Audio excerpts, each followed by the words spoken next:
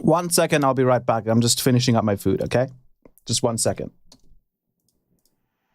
That's why I'm not talking.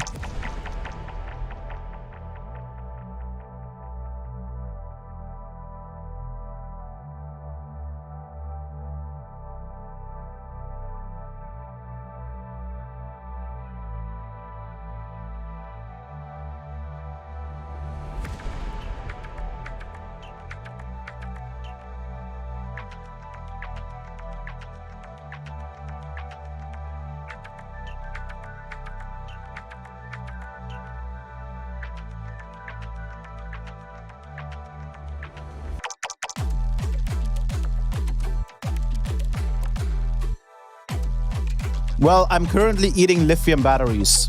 Maybe that's gonna help you understand.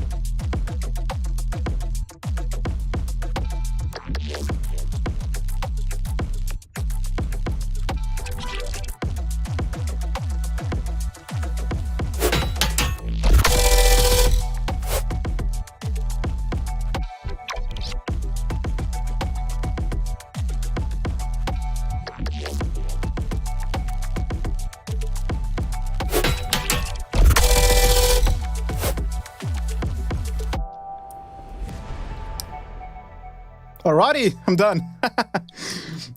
Excuse me for eating. Welcome to today's stream. Today's Friday.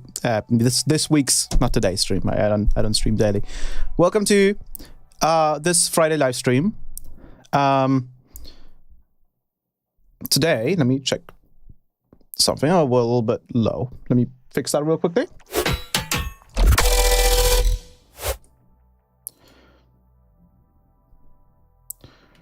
There we go. 1 second. It's really hot in my room. Fresher air never hurt anyone, as the great Age of Empires players would say it. Just 1 second. I think I'm just gonna literally take off my pullover. Wow. Alrighty. Mukbang stream. Welcome to this week's Friday live stream. Today, we're gonna be exploring something that some of you guys might be familiar with, some of you might not be, because it's the grandfather of synthesis, or like dubstep, and that is let me situate myself here a little bit better. That is massive. Not massive L, just the regular massive, right? And another thing that you might have noticed is that the microphone is really, really clean now. You don't hear any, like, if I'm breathing like this, it's not like in your face like it was before. There's no weird cutouts happening or anything like that, because we're using a new the plugin that we used for the should be fine, yeah. For the Microfreak, the BROSTEP plugin, which was basically the face denoiser, the noise, the denoiser, right? That works by actually listening to whatever audio you wanna face cancel out or filter out. And so I just recorded the room without me talking, and it works perfectly fine. No gates, still compression and EQ on it. Sounds perfect. What do you guys think? Do I sound clean?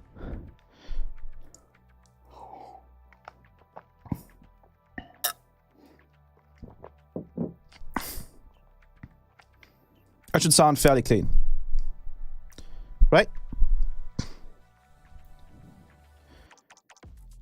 Perfect.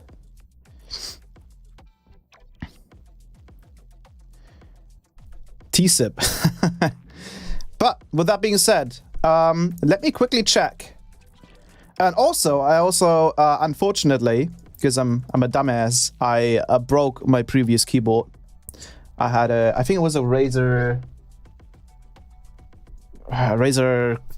Chroma or something. I don't know, like some older iteration of a Razer keyboard that was like metallic and had mechanical keys and stuff. And it was cool and all, but it was super clicky and you could hear it in the streams all the time. And now, with this new keyboard, you shouldn't really be able to hear much of at all. And it even takes up less space, which is awesome. So the streams should now be a lot more,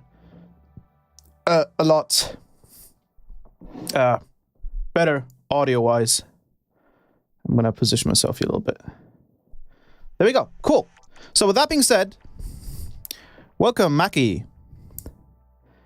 Welcome Adres. I'm not sure if that's entirely spoken out correctly. But with that being said, let's take a look at an old-time classic. And let's make some old-school dubstep, because I think we haven't... Oh, there goes the siren. I don't know if you can hear the siren, probably only when I'm talking. How did you do this VFX? It's so cool. Thank you very much. I appreciate it.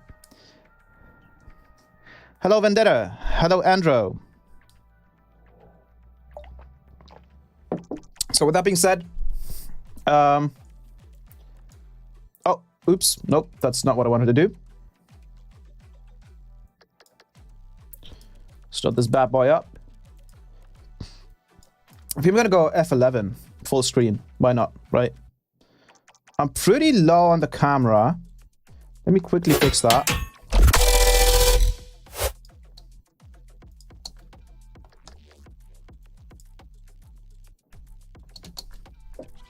There we go.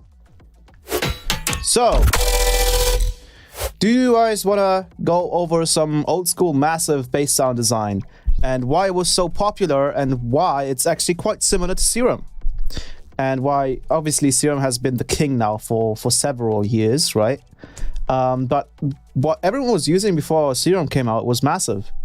And I want to go back and take a look at it and see why it was so popular and what we can do with it. We could even try and emulate what old Ableton had in store back then, right? If you wanted to emulate what Skrillex was working with back in the day. Show some VFX, please. So we have the party mode, which looks like this. And obviously, if I were to play something in the stream, I can probably do something like this, though.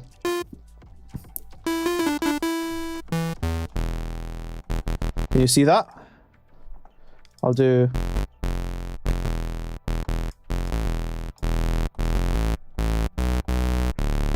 Let me turn on the VFX.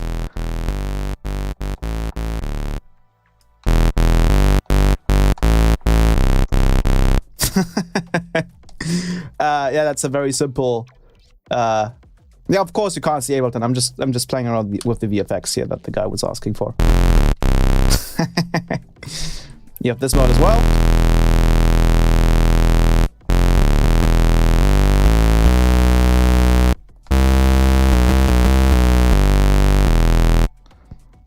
And we have multiple versions with lasers. If you wanted to go crazy. It obviously looks stupid right now without music. But that's the general gist of it. How did you do this VFX? So cool, no joke. Thank you very much, I appreciate that. Average Subtronic song. Play heavy as growl. I can probably make one. We can actually make one in Massive, in a second. So, we're missing our sweet little helmet here. There we go. So, this is Massive. Super old plugin. And I'll turn on the chat. So I can see your chat over here. This is Massive. And actually, let me go back to over here, because what I can also do is I can open up the same stream on my smaller window here. My smaller, you know what I mean, right? I can zoom in like crazy, and I can actually see how many people are watching, what people are saying, if I'm missing anything through the chat thingy. But let's go back to Alt2. Also, I have no idea why the hell Windows constantly makes that sound. It's really annoying. Man, I remember the days when I used Massive, got me nostalgic. Oh yes, golden helmet. Yes, this is a golden helmet, you can see right here. The software you made this in, Blender. But yes, so with that being said, this is Massive. It's a super old synth. I'm not even sure when it came out. We can actually, let's do a new Opera browser. Let's see if we can figure this out. Massive BST release. This came out 2007. That's when this plugin came out. So it's quite old. It's way before the whole sort of mainstream dubstep era. But it's an incredible synth because it can do so much, right?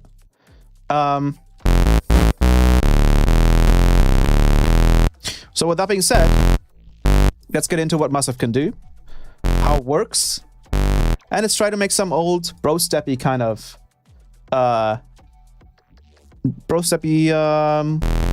drop, maybe even a whole track, probably not. But yeah, let's get into it. So Massive is a additive synthesizer that can actually do a little bit of FM as well. And you can do ring modulation, you can do FM, you can do phase modulation, filter FM also, interesting. But I think what's really interesting is for all the people who don't know Massive, it's really interesting because it's educational on how other synths like this work that are really, really well done. And I think most people actually, started producing, in the recent times, started producing with Serum in mind, right? Because Serum is the most popular, most supported synth. But before we had Serum, we had Massive, and I remember actually also starting with Massive. And I had a huge library of presets and stuff that I would use. And but yeah, this is super nostalgic. I haven't used this synth in a long time, and they actually tried to make a second synth, which was Massive X, which I usually refer to as Massive L, because unfortunately, it kind of flopped. I think you could probably use it for the presets that it has. Likely, it has decent presets because it's still a decent synth. It's just that the user interface is not all that welcoming. Yeah. They also, I think when they first released this thing, it was overly simplified. So yeah, we're not going to be working with that. I think Massive is also pretty new. Does it have skins? Oh man, look at this. That stuff looks really dope, honestly. Oh wow, look at this. This stuff looks dope. That's crazy.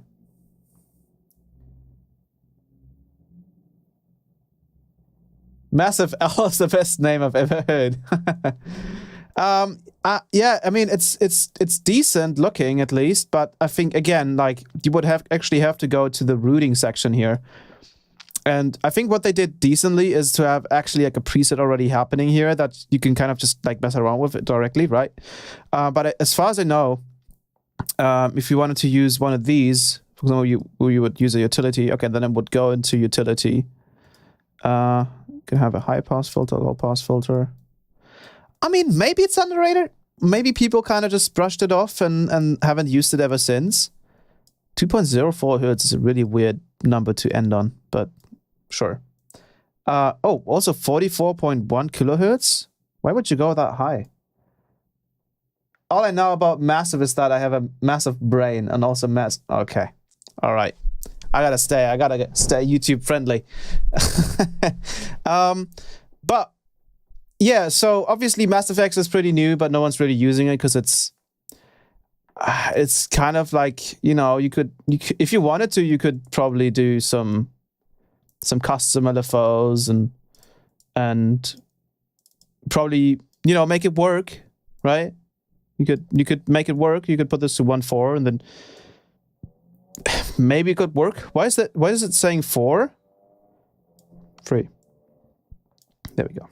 Don't call this 1. Call this like 0, 1, 2, 3, 4, 5. Won't make more sense. But I mean, you can probably still use this. It's just, you know, it's compared to the workflows that Serum has or even Faceplant. It's cool that there's so many options here, and it looks like they've probably improved it a bit ever since they released it. But I remember it's just not really offering much newer stuff compared to things like Serum. Does it even have like a compressor? Does it have a compressor? Maybe Anima is a compressor? I don't know. That's definitely not a compressor. There's a frequency shifter, a track delay, flanger, dimension expander, quad chorus. So there's 0 compression in this. Which obviously the original Massive didn't have either. But I mean, if you're gonna overhaul it that much, at least add a simple like compressor.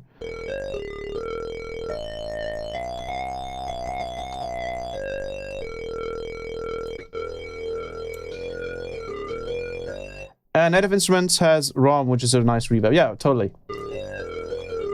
But yeah, let's get rid of Massive X. And let's talk about Massive, the main Massive, the OG Massive, right? I remember when I started using FL Studio, this was basically my go-to plugin because everything else that FL had was kind of like a magic machine at the time, right? If you took a look at things like Harmor, and Citrus, like all of those plugins are pretty advanced plugins. Even from their interface, you would kind of have to know, your way around a general plugin already to kind of understand those and really take advantage of those plugins. So obviously Serum was the first plugin to really like popularize using these sims, you know, for actually making sounds instead of just using presets, because that's, I think, what people for a long time did. They used, especially Nexus. Nexus, if you guys know, Nexus was a big plugin. I think it was Nexus 2, or was it Nexus? I'm not entirely sure. A big plugin with lots of cool sounds in them. Still, really cool sounds in them. But it was a sampler, right? It was just a sampler. And I think people were using Massive like a sampler as well. They weren't really like messing around with stuff. But you can. I mean, you even have macro controls. Like, this plugin has a lot of stuff in it. I don't think it's a bad plugin at all. I think it's a little bit old-baked, but I'm sure we can probably get some really cool FM basses out of this. So what we're going to do, I'm not even sure if we can actually like add our own wavetables. Is that a thing? Do any of you guys know if you can actually add your own wavetables into Massive?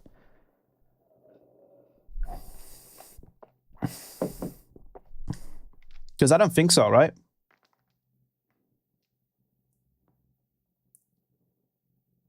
I doubt it. So let's go new sound.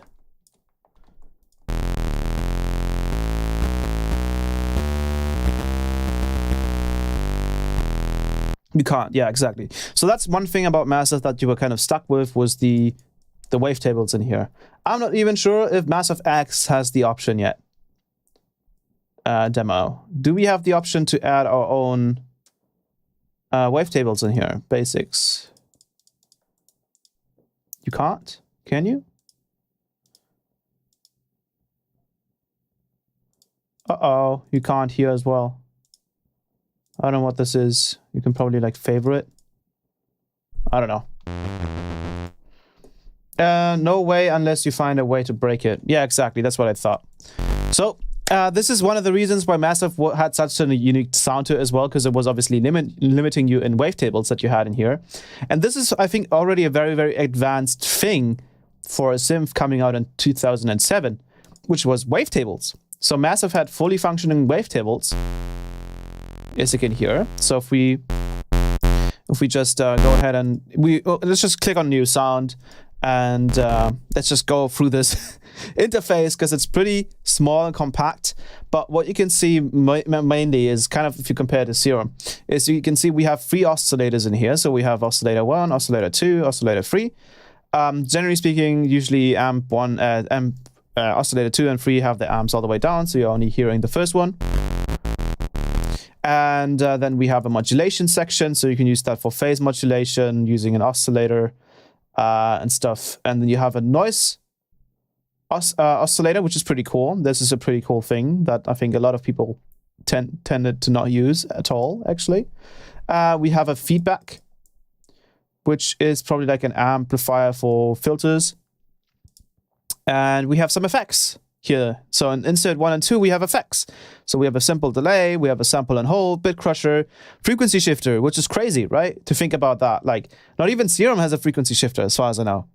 High pass, low pass filter, sine shaper, parabolic shaper, hard clipper, and obviously insert 2 has the same. Then here we have all of the macros. We can key track, velocity track. What is AT? I'm not entirely sure. And then we have, well, this is velocity, this is key. I'm not sure what the other 2 are. Then we have a total of 4 envelopes, and the 4th envelope here is for the volume. Whoa, what the hell did I just do? Oh, I think I turned off the feedback. What's up? I'm doing good. How about you? And yeah, so then we have a total of 4 LFOs. And here's the cool part about the LFOs, and I think this is what really made Massive so special, is you could switch the LFO from being an LFO to a performer, and also to being a stepper. But most people were using this performer part here, which they kind of used to make bass lines.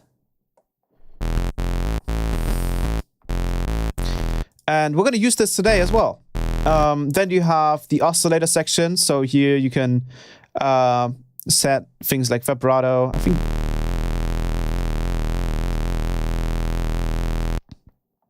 you have an internal envelope, which is for what?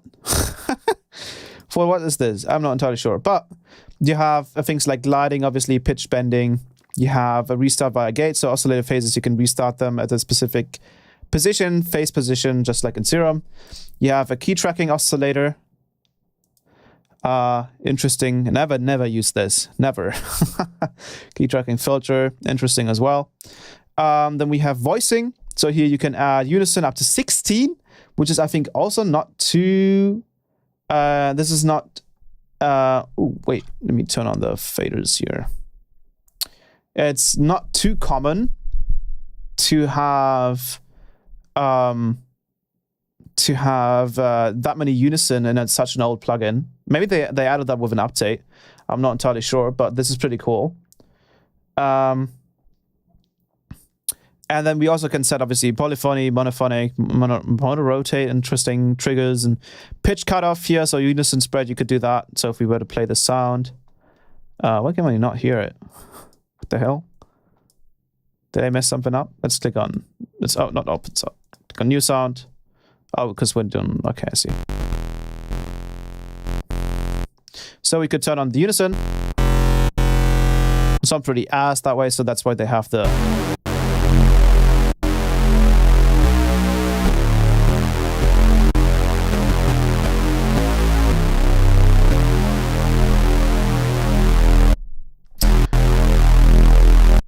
I think I'm cutting out a little bit. Let me zoom out once, and let me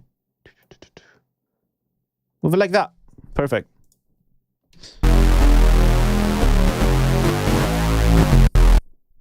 Let me check on the... There we go. So with that being said, that's obviously unison, just works like that. And I think if you did the pitch cutoff, and I think if you went to oscillator and turn on the restart via gate, yeah, then you get the pew pew.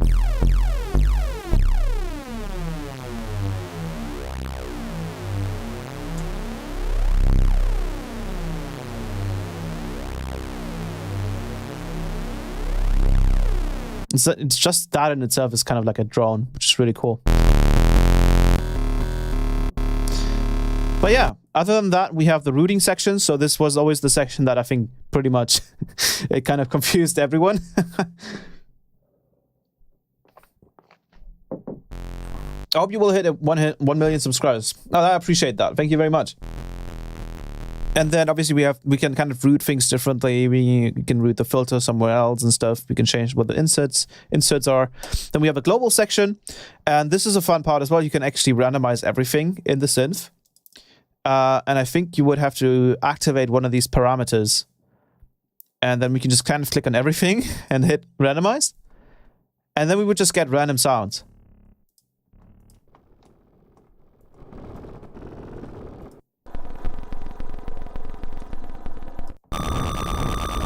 Which can be cool, right?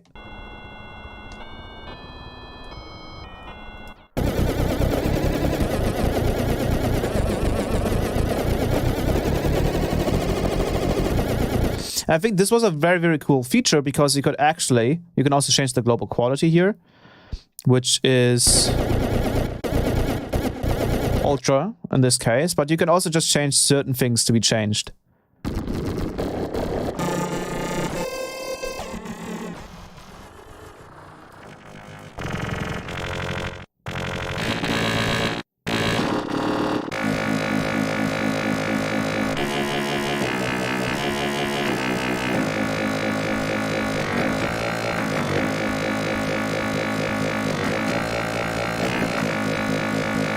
Where's the pitch bend?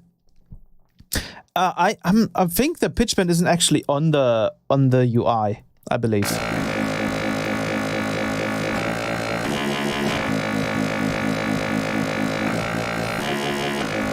I think the pitch bend does exist as a thing, but it's just not on the UI. But what we do as well have is two filters. So we have filter 1 and filter 2 here in the middle.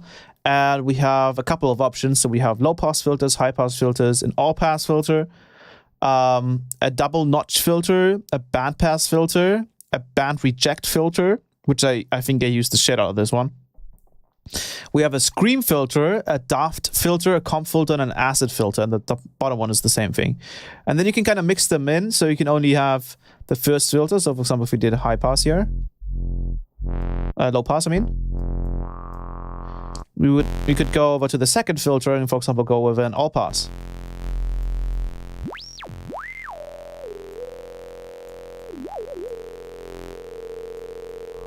And we can mix in between these two. But we could also do it serial. So, for example, we could put this at, I believe, like this. And then when we turn this up, instead of it being parallel, so we can mix in between the two, we can put it to serial, and it'll just be filter 1 first and then filter 2 second, right?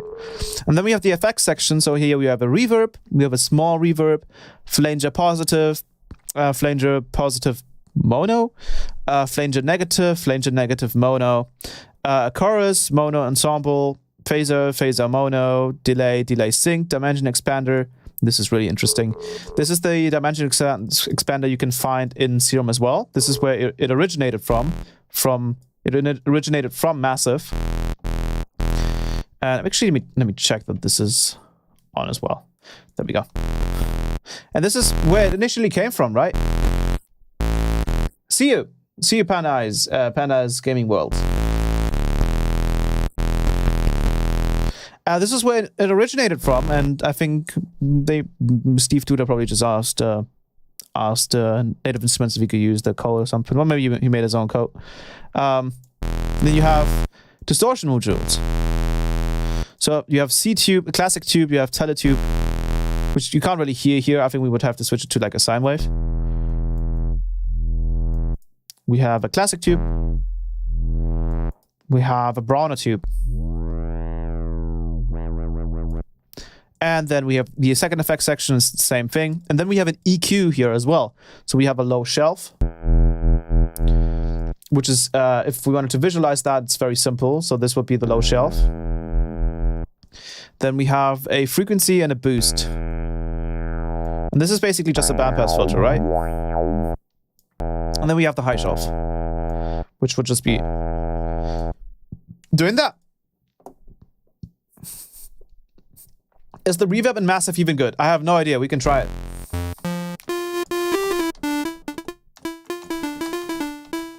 Let's try it, right?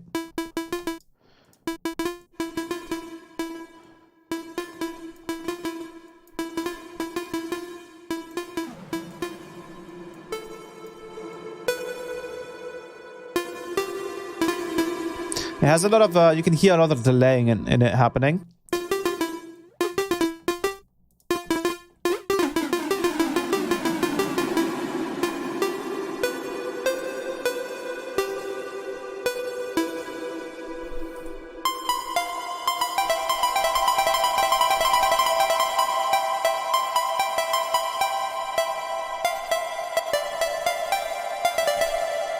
It sounds okay. It doesn't sound all that great. I think if you took down the color, or maybe EQ'd it afterwards. It sounds okay. It's kind of, you know, for the time being. I mean, this plugin offered a lot, right? I'm not even sure how much it costs right now, but it's a good plugin. It's a good synthesizer. And what we want to do is we want to see how people try to use this plugin. And if we can go by with some very, very generous amount of post-processing. So we don't even want to do like a lot of post-processing. We just want to do like a little bit, right? So we're going to limit ourselves to 1 OTT and 1 saturator. Is that fine for you guys? When it comes to post-processing, maybe 2 OTTs, 1 saturator, but something that was available at the time, which was OTT, right? So maybe we can mix in the second one a little bit. And then we'll take 1 saturator.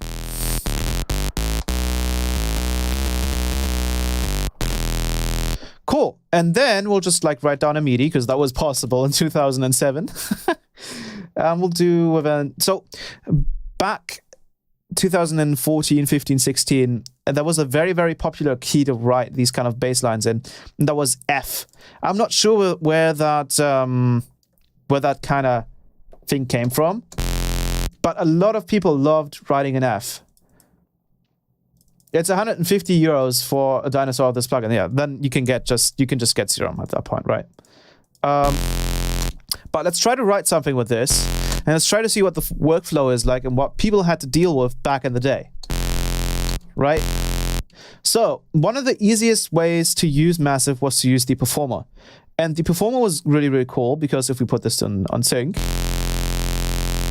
we can put this maybe faster. The Performer was extremely simple, because it was basically just an LFO with pre-made curves that you can then use.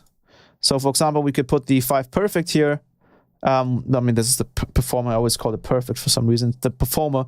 We can grab that, and just like in Serum, we can grab this, click on it, grab it, and then put it onto anything as a modulation source. And as you can see,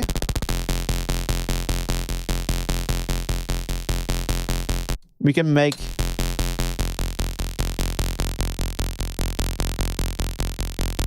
shout out Carbon Wavetable. Yes, this wavetable was crazy.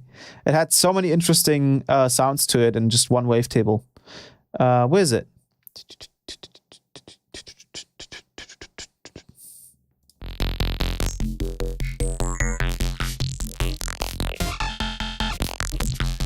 But one thing that I've noticed with Massive, and that was an issue back in the day, and a lot of people didn't realize this, and I think this was a big, big, big red flag that a lot of people didn't even know about, is that some of the wavetables are an octave too low.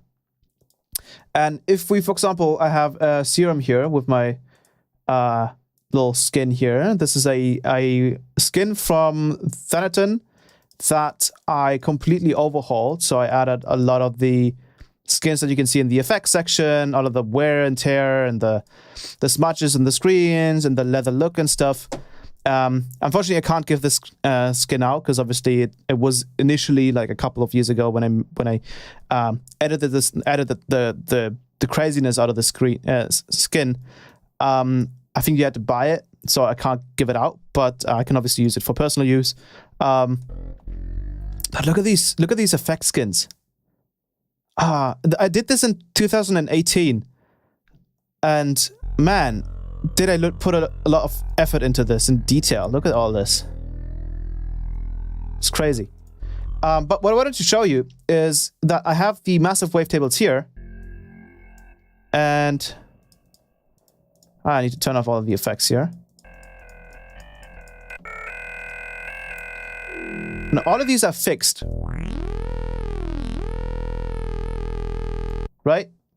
But in the original massive, these are not fixed. So if we go to digital hybrid, that one's fine. Suddenly, modern talking is like an octave too low. This is fine. Modern talking, an octave too low. So we would actually have to pitch this up an octave. Go to the next one. Too low. And this one's fine again. This one's fine as well. This one sounds fine as well. And this one sounds too low again. So let's pitch it up. So you can see that there was actually a little bit of inconsistency in all of these wavetables that I think maybe the original massive developers didn't notice, that there was like octave differences in these wavetables.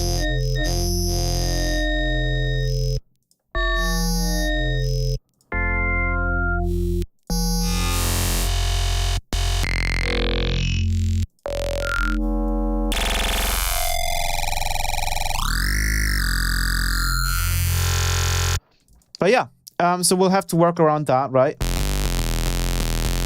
But with that being said, let's take a look at what the phase modulation section can do. So here we have the phase being on off. And then I'm guessing that this is a sine wave, right? This has to probably be like a sine wave that you can pitch around and then phase modulate any wavetable with. So if we go to sine wave square, we could probably turn up the phase here. And yeah, then we get something like FM. And funnily enough, I remember this very, very well. Once in a Facebook post, someone actually made some really, really decent FM basses with massive, and everyone was like, what the hell? How did he do that? There's no FM in massive. But there actually is. It's down here. Then we go an octave higher.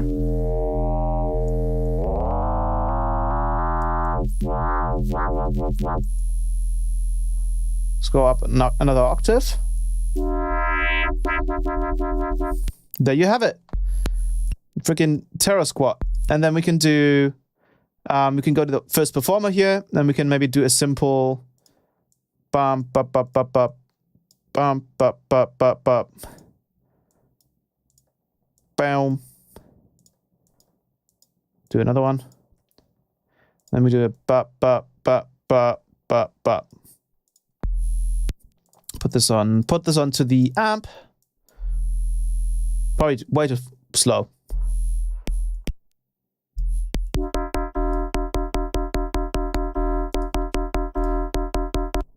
Let's do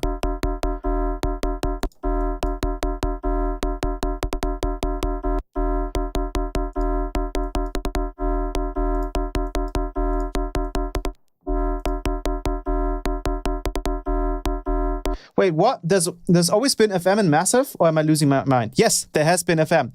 It's just that the FM that we have here is only a sine wave, right? That's the only difference.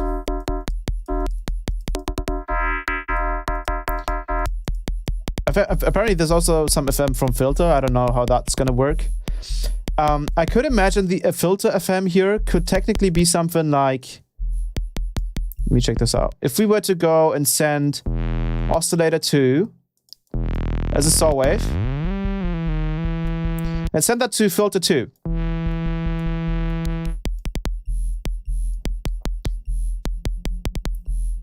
Would that work?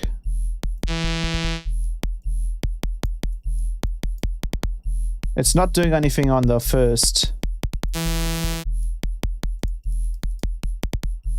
FM of filter. Maybe it's only taking... Oh, I'm filter 1. Okay, there we go.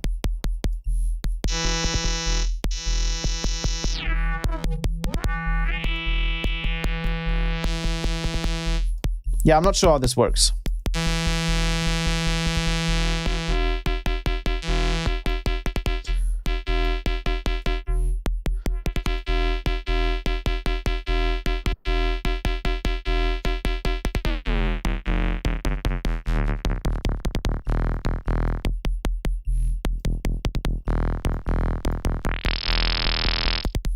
Yeah, it seems to like, I don't know what FM from filter really means in this case, but let's just go back to what we had before.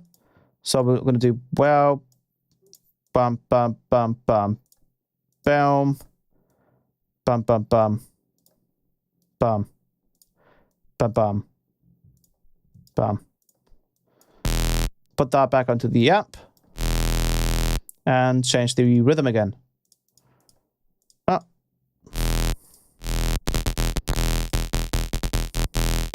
And we can play this. Let's make this a little longer.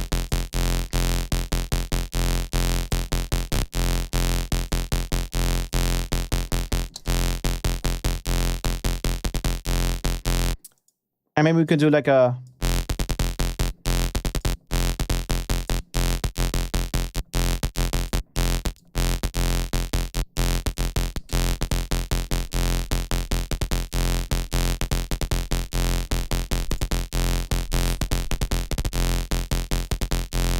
something like that. Very, very simple sounding, of course. But what we can do now...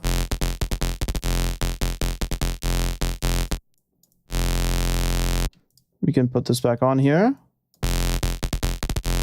We can now start messing with the wavetables. So we can, for example, use some of the digital hybrid wavetables here. And we can start using our first filter. So I think we can actually probably skip a lot of these high pass and low pass filters. And we can go straight to a bandpass filter and try using that. And then obviously turn up the mix here. Maybe try the band reject filter. So it's a little bit more interesting.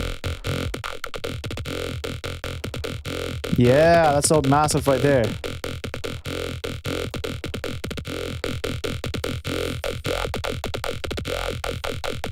Filter FM might be the audio rate modulation of the cutoff of the filter itself. That could be it, yeah. We can also do some FM.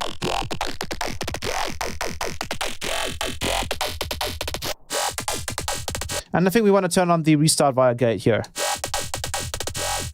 And then let's start messing with the amount of phase modulation.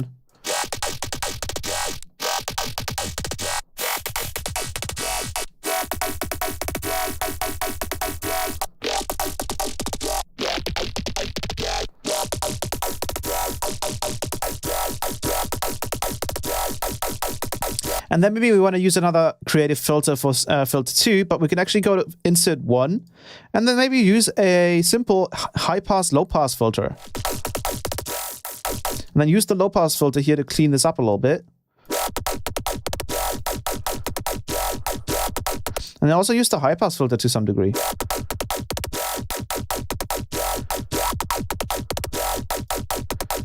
Maybe you can add some white noise.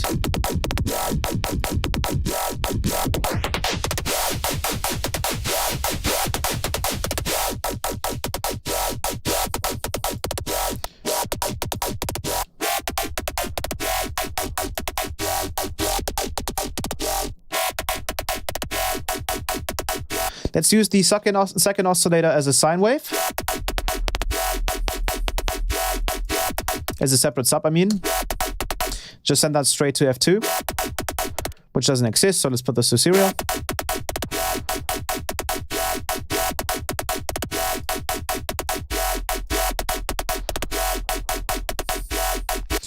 That adds a little bit of distortion here.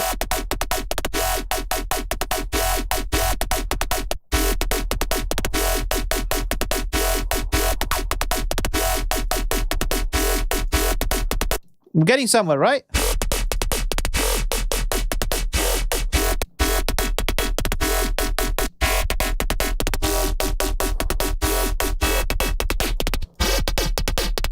And then I remember we had even more control. So what was really interesting as well is that the spectrum here wasn't just a simple like low pass filter. It was actually like filtering out the individual, if we take off the FM here. Yeah, this one's too low.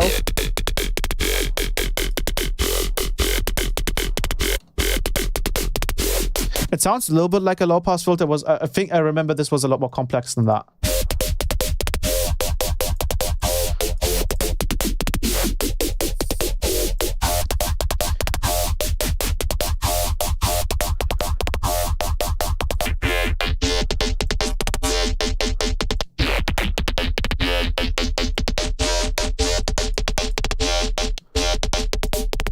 We can also automate that.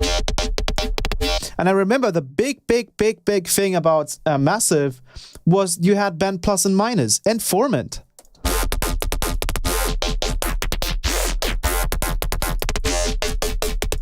So if we had no FM on this, you could technically make rolls with this, right? Growls, sorry.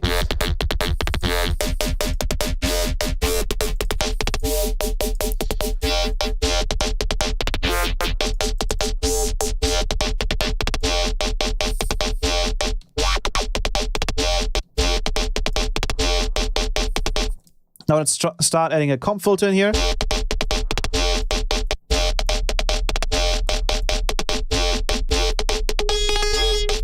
And the damping has to go all the way up.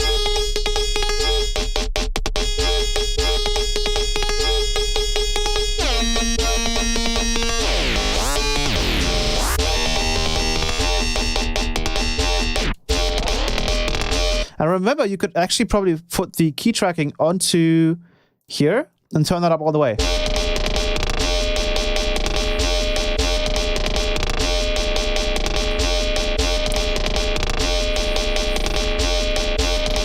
Maybe you can change it here. It's playing right here, so maybe we have to go up an octave. You could probably use a macro here to just offset it.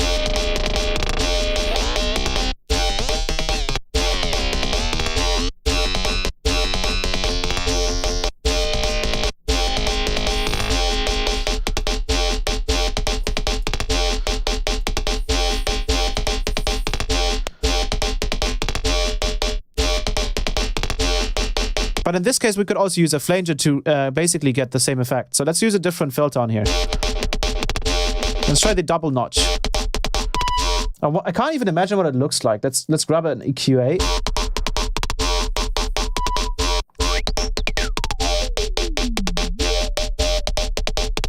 Doesn't really sound like it's doing notch filtering.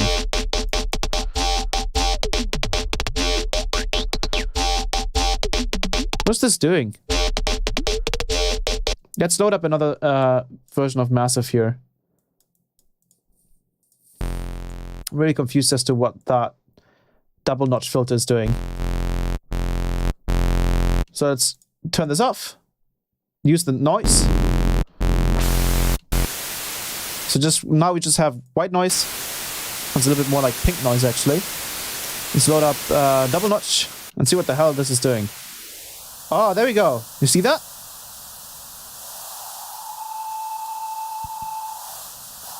That's interesting. We don't have actually like a normal notch filter in here. I think band reject is technically also has notches in it. Yeah. This is always a very cool way to visualize what these different filters are doing. Just taking some white noise. Then we have the bandpass filter, which is, I think, self-explanatory. Cool. So let's delete this one.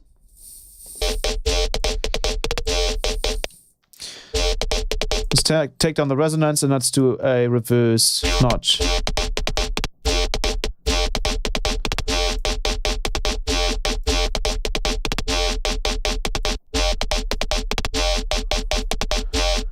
There's a little bit of a weird... Maybe you need to turn...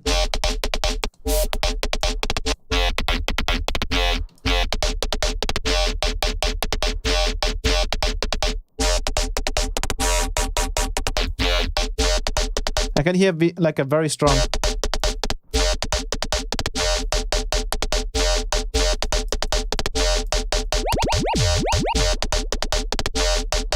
Really annoying, like...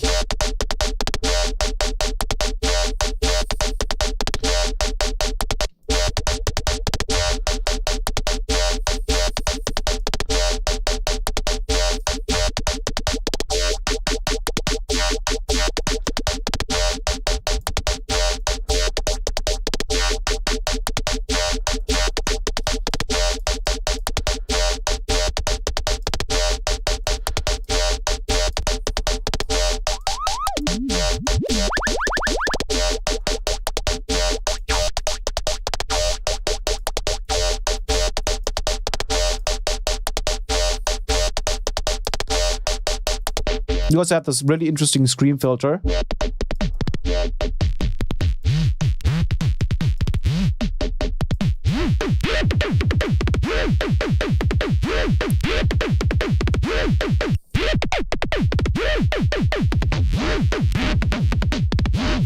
And remember, this was like a super dirty filter that I think especially Skrillex seemed to use back then. You have a daft filter.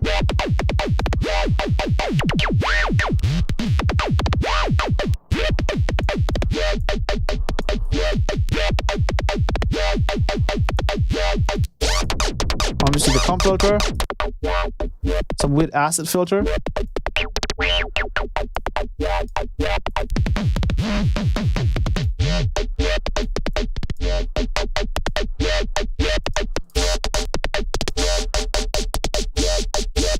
And it's really nice because you could kind of like filter between them, right? You can mix between them. And you can add some cool resonances.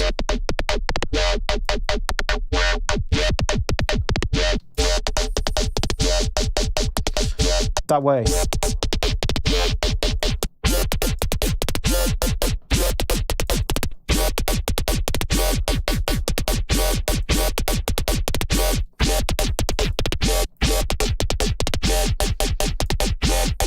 And then technically speaking, what we would also add in here, but this is a little bit difficult to do when we use a performer, is we would go into voicing and then turn up the unison. And then we would turn on the unison spread. Now you can tell how we get that similar like serum kind of sound out of it, right? Maybe we only want to use 5 unison.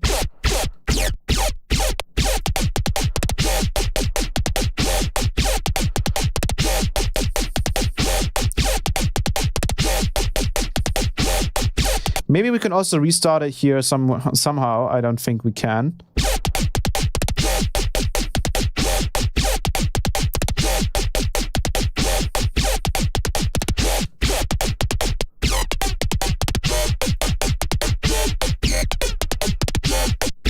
We can even switch it to chord.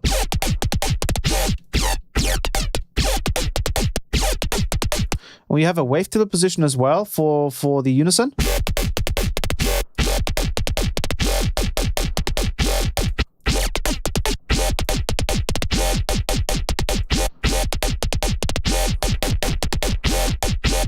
And then we could use the flanger in here to also further squarify something. So we could use flanger negative, turn on the depth all the way, turn on the rate all the way. Oh, this is an issue. Oh, disrespect in mono.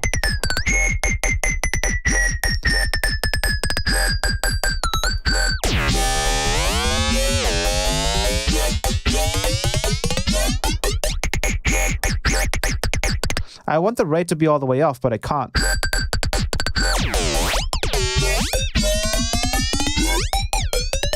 Wow, that's annoying. could probably try using a simple delay in that case.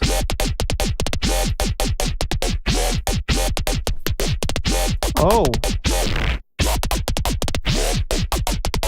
Whoa, what is this?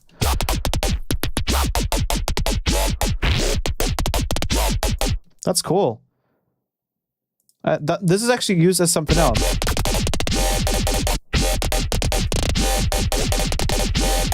And we could also try using the frequency shifter. Now, obviously, the frequency shifter is going through oscillator 2. So maybe, just maybe, we can actually... We can kind of not send that through FX2, if that's possible, even.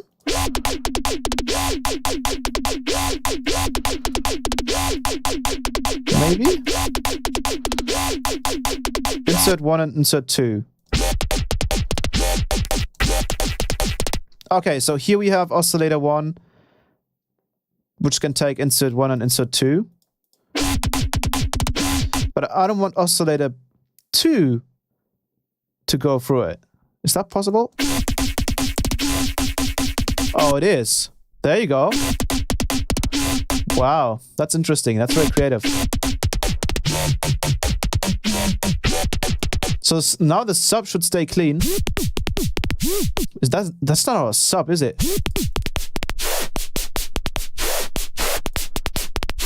I can't hear the sub anymore. Oh, see. I think it's because because the band reject is filtering all of the sub. Well then, I don't want the sub to... Let's do none. Can we just directly send the oscillator to the master? Is that a thing? Oscillator 2. I want that directly to go to the master. I don't want it to go through any filtering. I wonder if that's possible. Doesn't look like it. I can only change the inserts.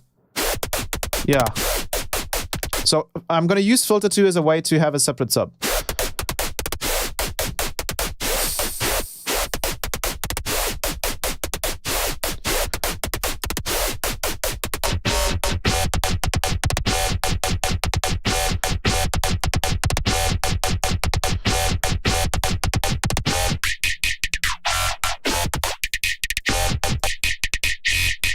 Still not hearing a sub though. There we go. So I don't want this to go through insert 2.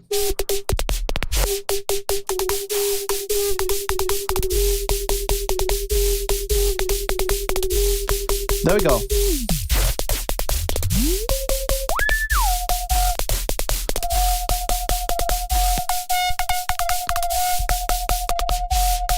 Yeah.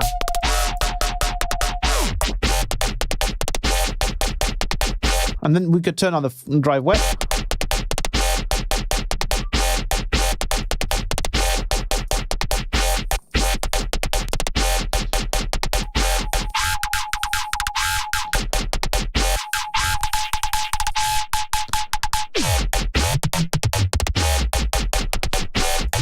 Let's just not use it for now. We also have a hard clip in here. So we could get really distorted sounds out of it. Parabolic shaper, sine shaper. A bit crusher. And a sample and hold. That's cool.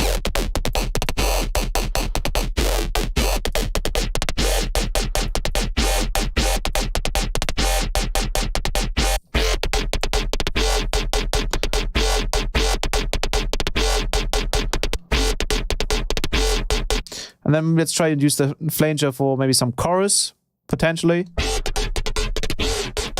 Probably actually dimension expander. Yeah, that's probably it. Use the perform on it. Let's make some more interesting...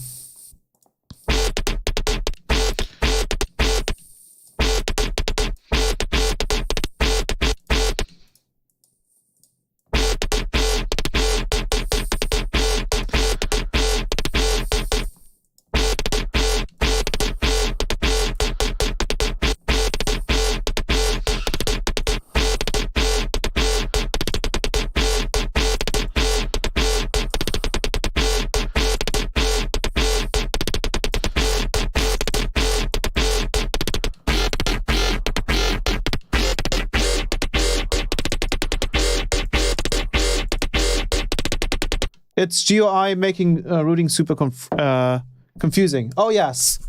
It's so with the GUI here of the routing here, the only things you can really change is, and this is very easy if you just kind of ignore everything else that you can see and just take a look at the sort of grayish insert 1 and insert 2 and FBs. So the FB is the feedback here. So these are just the main things that you can change. Everything else you can't click on. The only thing you can change as well, and this is something that I don't understand, is you can click on this B, which I have no idea what... That's probably bypassing, so we can bypass the EQ with this, likely. So we could probably try and bypass the EQ and oscillator too. Because we can also use the EQ to further filter it.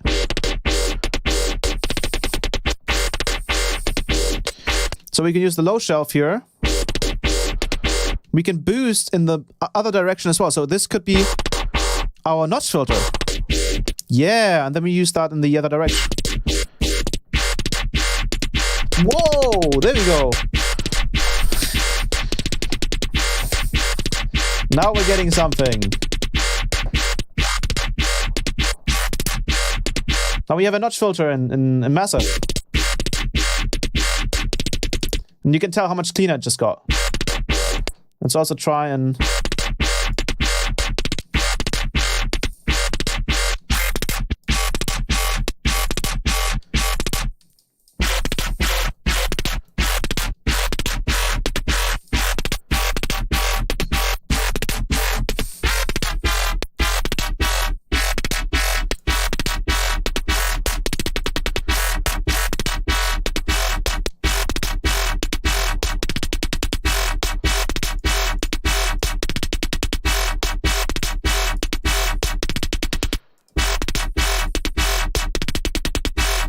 I don't like these other basses over here. They don't sound as strong.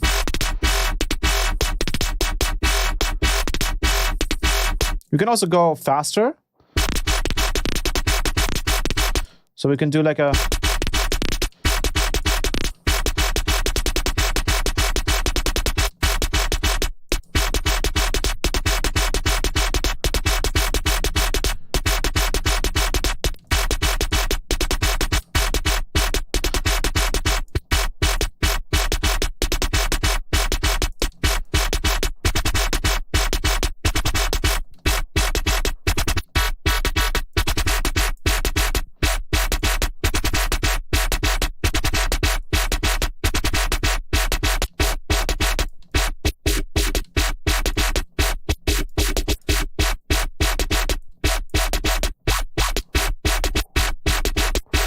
And we can still use the second filter here as, for example, a comp filter.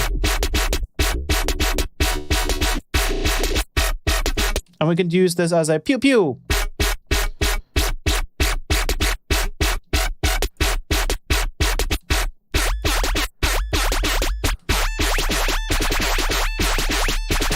Or we could actually, what we could do as well is we could kind of just use this as a way to kind of re-trigger only when we need it to.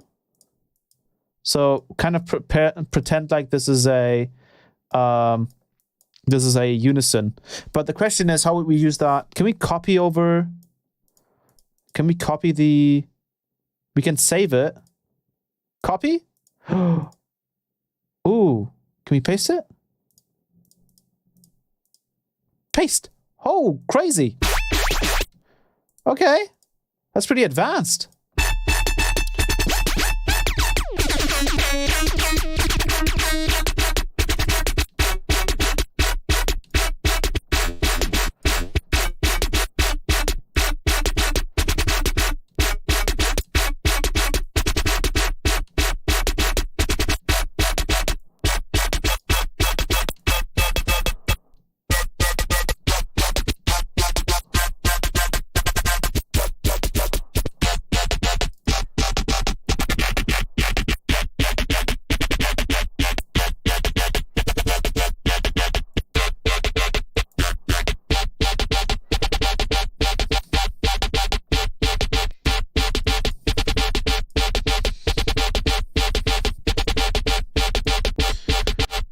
Let's put in some simple drums. Let's try to pick some stuff that's a little bit more old school, probably. That's even like a thing. Like this kick, for example, and let's pick one of the kicks from the earlier sample pack.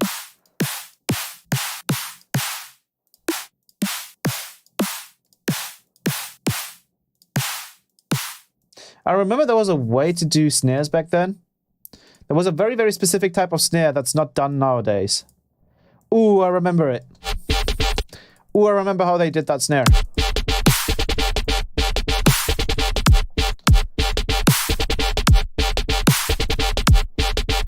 The snare was kind of like difficult to make.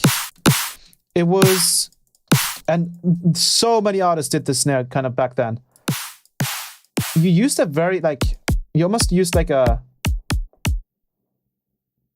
let me check. I think we need to use this kick. When I use a very, very thick and long transient, and then we're gonna cut this down, and we're gonna pitch this up quite a lot.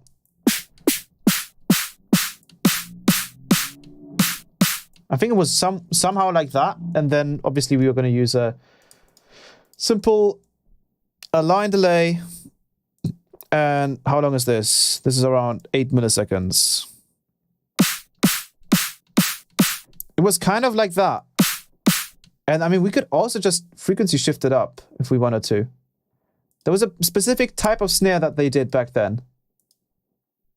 The sort of Skrillex snare, that it was kind of like known as that.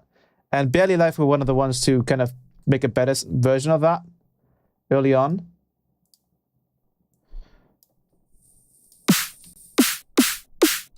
It was kind of like that. And then shorter. It was a very, very weird snare.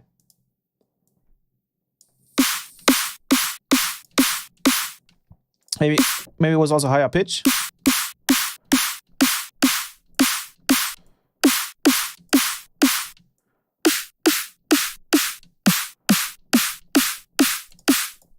It feels like it was kind of like that.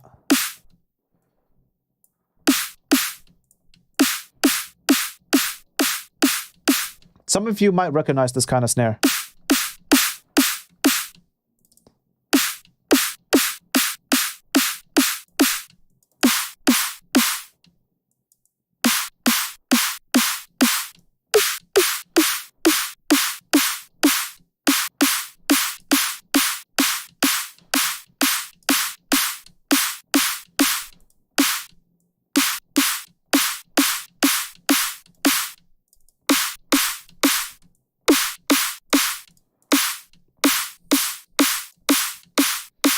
Yeah, kind of like that. It kind of sounded like that. Maybe you can try a different kick.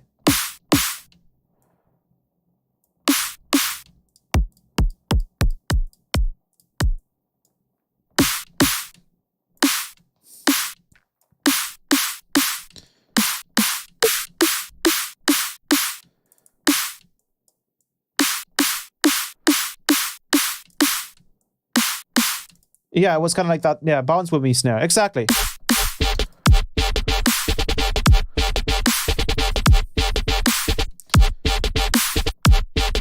I think what we're pitching here is this is a little bit scary. We need to remove the low end.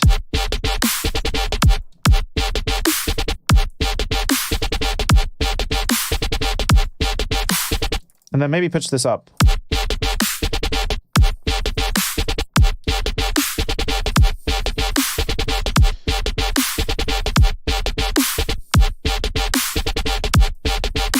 And then we're gonna tighten up the tail.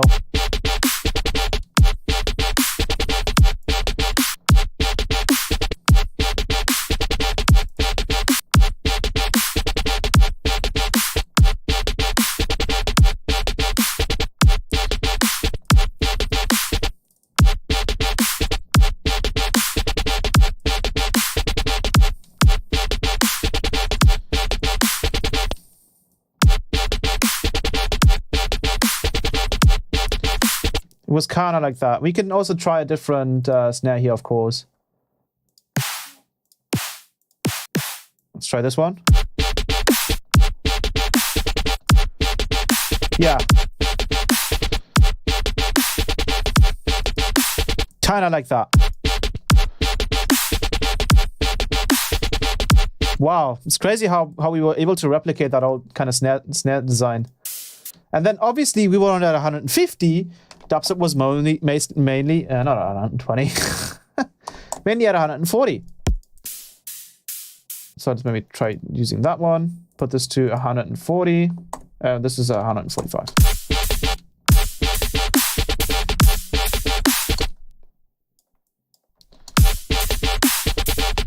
Wow, look at that. We're getting the old BROSTEP vibes here. This is awesome.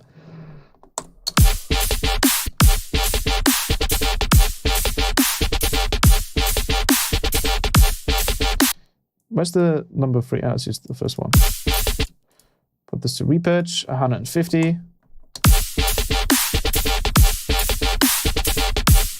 And then what I personally like to do is I like to add a simple hi-hat loop here. I mean, a cymbal loop. And I'd like to actually just duplicate its speed.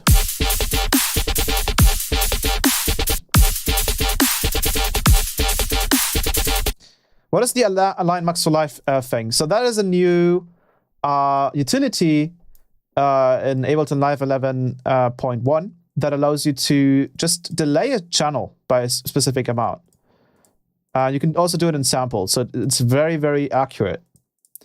You can do distance here as well. It's a really cool plugin, and I just usually use it for time and just delay it. I think they just saw me using the delay a lot. I don't know. But yeah, let's put this down. And then with Complex Pro, we get a little bit of a grainier sound. With Complex, we get a smoother sound. We can also use beats on transients. Tighten it up like that. But I think we're going to use, let's use beats.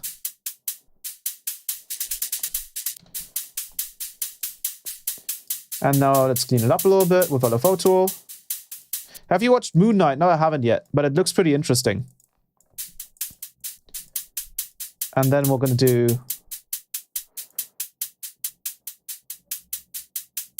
something like that.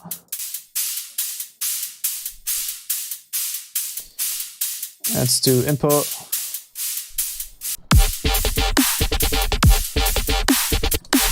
That's exactly the snare I was talking about. Holy shit. Dude, like, just so all of you know, right? One of the main reasons, oops. Oh no, oops.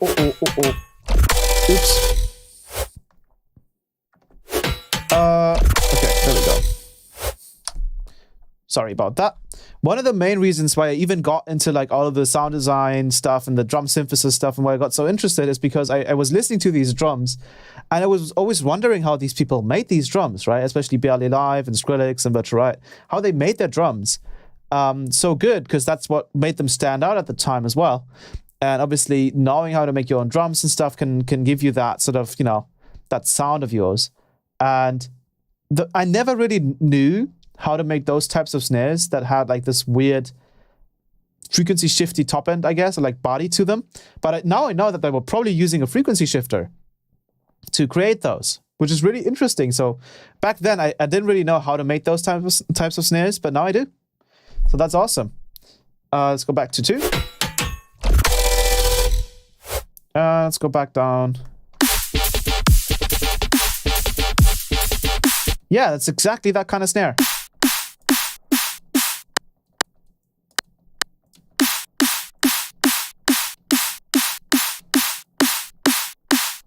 That's sick.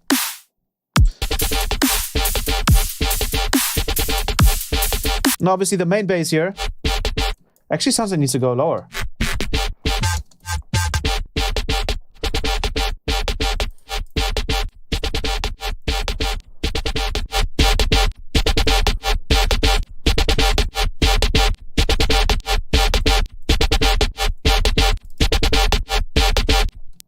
Let's do like a done.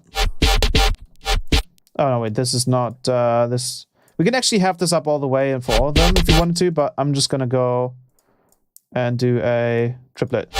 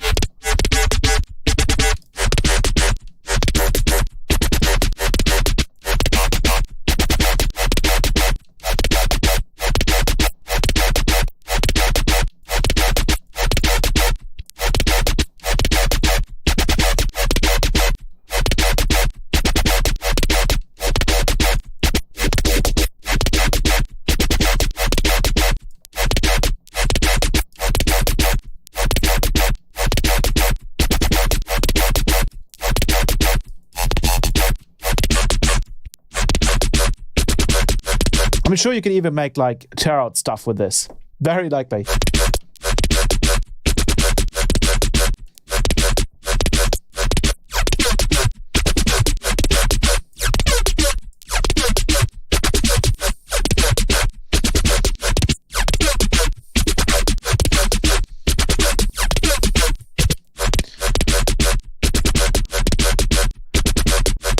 And maybe we can add some more like bit crushing sounds to it.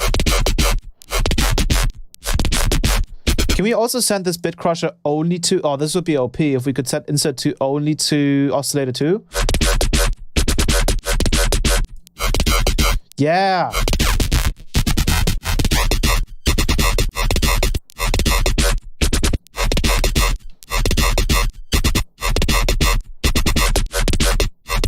So I only wanted to go through.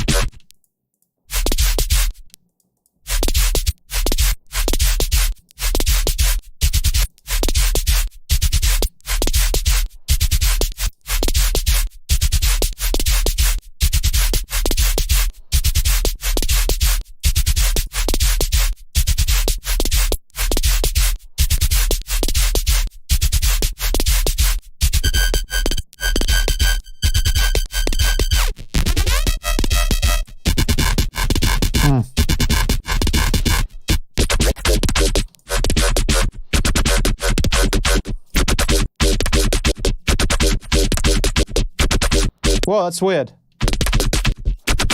What the hell? Yo, what is this delay doing?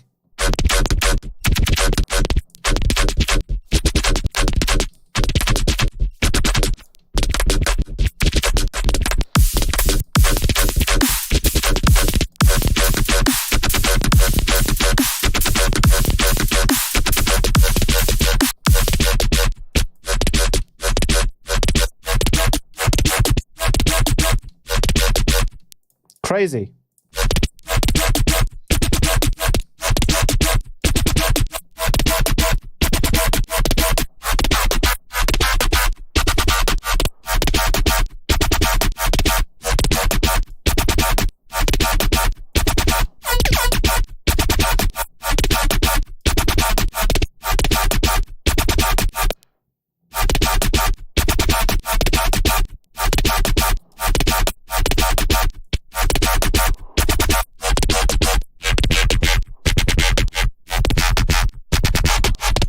Sonic.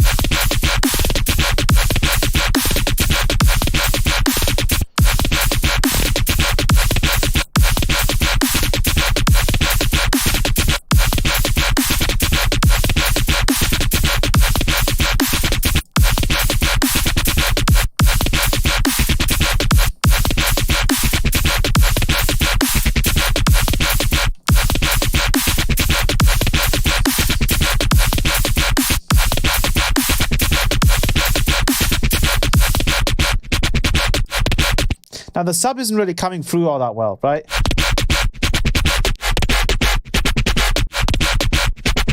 We only want to send the sub to oscillator filter 2.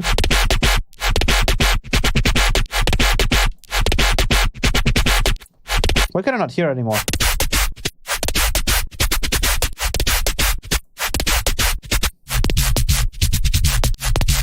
Can I just not send an oscillator, like a... Let's do oscillator free. Because I don't want it to send... Okay, I think we need to do a parallel one. I think there's no other way around it.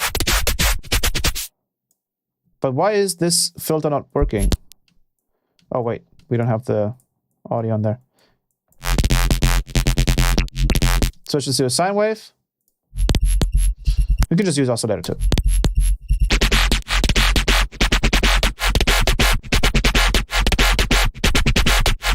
Yeah, once we put it in parallel.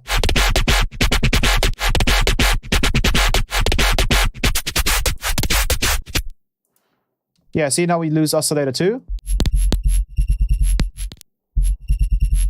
Maybe we could also do something like, let's just put it on non-parallel.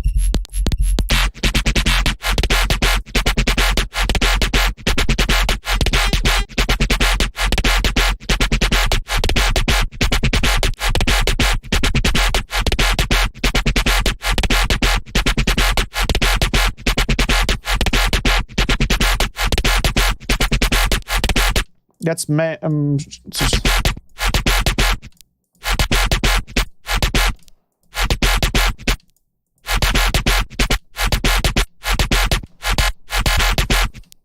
can also do something like this.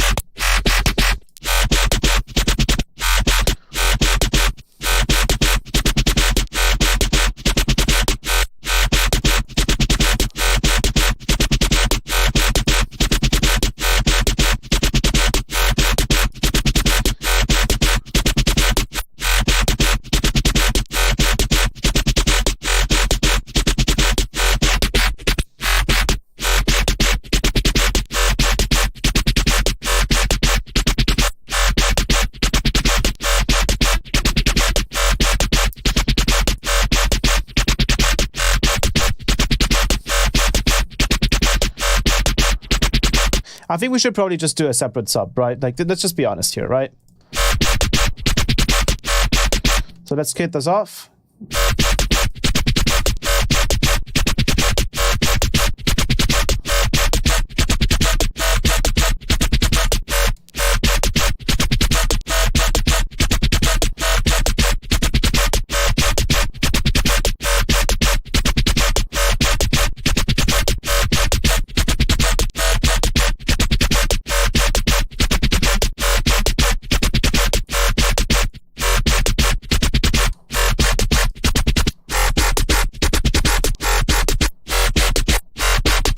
And I wonder if you can get sounds like these out of Serum as well. I mean, this is very much like a workflow of Massive.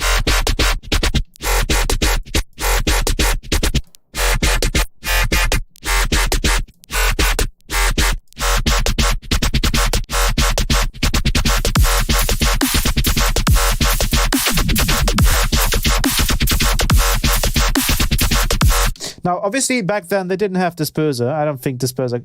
When did Disperser come out? Let's Google this. Disperser KHS release date. When did this come out? I think I can actually just go ahead and ask the guys at Kilohertz when they released Disperser. That would be very interesting. But another thing we can do...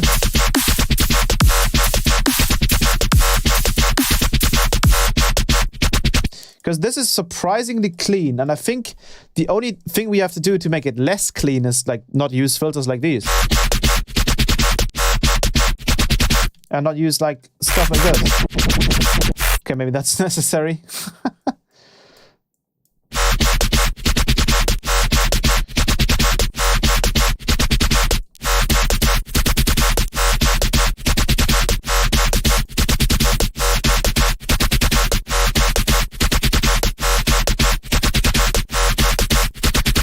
I mean, again, I'm not hearing like any ringing. It's just clean. I don't know if that's just my workflow. But what we can add as well is we can, for example, add a little bit of a redux in here. Oh, this is something that I think Barely Live once showed this. One thing you can do to really push out some interesting harmonics is you could use as far as I know, it was a frequency shifter. So in this case, we would obviously be using the shifter and have that before the OTT, and then just kind of just very slightly move the amount around.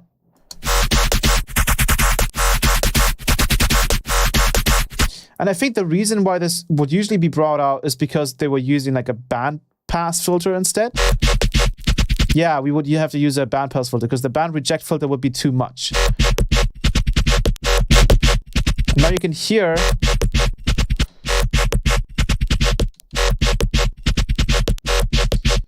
but they might have updated the frequency shifter to be higher quality.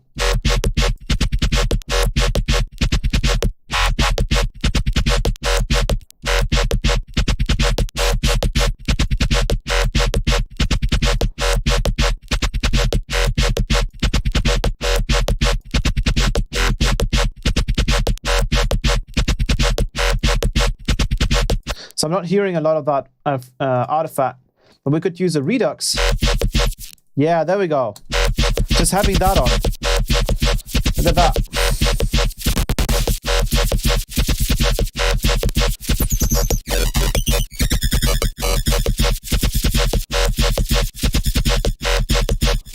Now we're getting all of that fill in. Let's try it with a... Right, once we use the band reject, then we lose all of that other stuff that we could have otherwise. So we'll just use a band pass filter. Let's really try to push the top end of this though.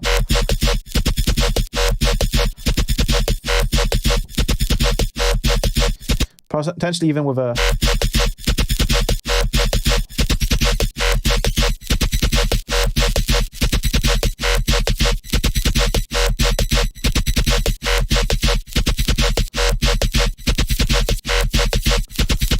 And this is sort of the stuff that they used back then to kind of fill the in-betweens.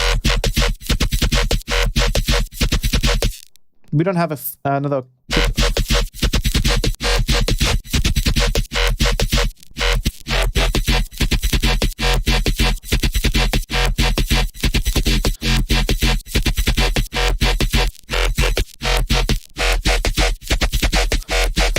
It's a little bit too much noise.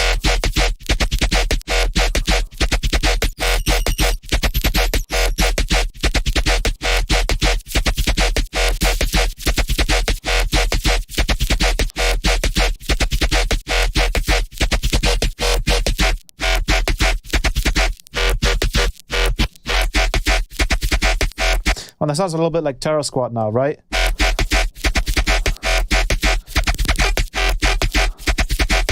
And I think one thing I dislike here is the fact that this would kind of just stay on the bottom here, which is kind of annoying. That's like not really what we want to happen.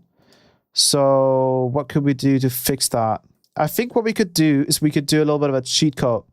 We could use these, and whenever we're onto these parts where the comp filter would be tonal, so you can hear, obviously, if we play this, we can sometimes hear a tonal comp filter. We can kind of mix the top one in between and constantly have it kind of going down. There's some like big brain kind of thing here.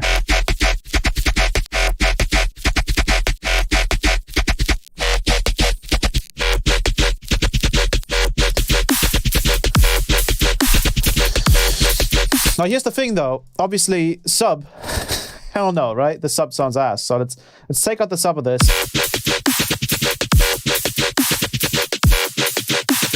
And let's put our own sub in here. So when it just load up a massive, oh no, did I just replace it? Oops. Load up another massive. And then we'll do a simple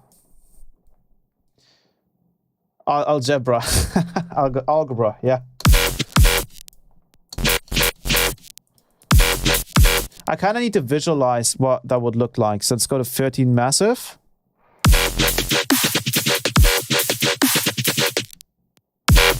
And then maybe we can just cut out the last one here. Welcome, welcome. So we're gonna do bum bum bum bum bum bum bum bum bum bum.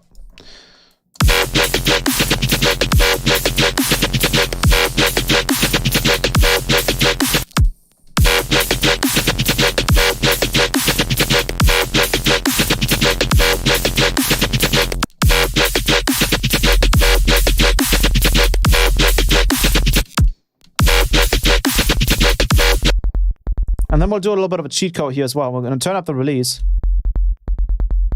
And then turn up the attack. And then technically speaking, the sub is going to play longer than the notes show here. So if we go to the notes, you can see that the sub is playing longer, but we're also more imitating what the top basses are doing. Let's make them even shorter.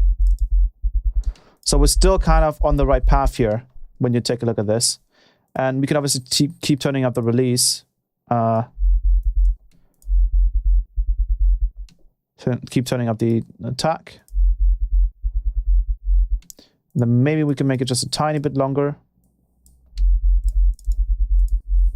And we shouldn't get any more clicking out of this. We can try a low pass filter. But we will likely just have to. Let's try one of the distortions here.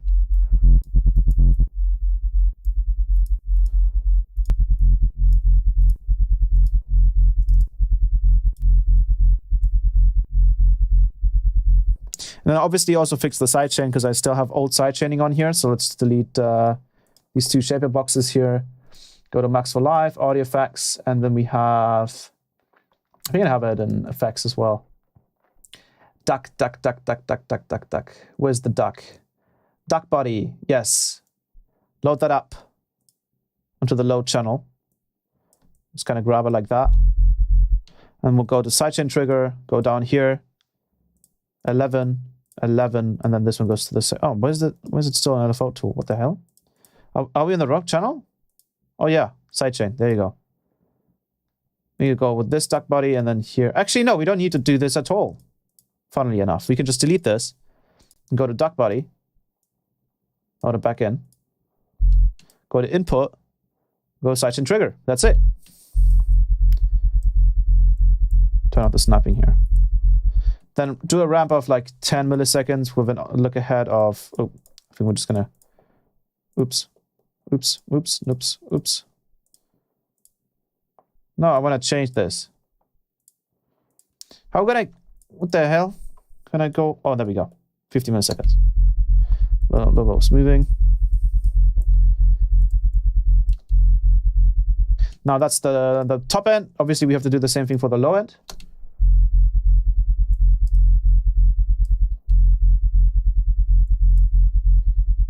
Post mixer, post effects.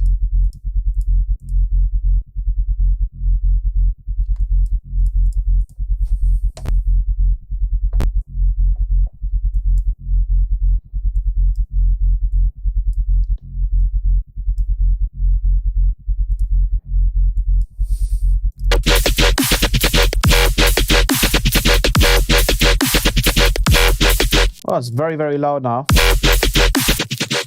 Oh, because we have a double. Let's go ahead and...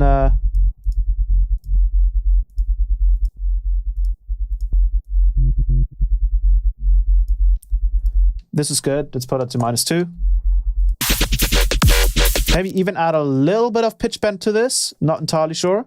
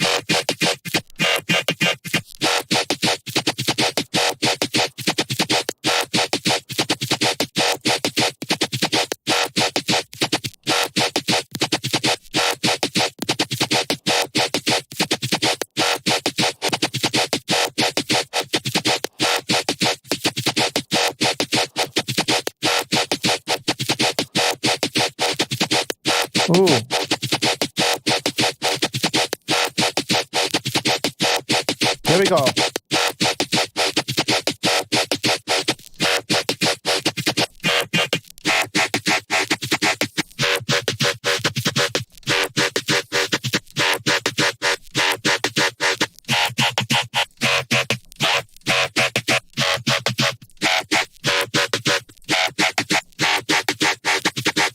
Again, I would like to use unison in this, but unfortunately, this isn't going to work.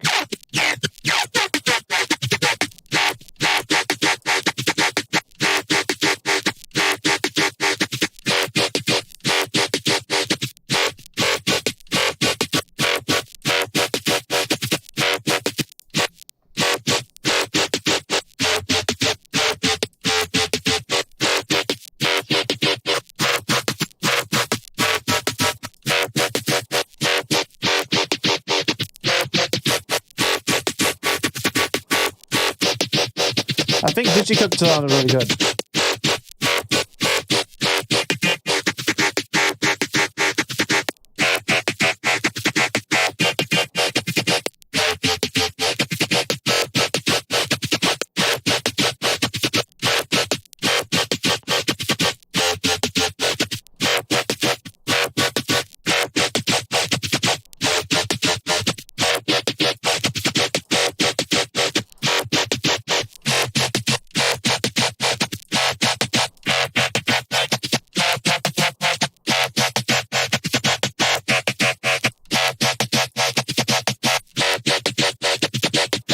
There we go.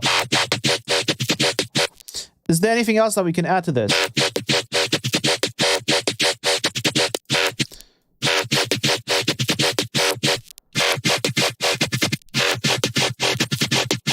We also have some FM. We can do some ring mod as well. But I doubt that actually helps anything. We can also do some position modulation. Not entirely sure what that's supposed to do. But another thing we could try and do is we can actually try and not use the wavetable position here, and we can try and use another performer to do a very simple ramp up for us. And we'll kind of limit it to one of these. And then let's not restart it. And then we can use that on the wavetable position.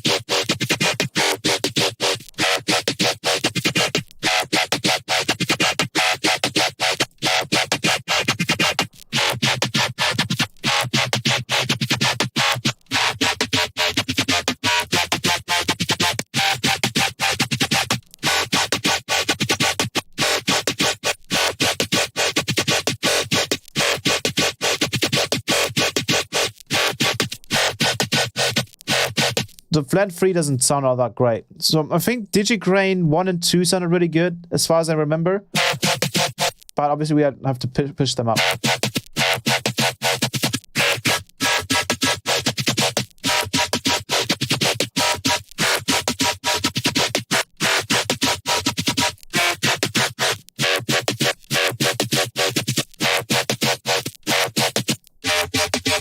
And obviously F square here, Forman square sounded the best, usually for them.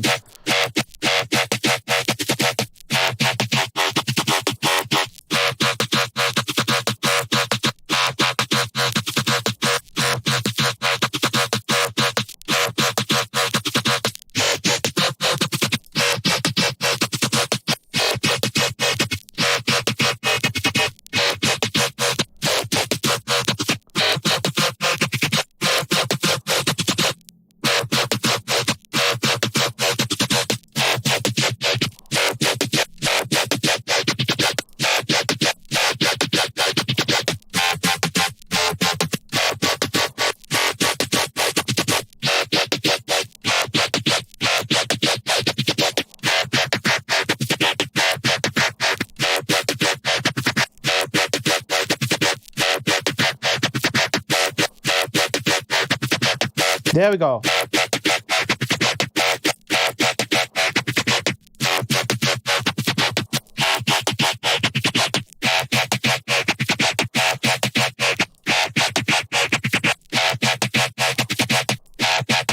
But I don't think we really need to use it. I think we can use this for like a rhythm kind of bass probably.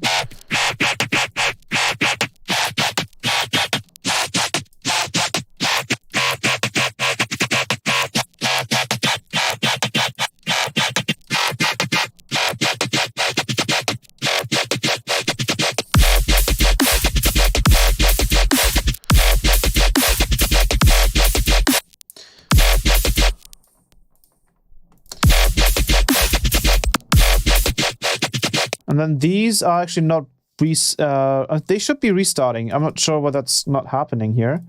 Ah, this is like a new bug. Bum, bum. Why is it not playing at all now? What the hell? And then I think we need to get just a little bit of... See, it doesn't want to play it for some reason. It's kind of bugged.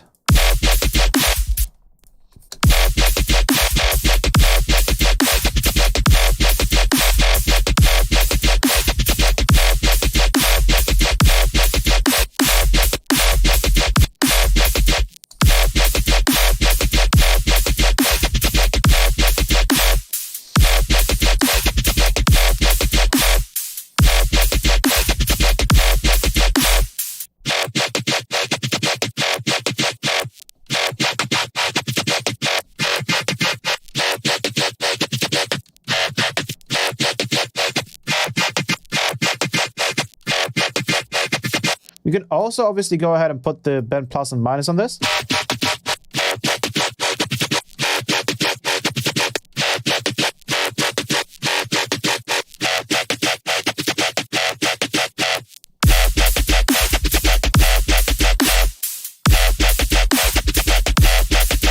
Then there's a lot of opportunities here.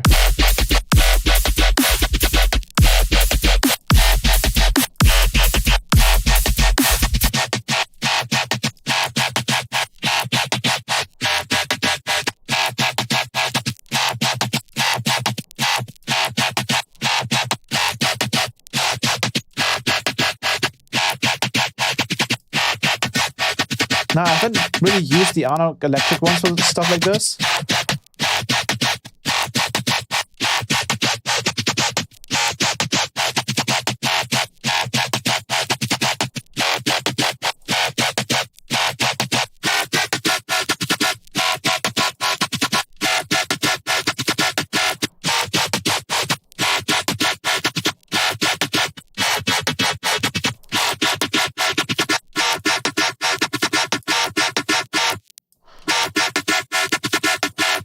That is so FME, right?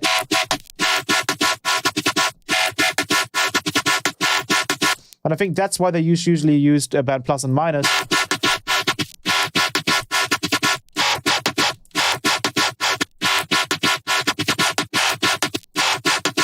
Yeah, it's pretty much Terror Squad, right?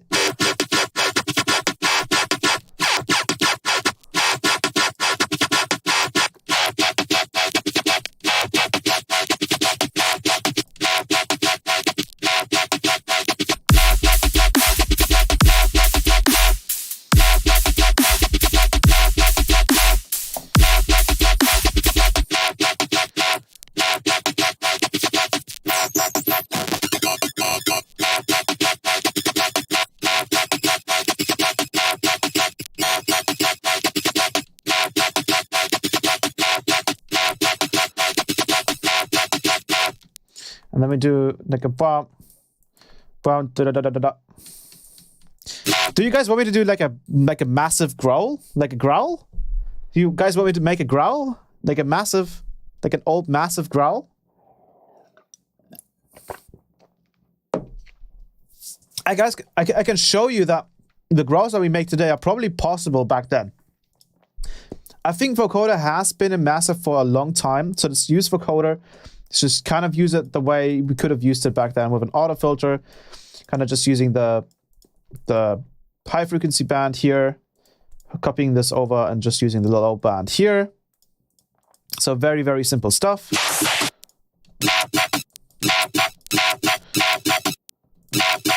And back then, people would actually use something like vocodecs instead. Like Virtual used to use vocodecs for growls a lot. I think now he's probably using vocoder as well, likely. But we can do, let's do vocodecs, because that's what's been used back then. Let's do left-right encoding.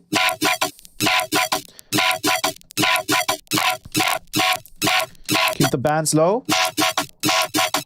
And then we're going to go back into massive and we're going to click new sound. And then we're going to do a pitch bend, a pitch bend, a pitch bend. And I think pitch bend is over here, right? Somewhere. This is the time, the glide. This is the pitch bend right here, up and down from 2 range. So let's go to envelopes, MIDI control, pitch bend. Do like a woo, woo. And then go down. Very, very simple stuff, right? Welcome up, locks. Let's turn on the golden. Oh wait, I'm stupid. Let me go ahead and turn this on. There we go.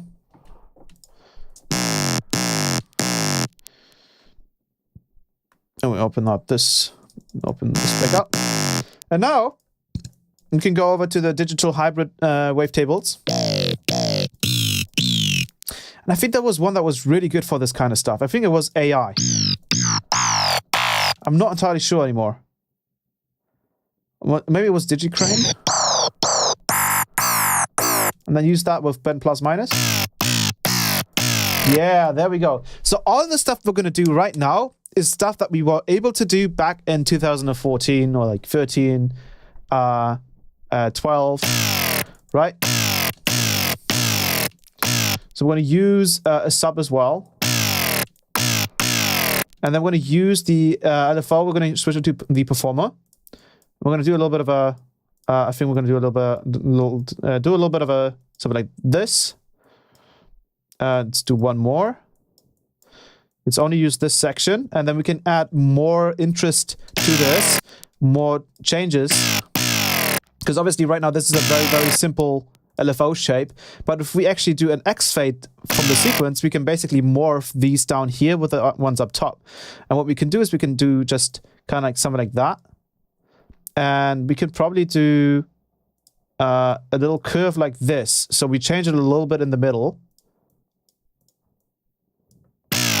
When we use that on a bandpass filter, for example, so we're just going to load up the bandpass. We're not going to use any other filter here. So we're going to just send these both to F1. We're going to use the bandpass filter. Use this on the...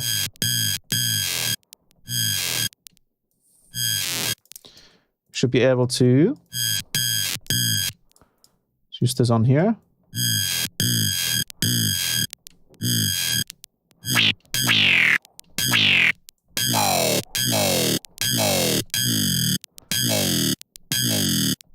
We do a curve like that.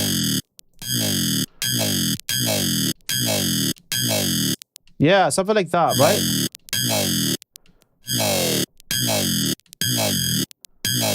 That's awesome. And then we can turn down the... Because the Redux, we're going to put the Redux into the second OTT part.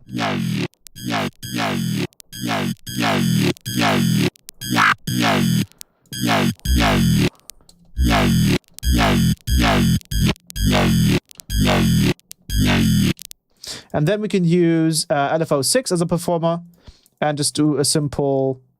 I mean, we could even switch it to an LFO and use a square... No, a saw wave down. Can we invert this? I mean, we wouldn't have to invert it, but can we invert it?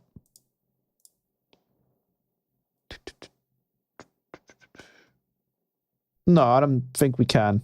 But let's just use it this way. Let's put it on sync. And then use that on the wavetable position.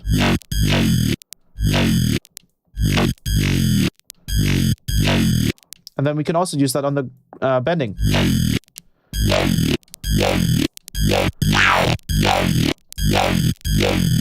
And then we can use the EQ here, and we can use this as a notch filter. And just put the frequency on here.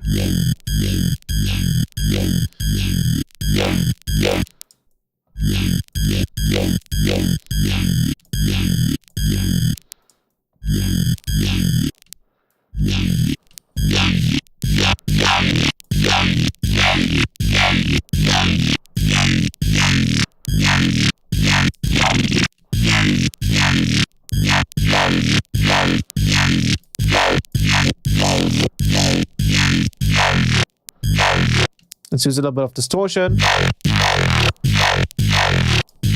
Obviously, we still have the...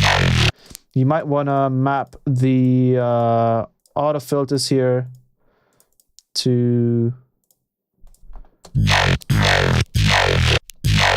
Go back to vocodecs.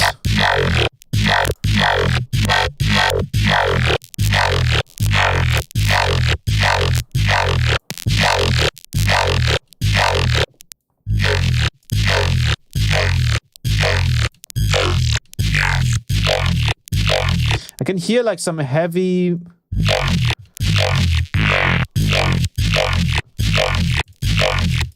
mid-frequency, but no sub.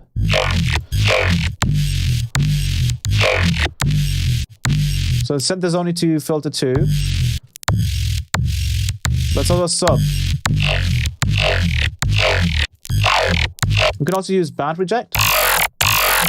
That's probably like way too much, but we could use the low pass filter on here.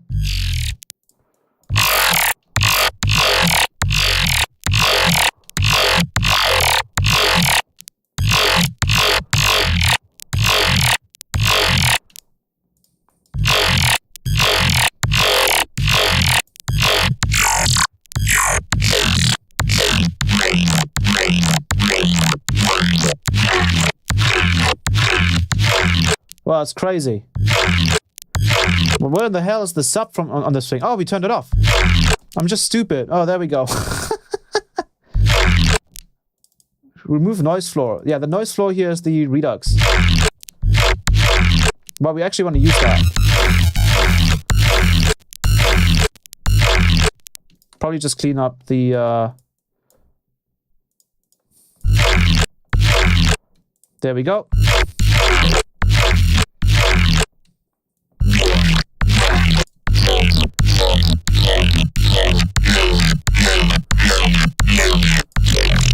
Crazy sounds. And to think there's all of this was possible back then. Like if you think about it, it was all possible, right? Like we're not using effects that are like from this era.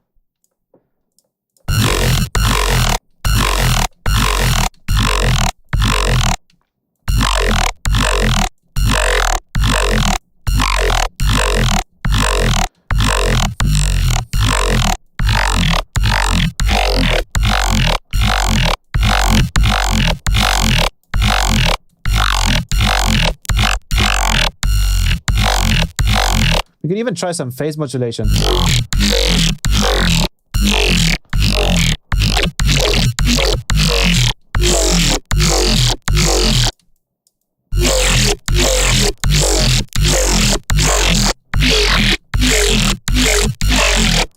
Let's keep it at a growl.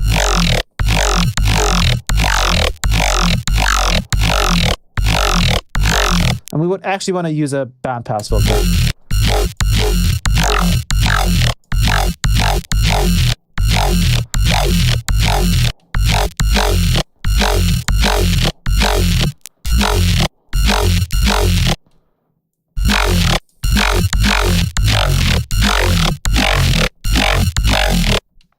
And then obviously the other thing that we will use is the let's turn on the amount of bit crushing.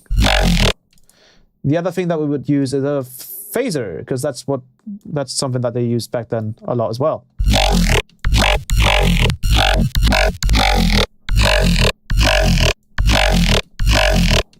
Let's EQ the high end a little bit.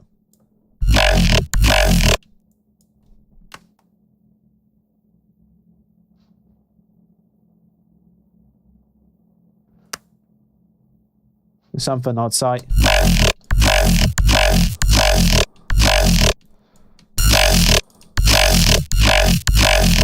There we go.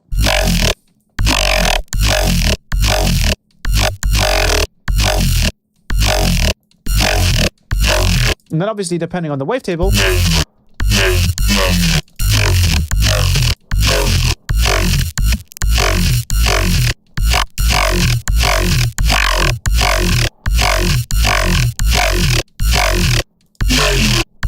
ooh, the phase modulation here does a lot.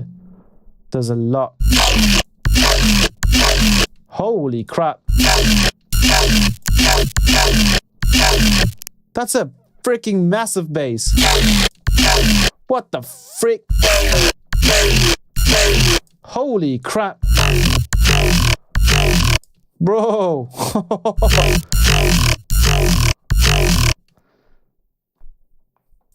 And then we have something like this.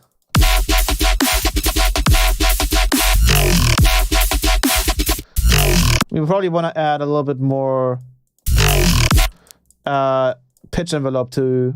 do we have like a master pitch? Do we have something like that?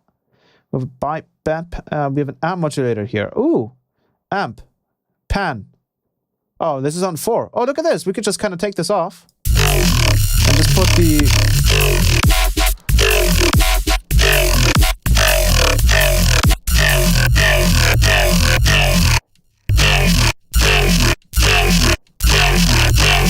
Was it? Whoa. Okay, let's just use envelope 4 on that then.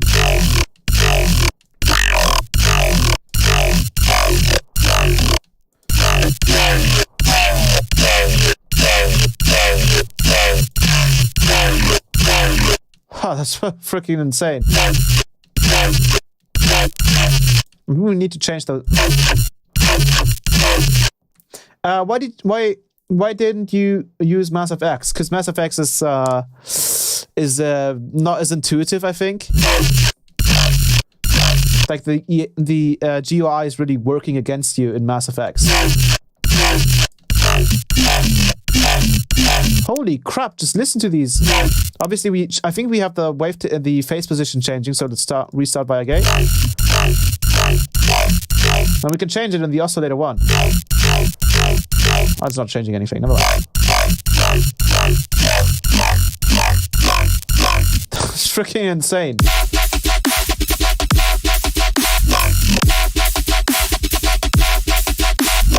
Oh, I see. Because we're not playing a whole. I see. Okay, then we actually do have to change this to 112. This is on.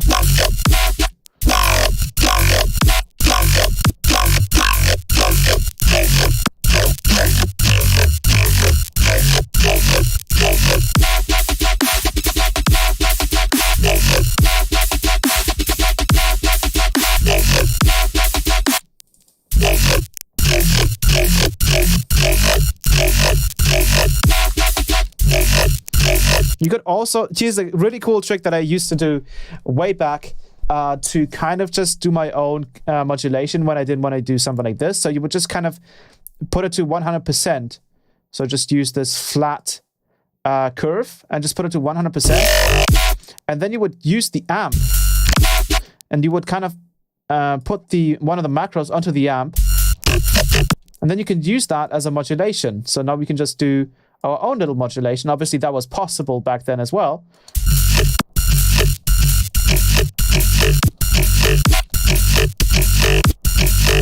So we can just do that.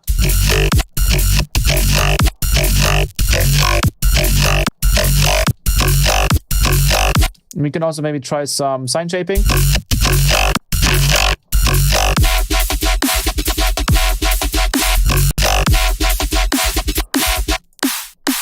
Still not 100% satisfied with the snare.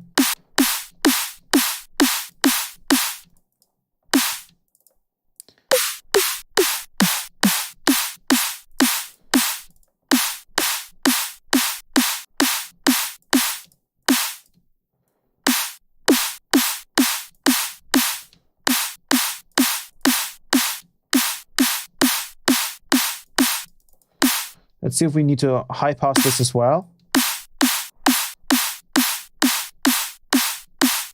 I think this needs the low end.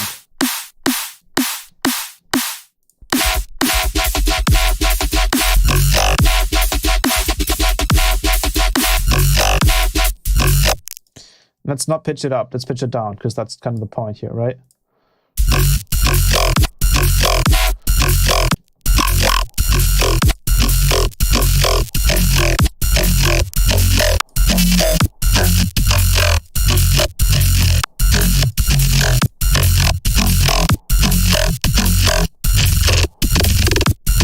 Ooh.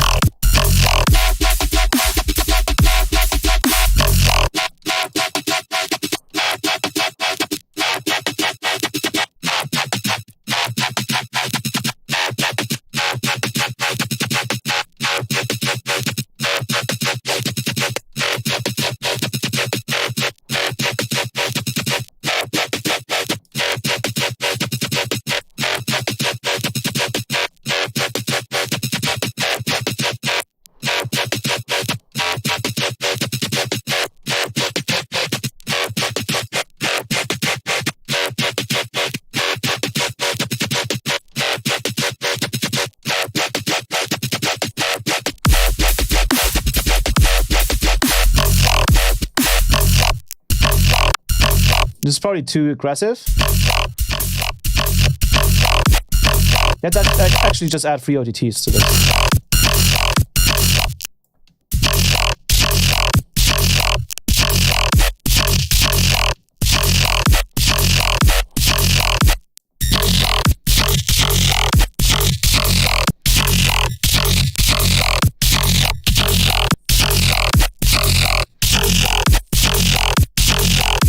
Let's mess around.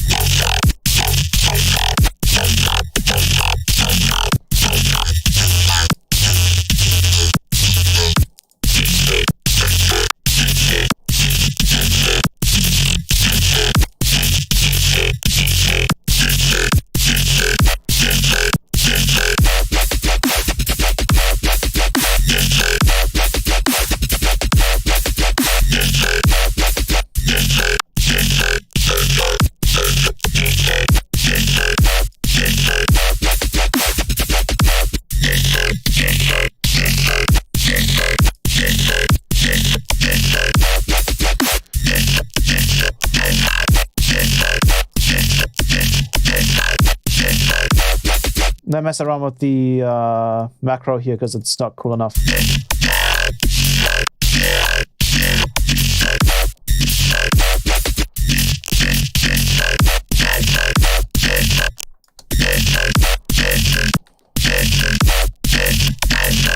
I think we just need to do like one part. And then go to the envelope, go to media control.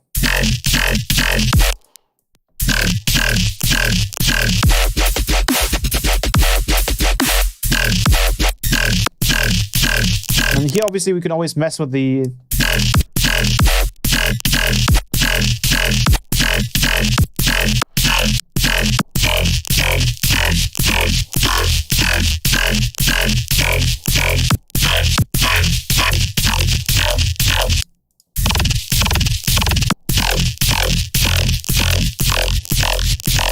and then that also depends on the way the image driver codecs is set up.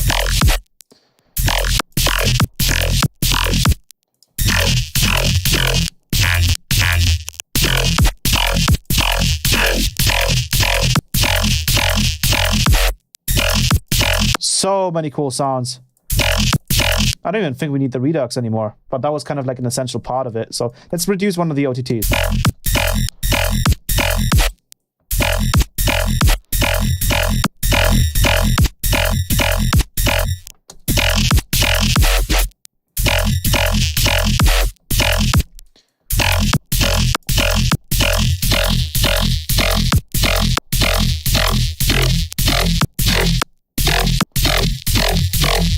Yeah, I think one of these first ones were mainly used. I think AI was definitely one of the ones that were used a lot.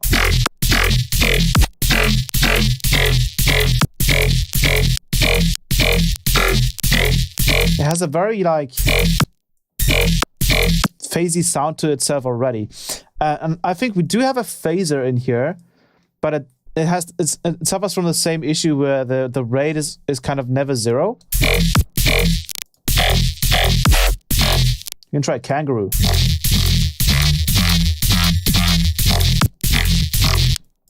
Doesn't really have a sound to it.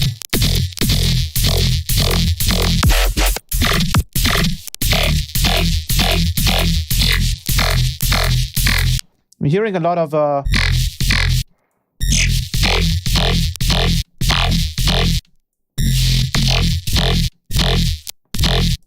think it's overpowering it a little bit.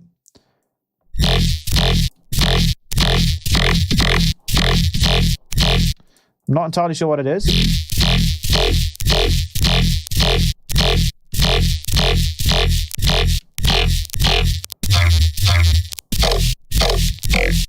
Ooh. Holy crap. Ridiculous.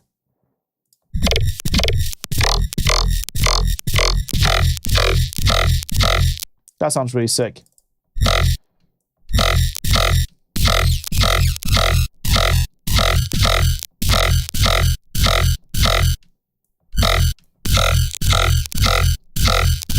I think that's pretty good.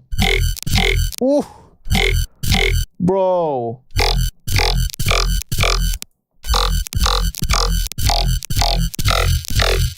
What are these sounds that we're getting?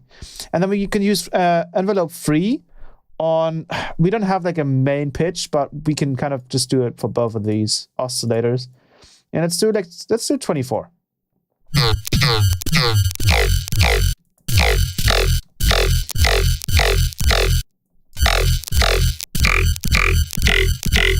That's some crazy harmonics.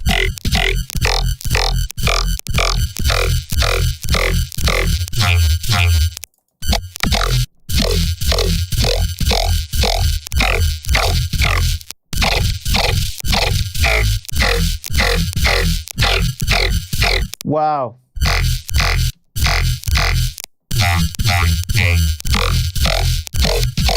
Some crazy sounds in here.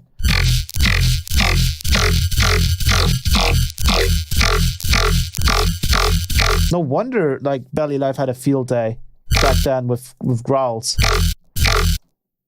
But I remember there was another way to do growl basses, and that was by just doing, if I remember correctly, a sine to sine phase modulation on the same octave. So if we just have a sine wave and we do a phase modulation,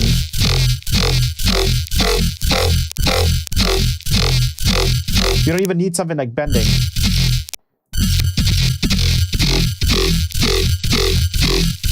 We still got that kind of like barely alive growl out of it.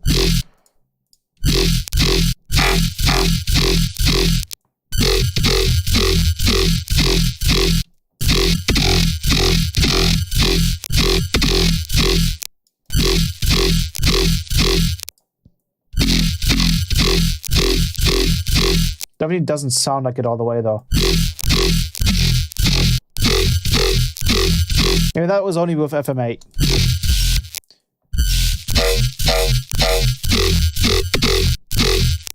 But let's just use a wavetable because it was cleaner.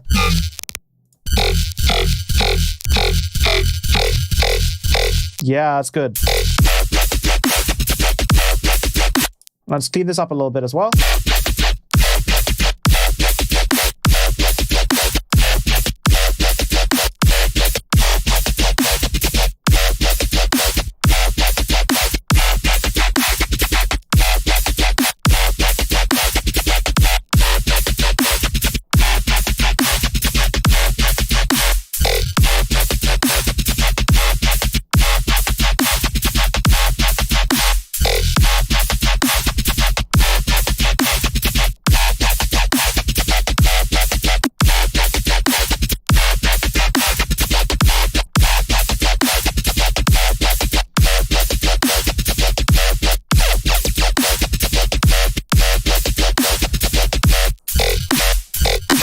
Maybe we just put the whole growl over here. Wow, right? Something like that. And then we just do wow.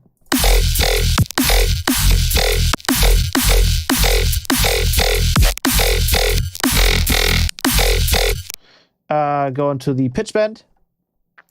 And that was the thing with like back in the day BROSTEP, was that it was very important that all of these things were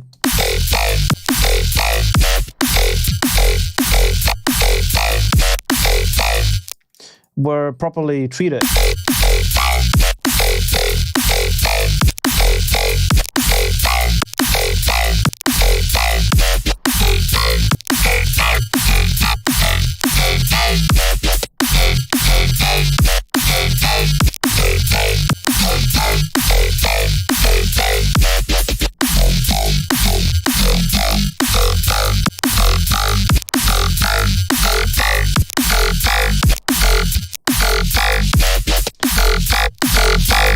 Obviously, we could also use something like Trash 2 to distort the top end, but I don't think I have Trash 2.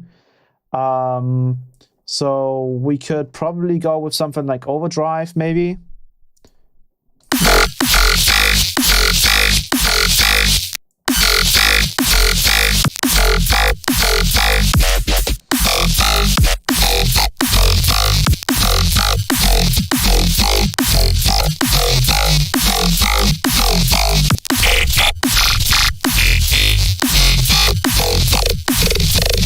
Oh, this one's so nasty. Majur is so nasty.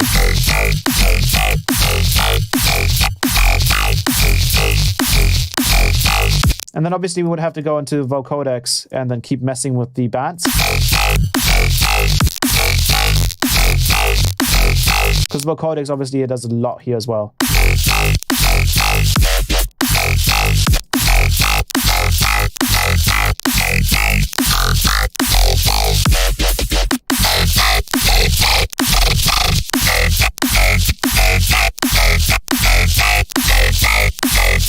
Probably a little bit too much.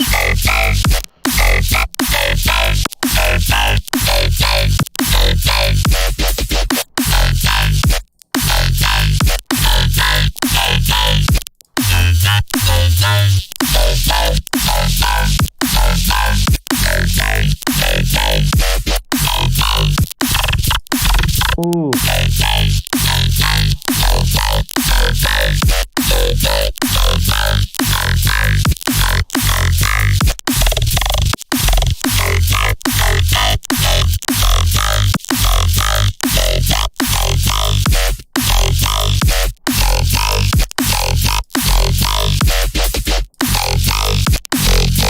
Which one was it again? It was AI, right? That one, that was the one.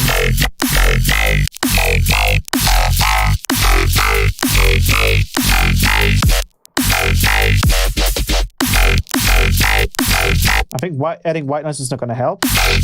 Yeah, no. Adding white noise is not going to help.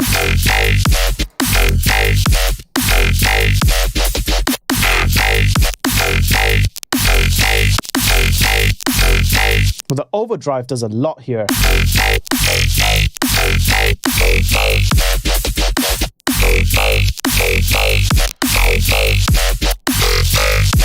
And we can even go down if you wanted to.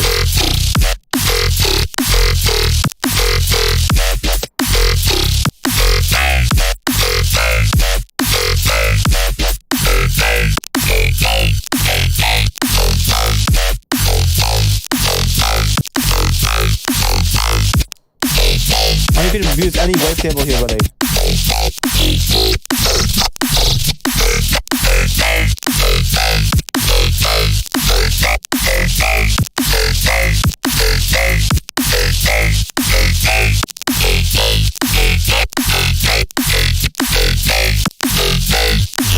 I think DG Grain 1 sounded really good.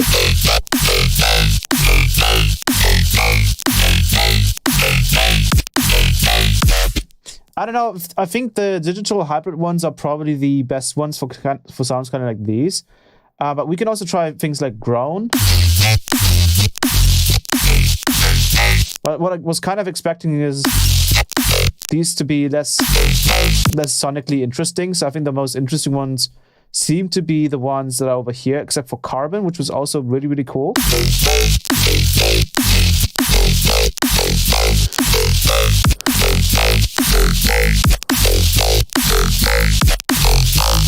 Yeah, let's use Carbon in this case.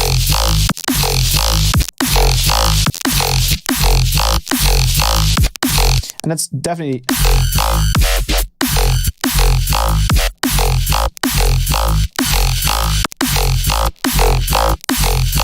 Let's also try the same overdrive on this sound.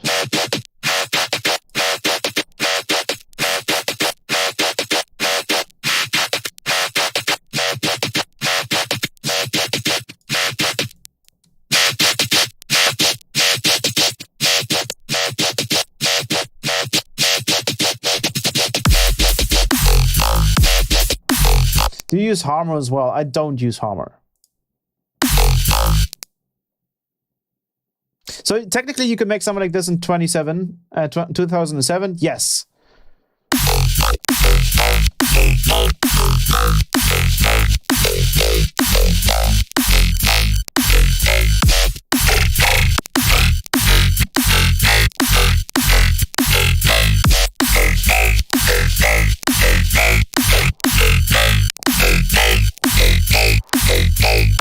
Technically, yes, you could have done something like this in 2007. Well, not 2007, because I think that's where Ableton wasn't as advanced yet, but 2012, definitely.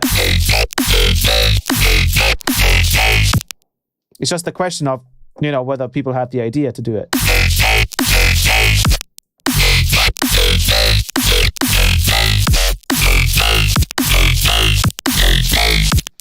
I think that sounds fine.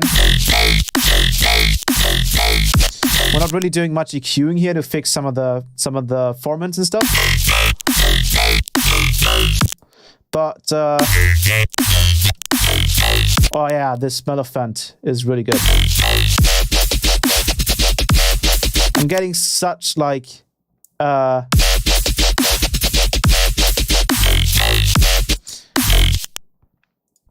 I'm still not satisfied with the pitch bend here. I think the pitch bend sounds a little bit uninspired. So let's go to here.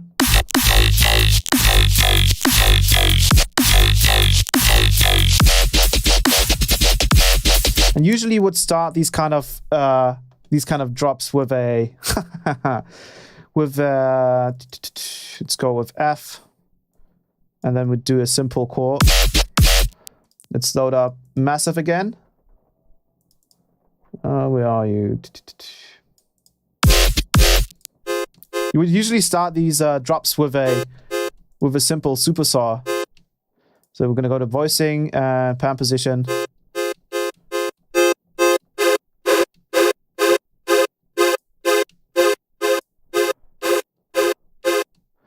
And then switch this to a saw wave. Let's turn on the second one. And I wonder if Massive has a randomized LFO. Because I don't think it does, right? Random steps. We do have random steps, but we don't have like a random LFO, as far as I know. Look at how trash these... Yeah, these are... But it's a pretty trash chord as well.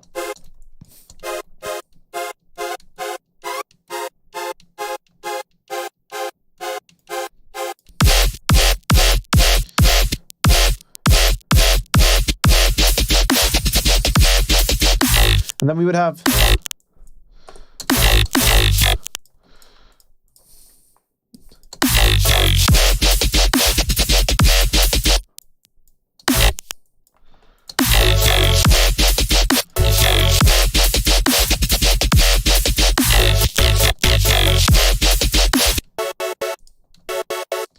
We need BROSTEP back. We kind of do.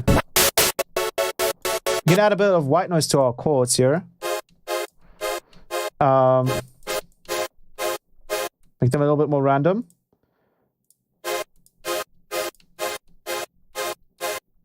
And then go to retrigger.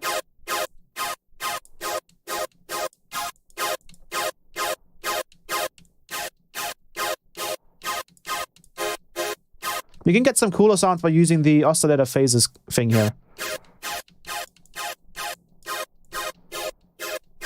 But definitely sounds very...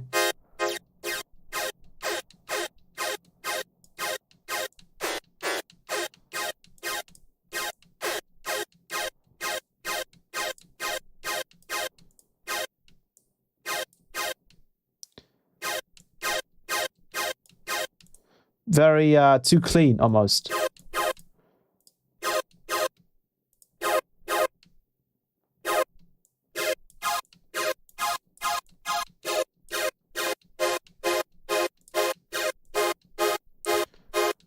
We can also try putting this an octave up.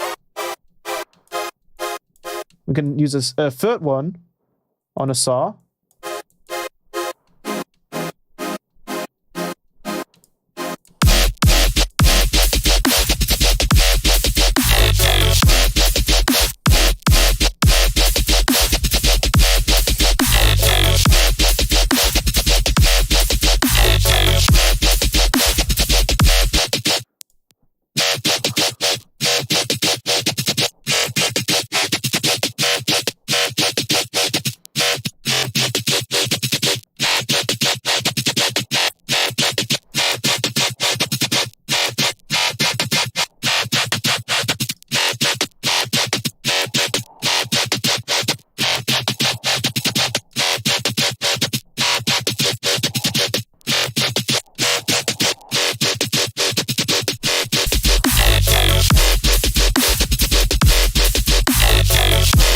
Obviously, this one doesn't make any sense.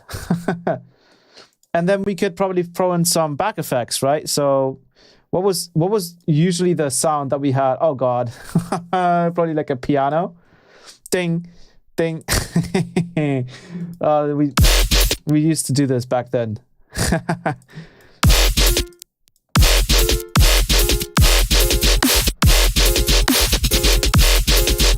And then go up.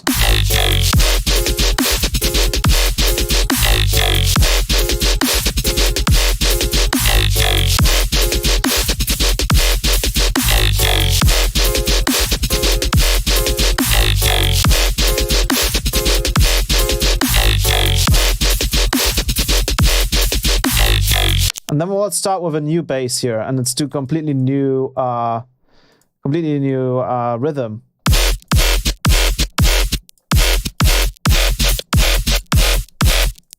So let's do like a bum bum bum bum bum bum bum bum.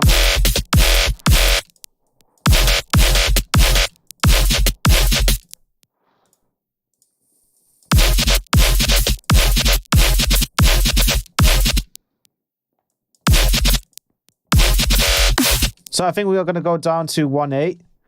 So we're going to use more of these.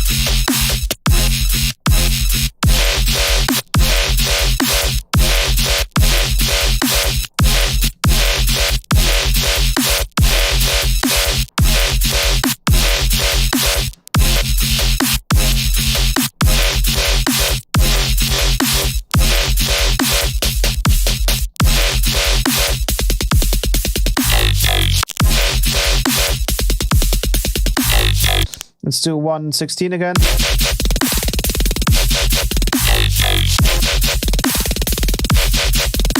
Wouldn't this be, technically speaking, the next bar down here?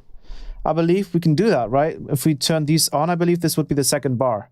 So we can do like a wap, wap, wap, wap, wap, wap.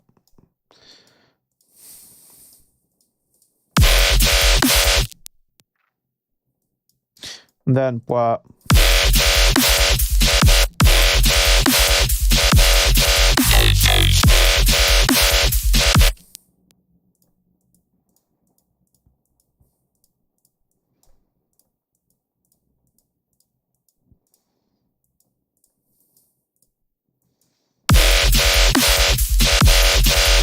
Not sure why it's not playing the second sequence. Oh, look at this. Wait, we could do this. Holy shit. Let's go to 8-step performer, or let's go with, yeah, let's go with that. Oh, look at this. We could do something like this. That would be crazy. We can put this to sync 1, 1, and then just switch it on here.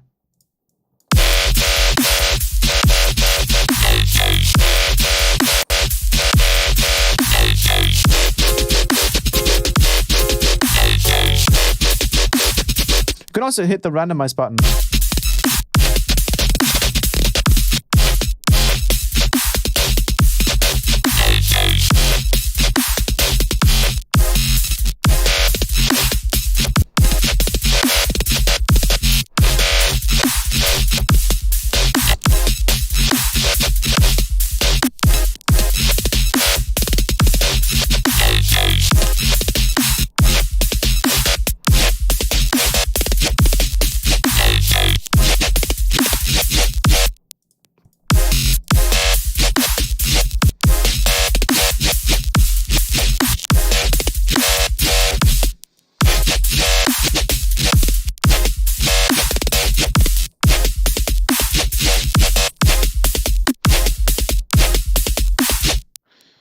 Suleka.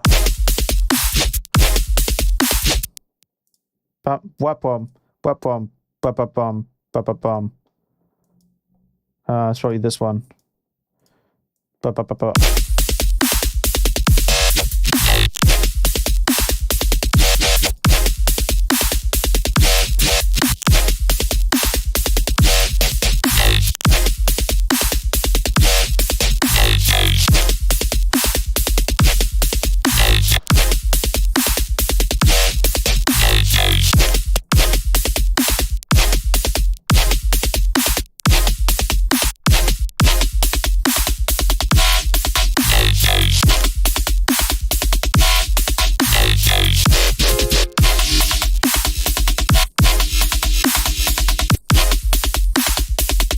And then obviously we'll have to fit the, we'll have to make the, we'll have to make this fit. So we'll go to medium. And we'll kind of just make the sub fit here.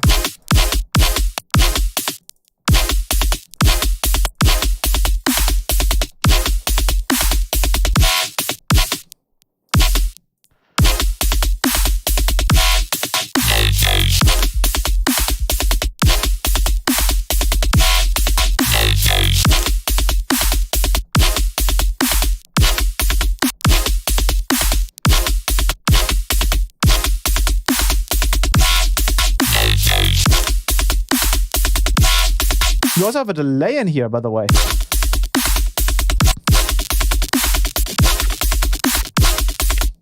Let's turn the time left and time right onto here. Put that all. You don't have any like delay feedback. Oh, you do have it on here. Okay, sweet.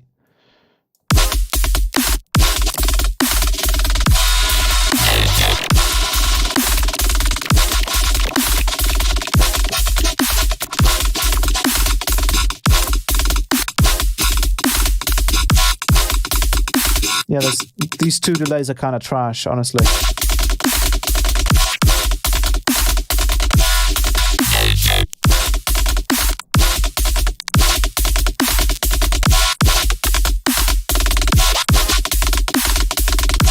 Just use the distortion.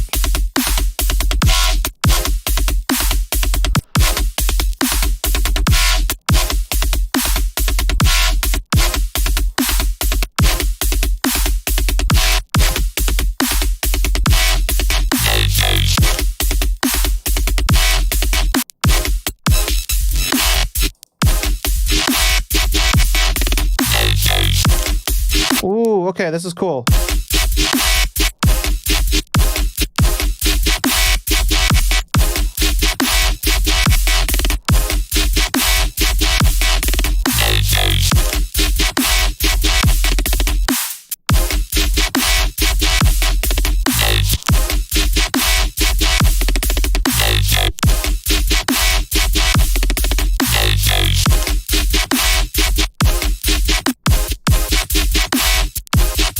Ooh.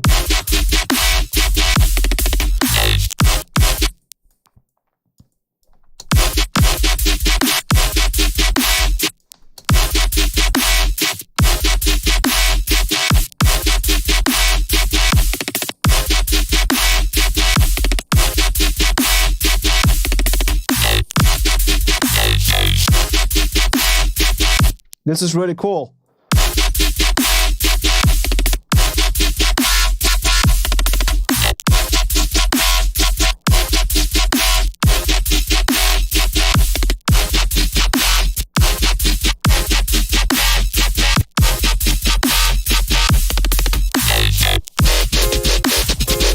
Ja pierdolę.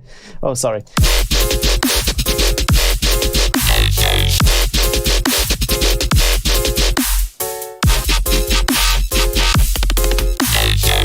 I don't...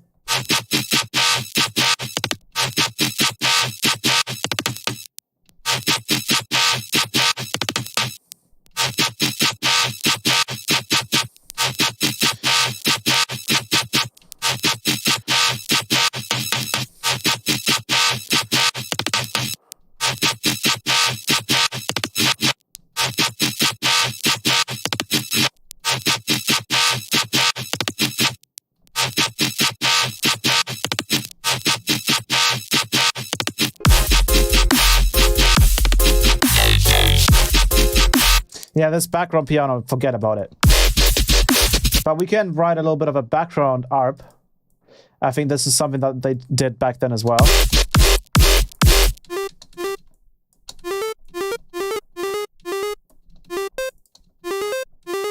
Something like that.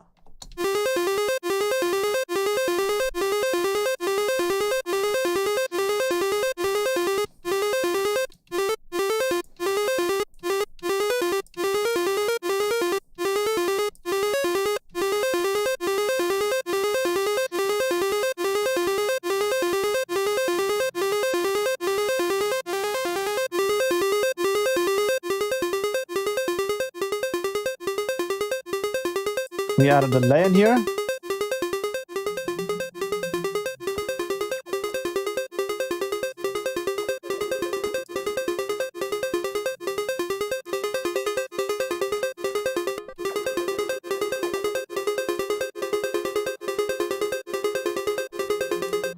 A little bit of a pitch bend.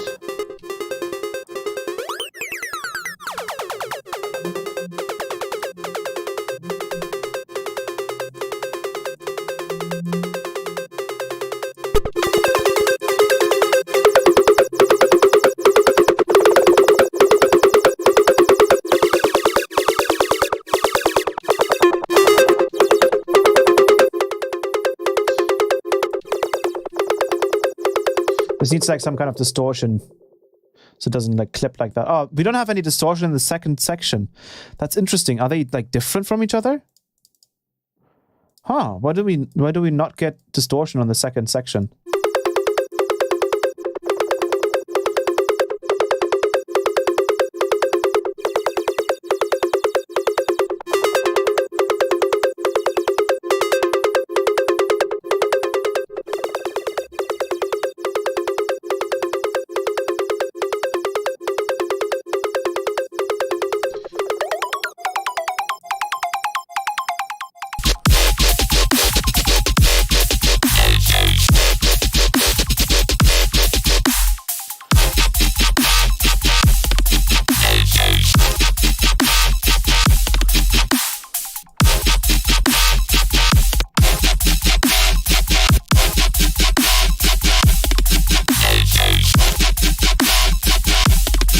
You have to change the routing.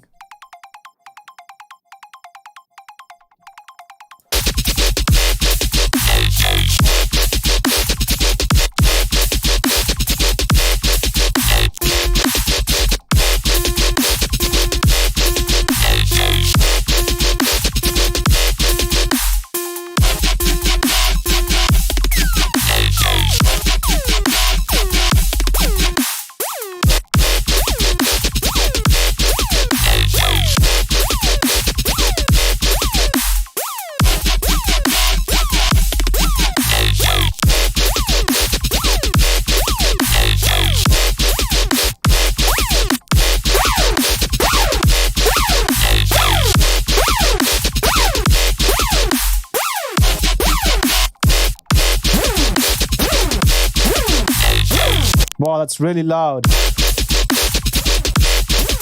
Obviously, these are way too long, so let's kind of just shorten them.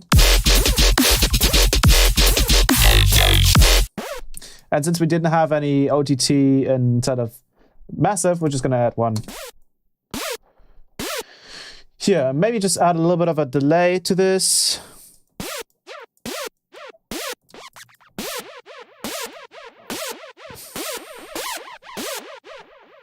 And start messing around with the envelope.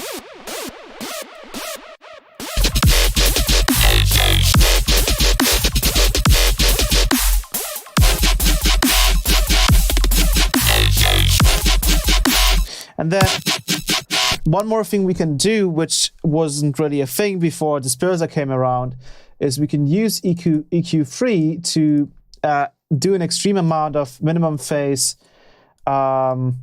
smearing, kind of, basically. And we can go ahead and map the frequency low and the frequency high on here, and then we can start to duplicate it and get a really like dispersy sound out of it.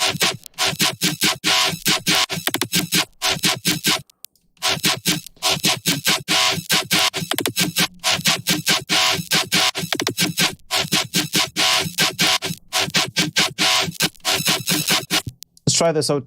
This.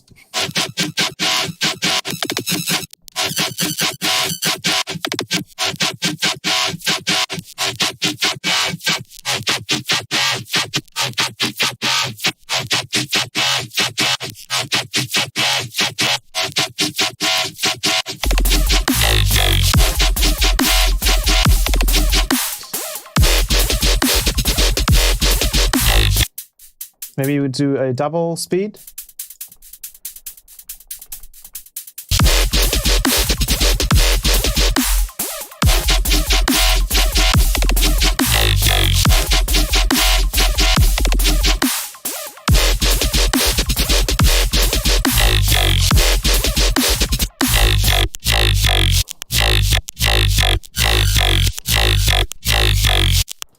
And then the second one is going to be different, so let's just duplicate this massive.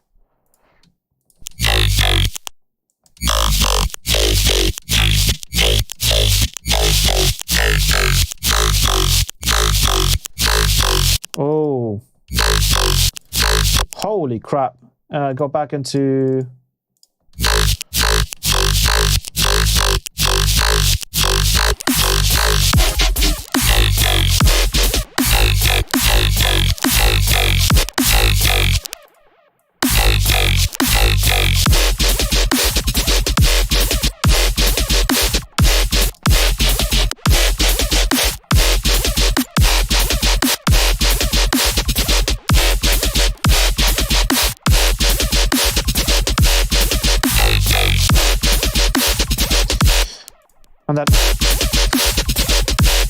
And then bum bum bum bum bum dun dun dun dun dun.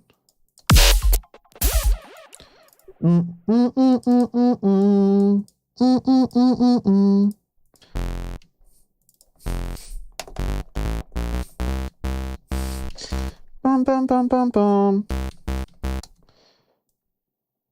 Dun.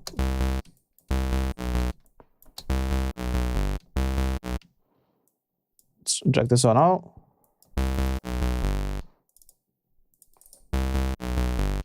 Copy over the processing from over here. Maybe change the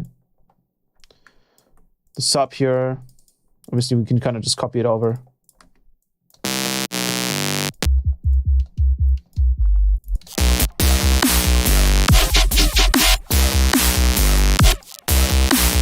Now we can do the infamous kind of like barely alive-ish square wave format.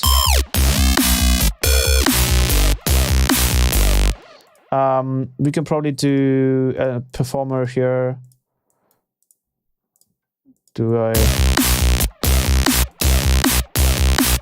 Use a band pass on this, or a band reject. I think we're going to use the band pass.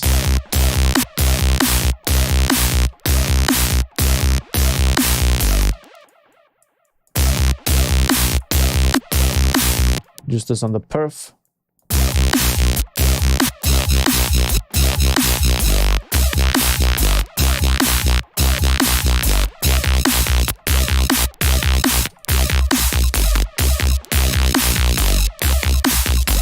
Change the speed of this. Is that possible? Can we change the speed of this? Let's see.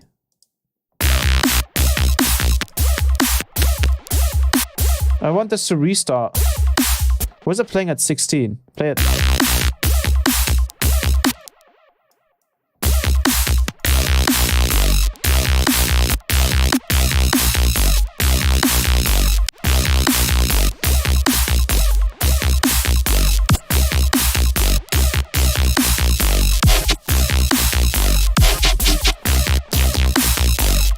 Use another filter in here.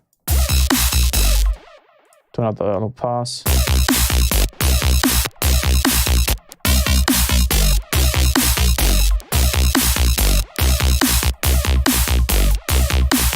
A little bit of distortion.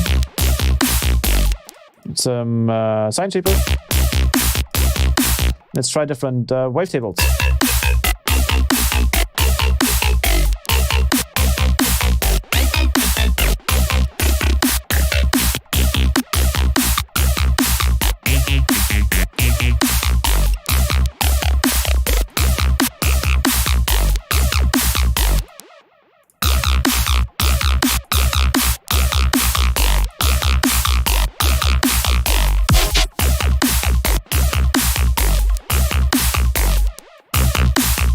Where's the sound in this?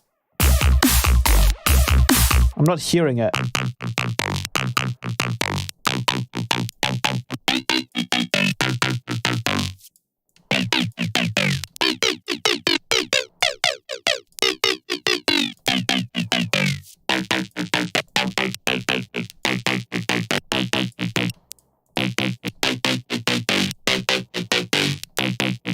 Use a little bit of dimension expander.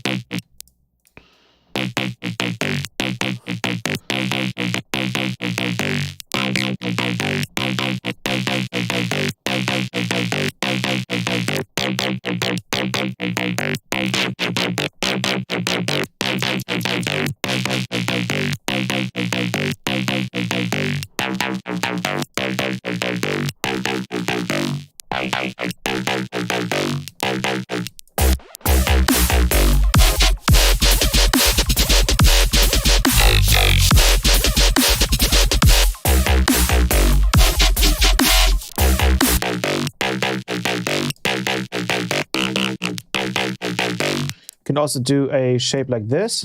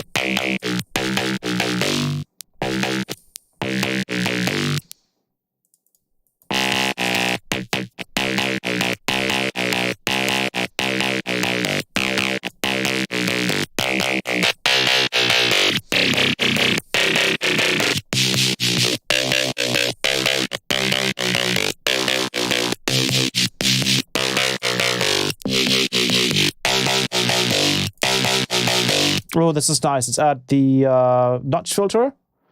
So we do the opposite. Oops.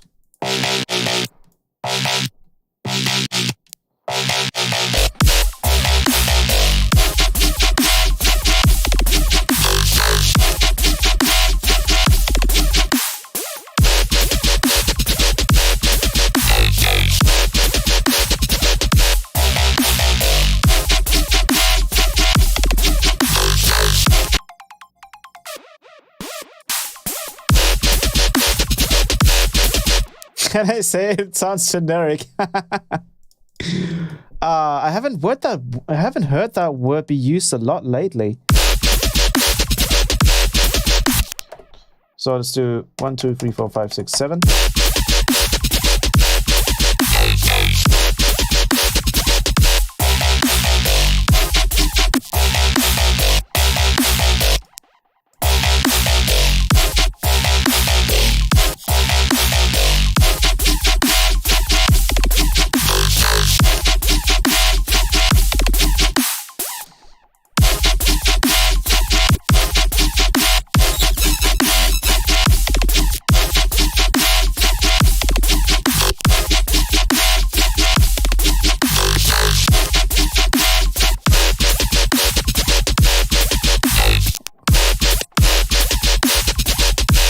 I mean, the sub needs to sound a little bit better. Is this even still the same rhythm?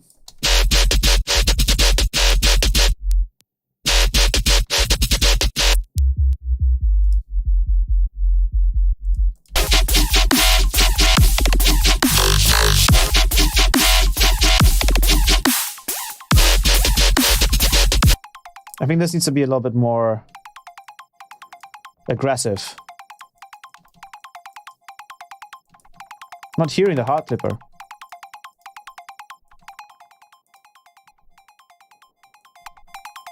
Let's add a second.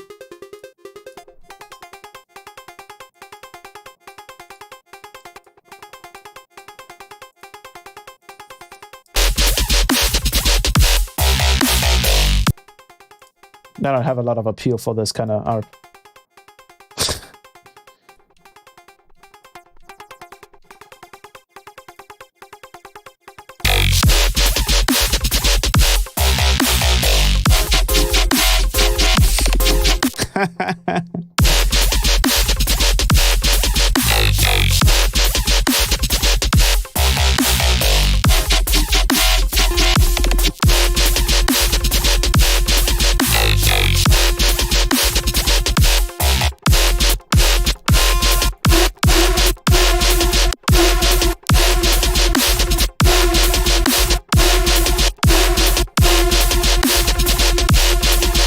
Why do these super saws sound so weird? Can someone explain this to me?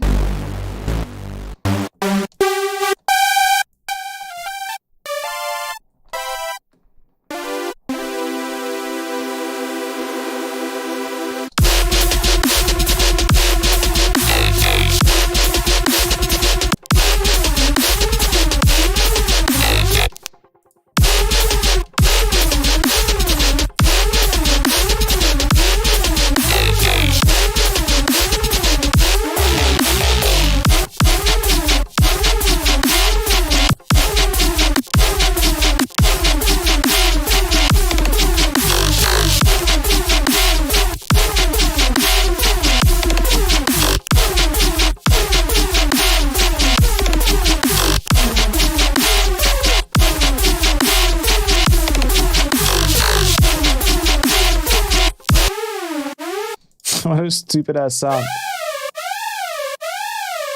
But this is technically what we want to go for, and then we would just want to add an OTT to this.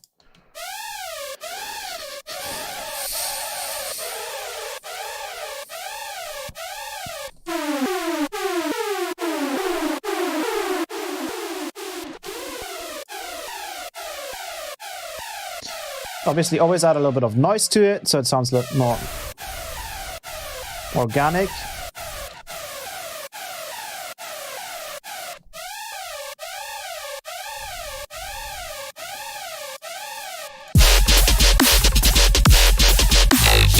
And we would probably put all of these into a group,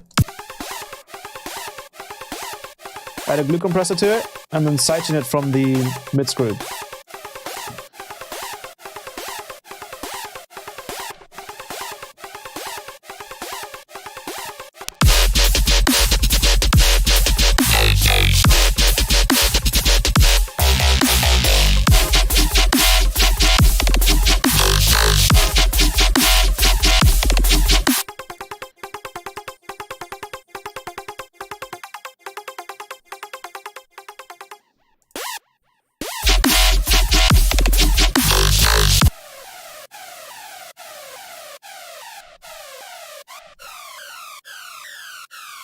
And we can add a little bit more randomness to it by using a chorus, potentially.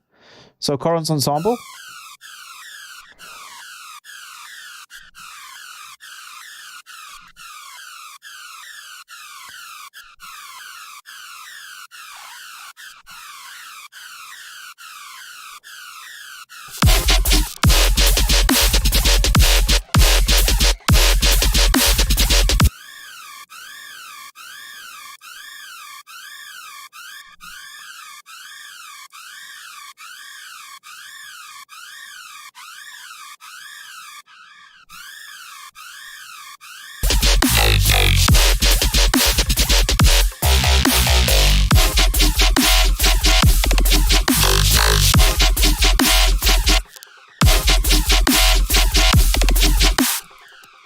And then maybe we can go into the note expression in here, go to pitch bend, and then pitch it up. And then go here and just put one.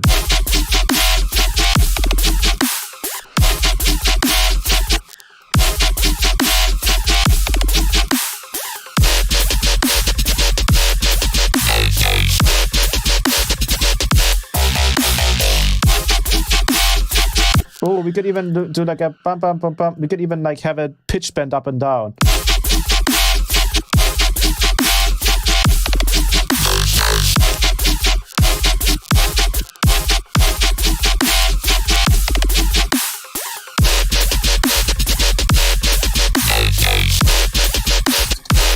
And then do the same thing here. Just add a little bit more interest using the pitch bend.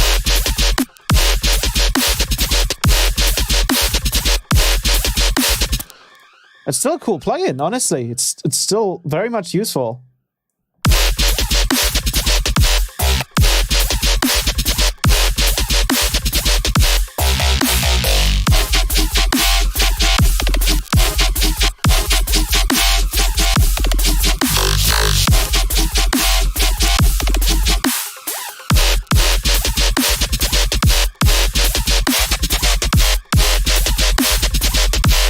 Then we get the infamous bug with the pitch bend here.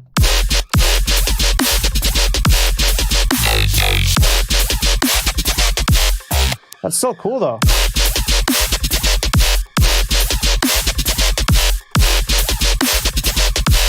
And we can write in the same. Let's do a Control J for all of these.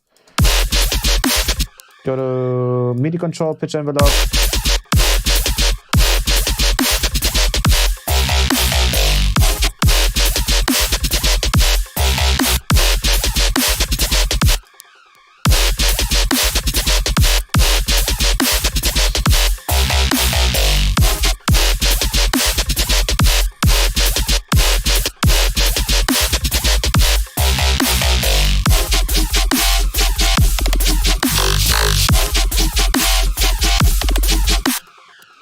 And then probably just stay the same.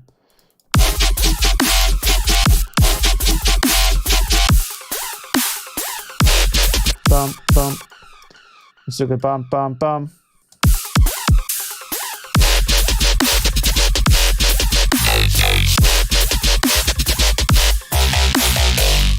It cuts out a little bit too quick.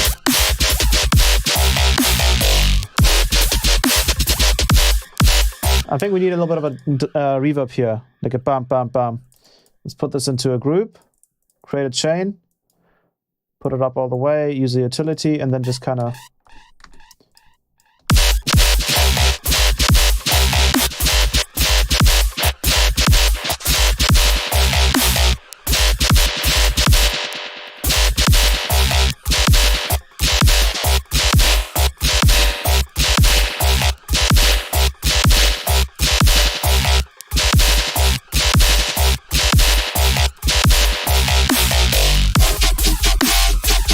I'm not hearing a lot of stereo things.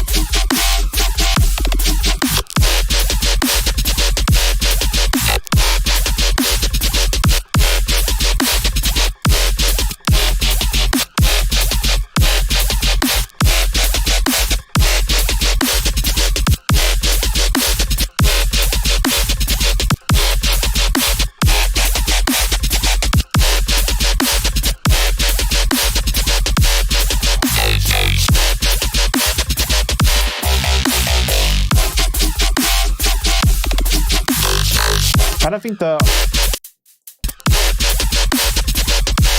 do these even fit?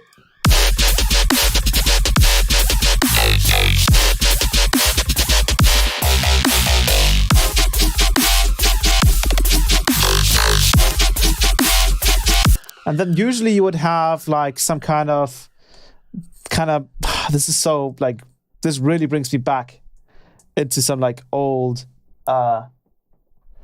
times.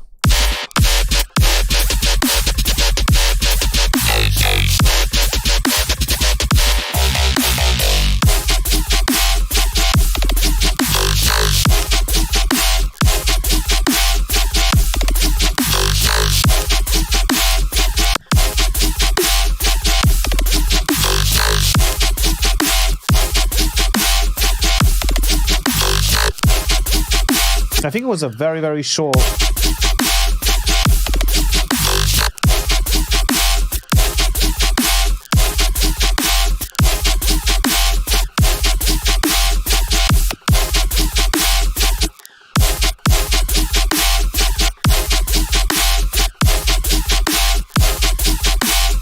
I wonder what sounds so ass now, the snare. It doesn't sound ass at all, actually.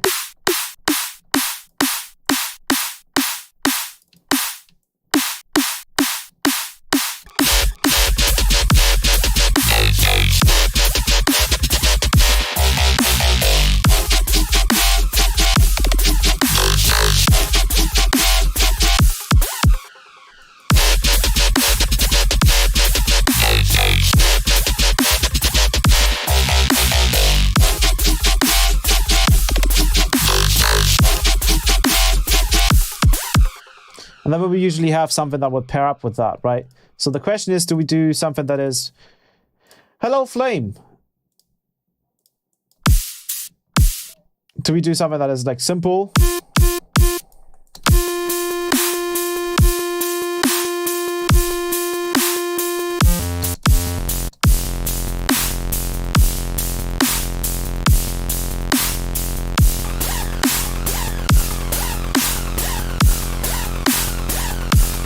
Sounds like Terror Squad.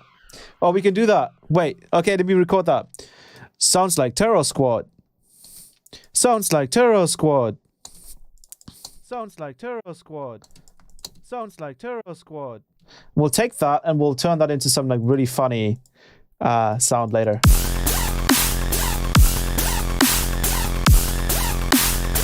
And then what we also used to do was this.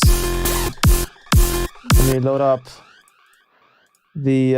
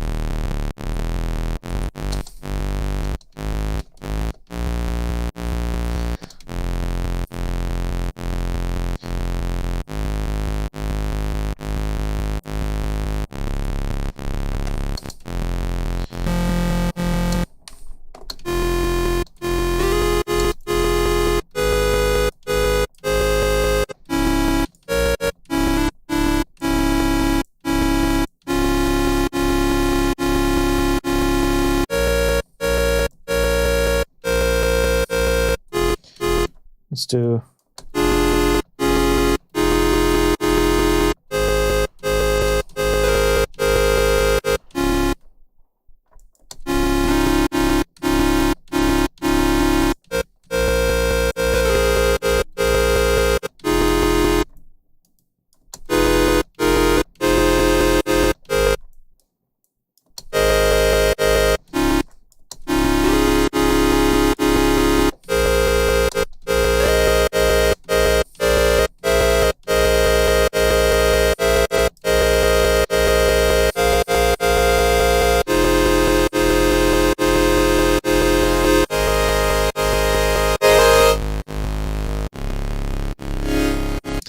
thinking of something like no, no, no, no, no.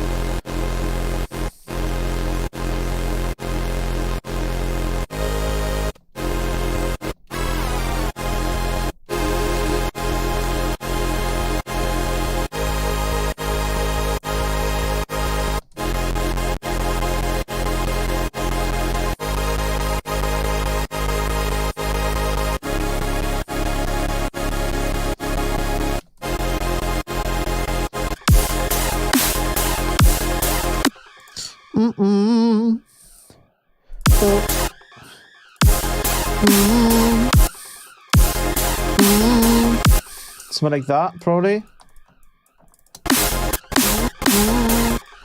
Maybe we could do well, another massive synth. So.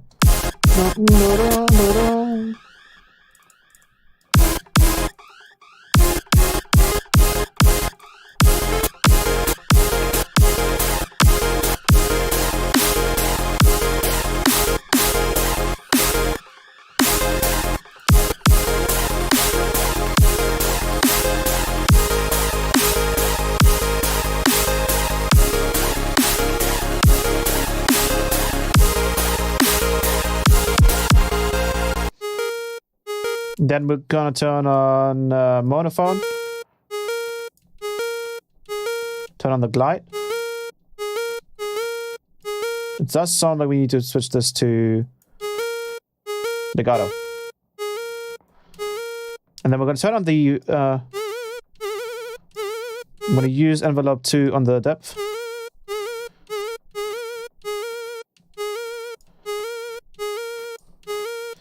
can we change the first one to...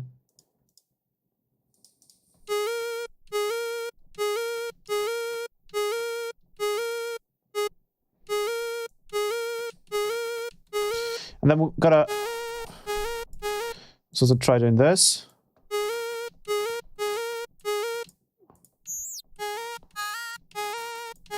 We do have an all-pass filter in here.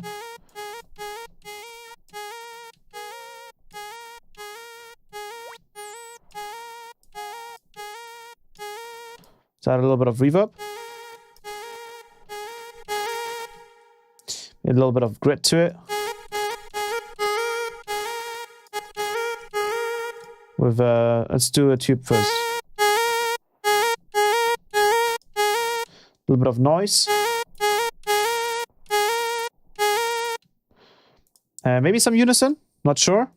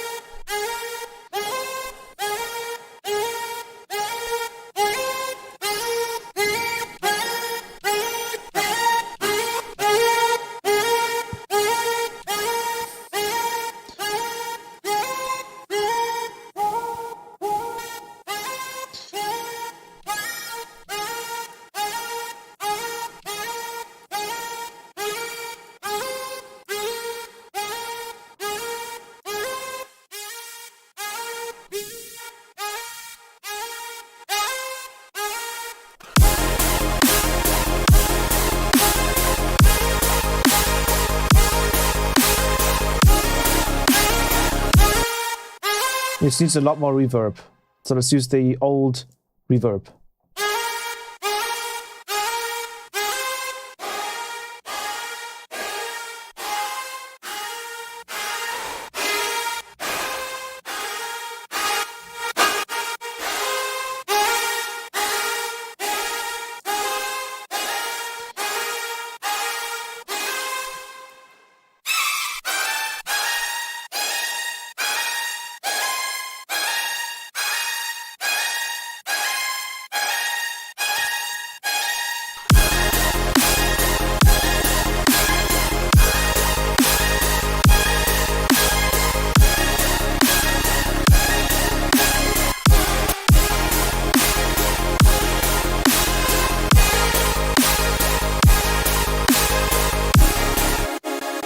This just sounds too clean.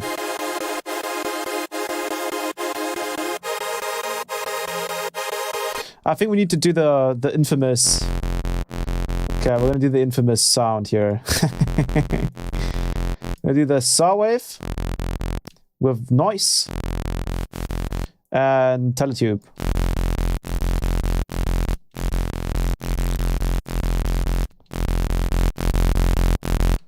Some of you will know the sound.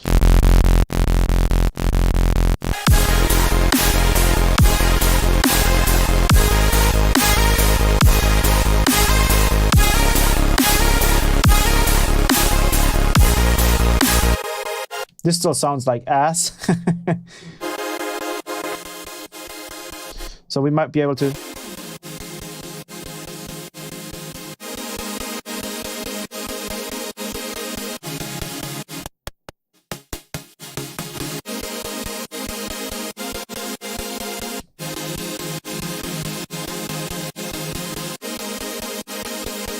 There we go.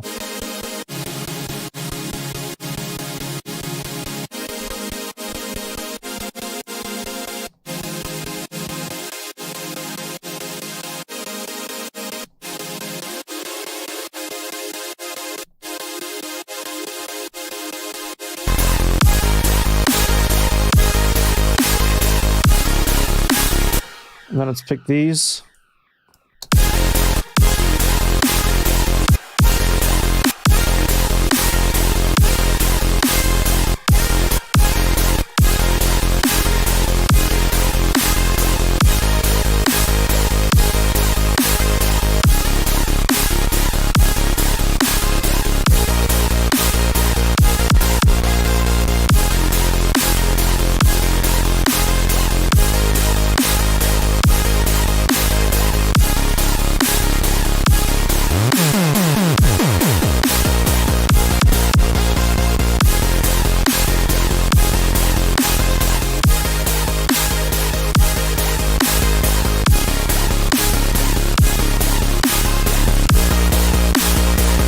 It's probably too high. Let's see.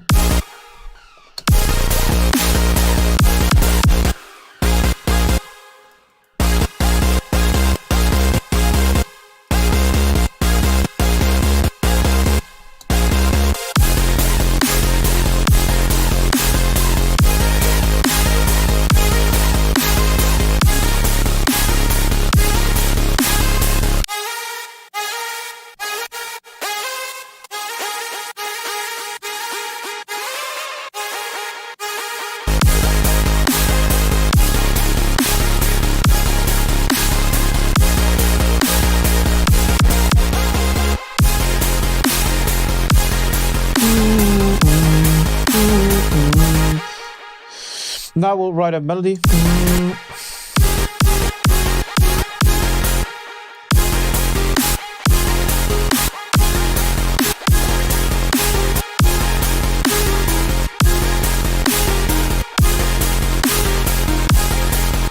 And then with Massive, the leads weren't actually that bad.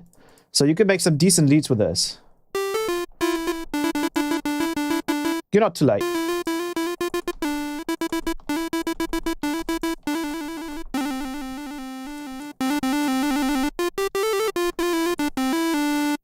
You can use some envelope 2 on that depth.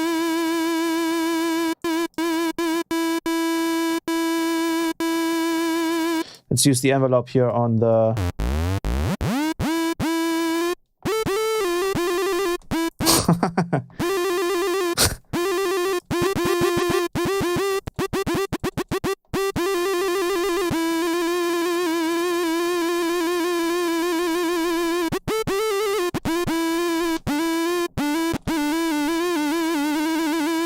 Wait, how many? Oh, you can go up in unison? Whoa, that's crazy. I didn't even know that. What the hell?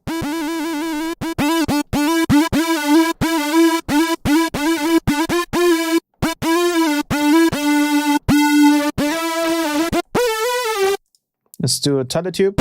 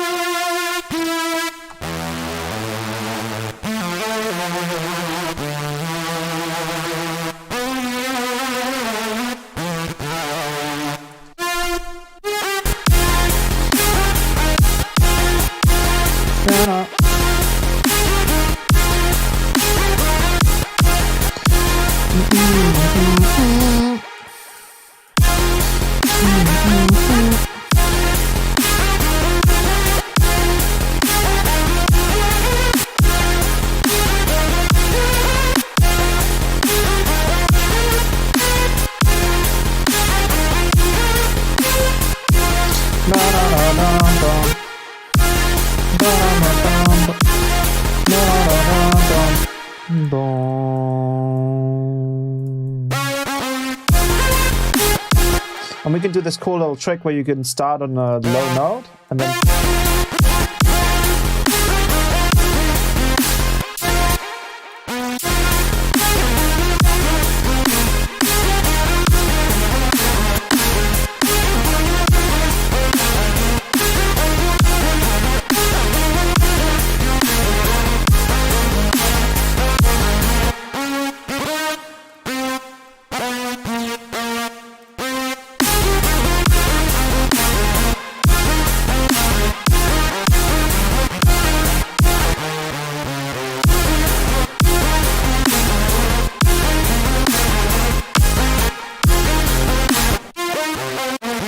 We need to switch it to legato. For some reason, all of these notes need to be a little bit apart.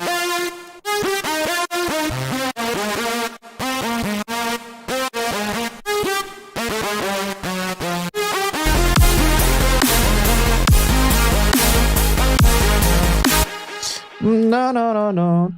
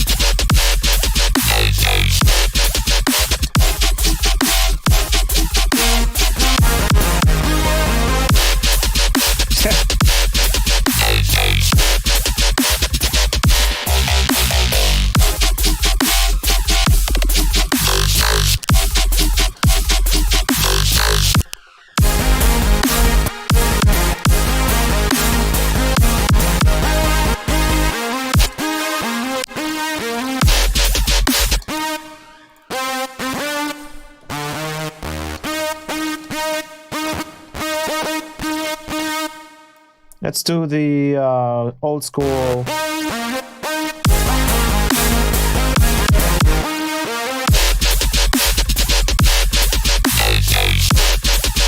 Maybe quickly. Oh, no, no, no, no, no, no, no, no, no, no. Yeah. That was fine actually. Oops. Let me quickly go ahead and save this project and call it Nostalgia. Cool. And there's a little bit too much reverb on this. Let's take off the reverb here.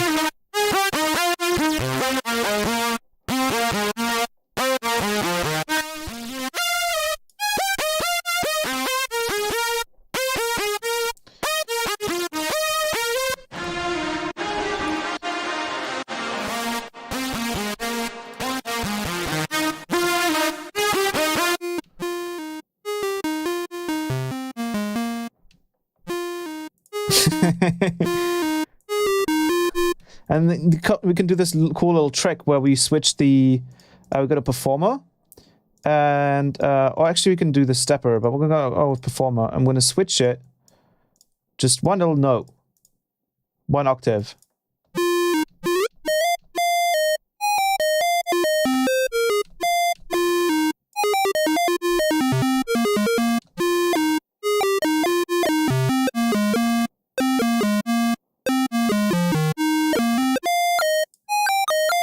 Then switch it to legato.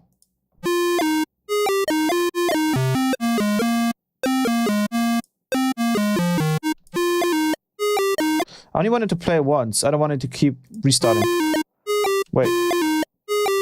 Maybe you have to go to stepper.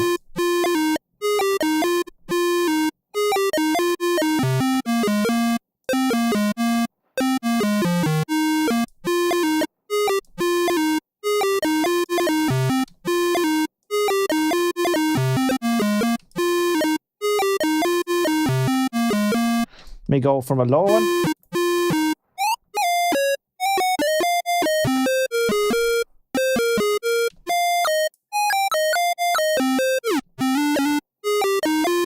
You guys know the sound, right? I'm not gonna do it because it's too much like virtual in this case. But what we are gonna do, I'm gonna use envelope 2 on the depth.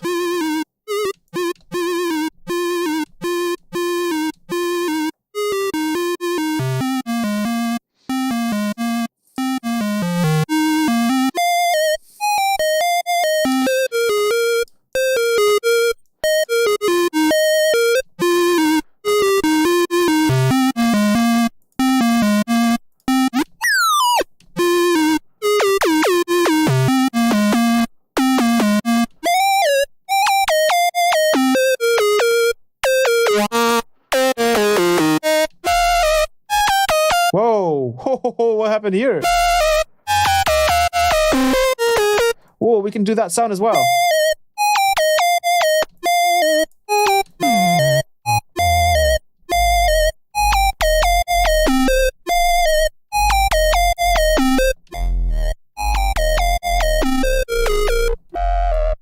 Yeah. You guys know that sound?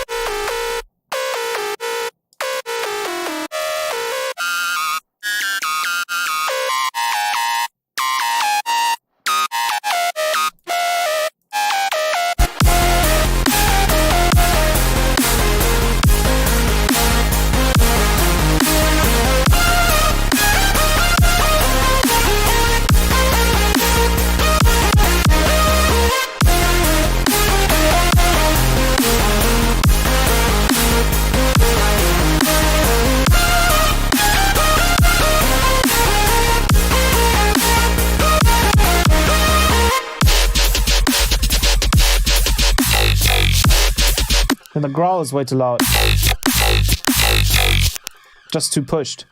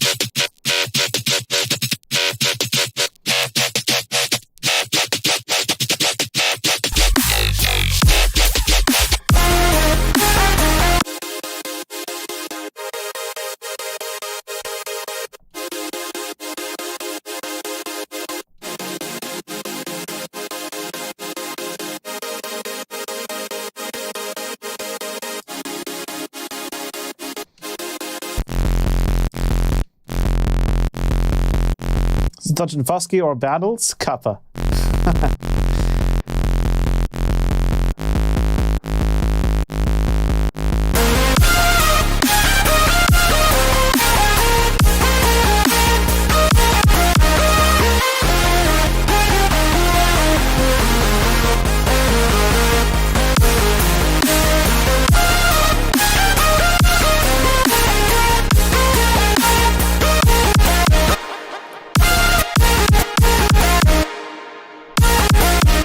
And then we could do Squad. Sounds like terror. Sounds like terror squad. Obviously this sounds like ass right now. We're gonna add the OTT, and back then you would probably use something like BitSpeak or something like that, but in this case add a 9+ pitch envelope on the source text with a very sharp decay. True. Can add a little bit more pitch to that. Oh, I'll have to add it for every single one of these though. Damn it.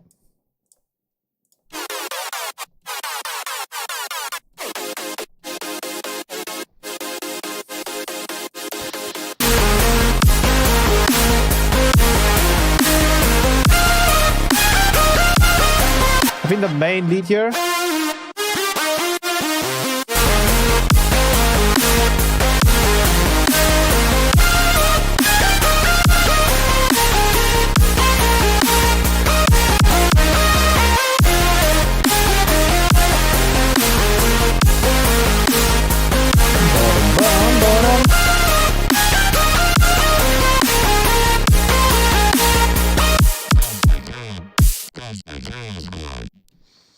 Let me turn on the CompuVox. Turn off the correction.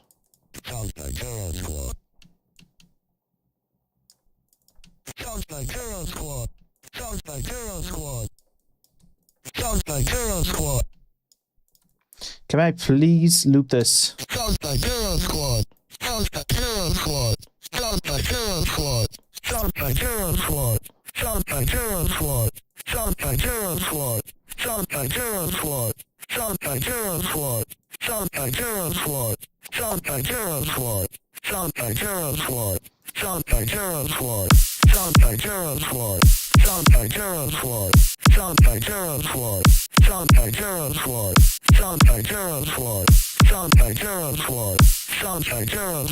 And then we'll add some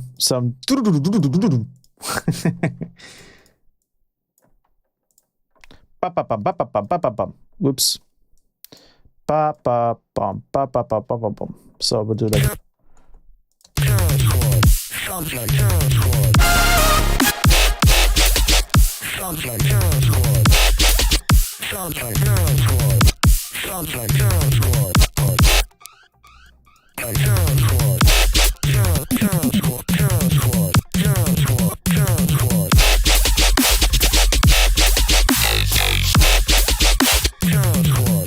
it's a little triplet here, so we'll do a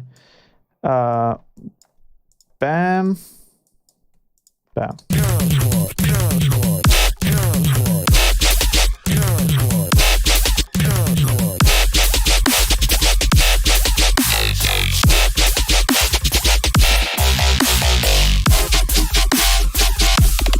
Let's add more like harmonics to the sub.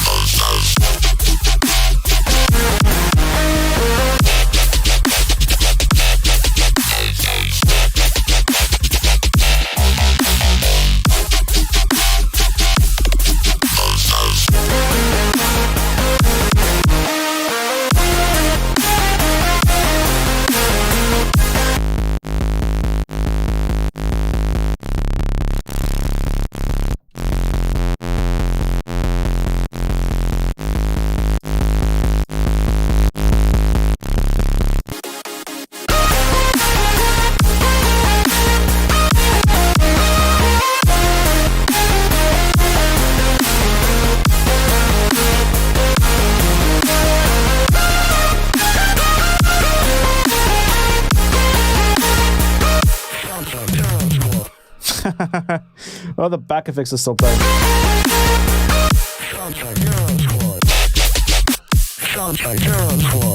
And then we can kind of just start pitching this down. So we'll go to complex, go to envelopes, clip.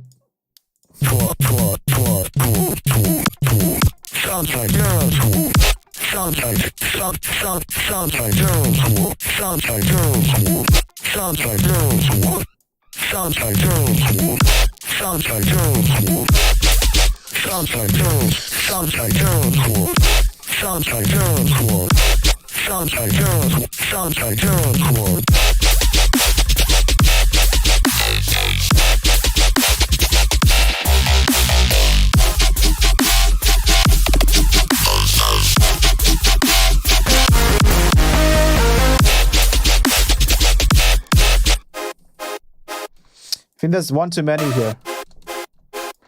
You might wanna...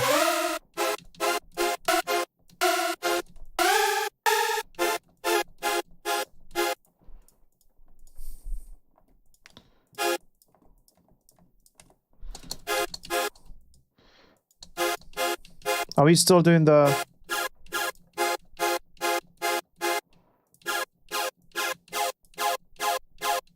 Do...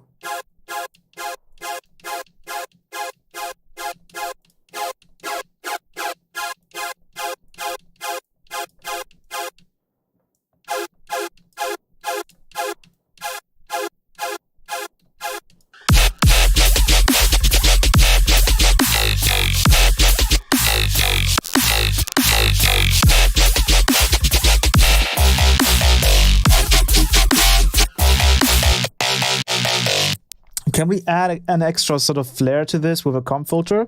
We should be able to.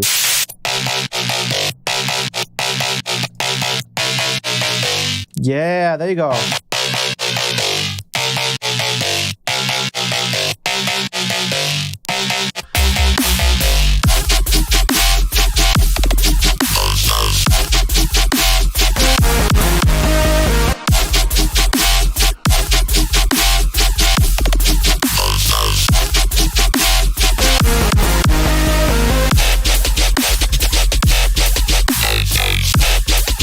I'm still not liking the first base.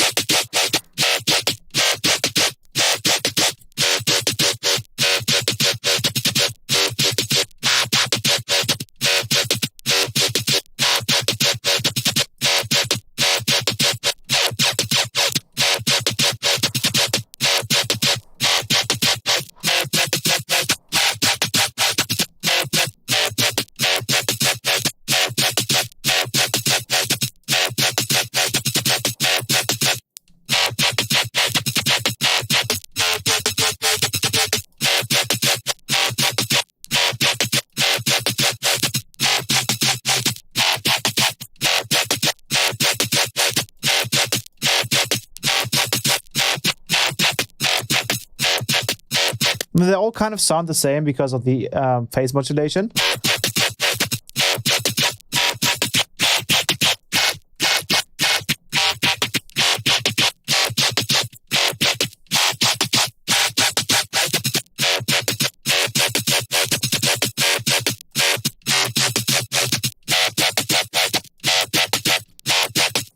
Except for this one. A Foreman square sounds really interesting.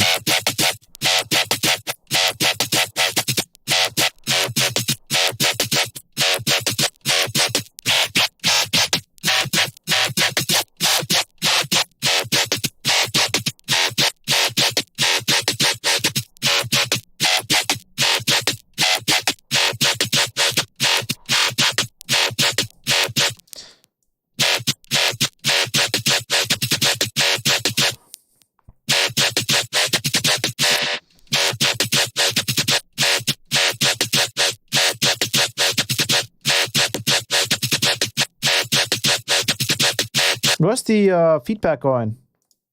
Oh no.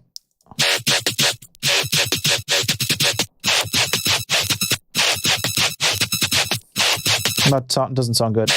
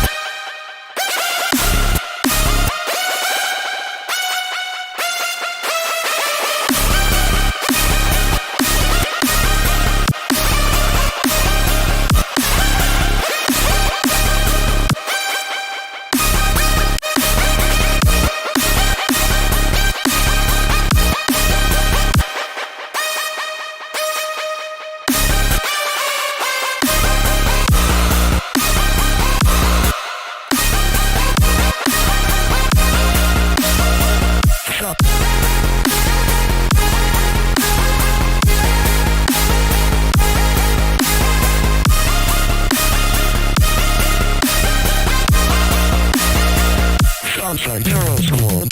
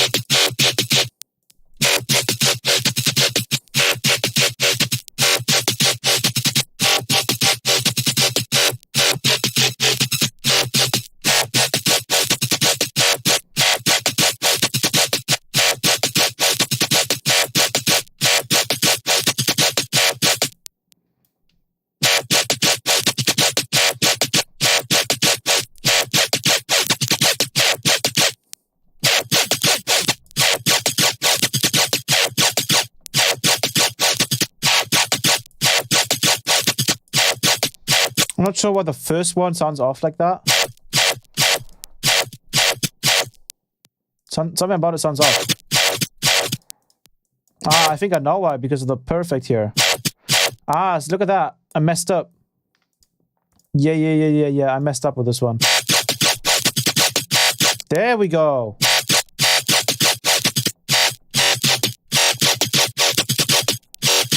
I was wondering why the first bass hit always sounded a little bit weird.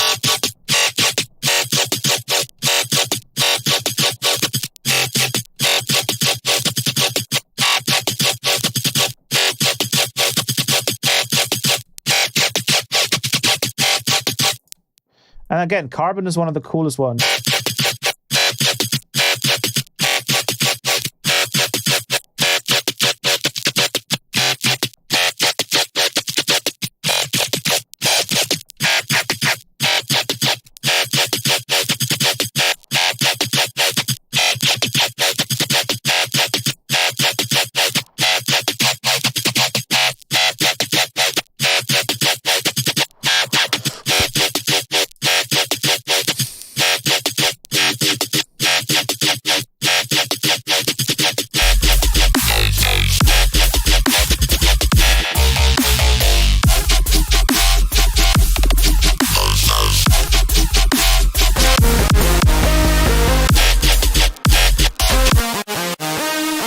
Let's EQ this one.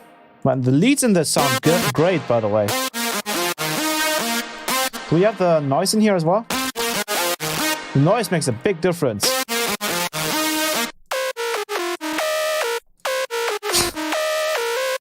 Man, this sound.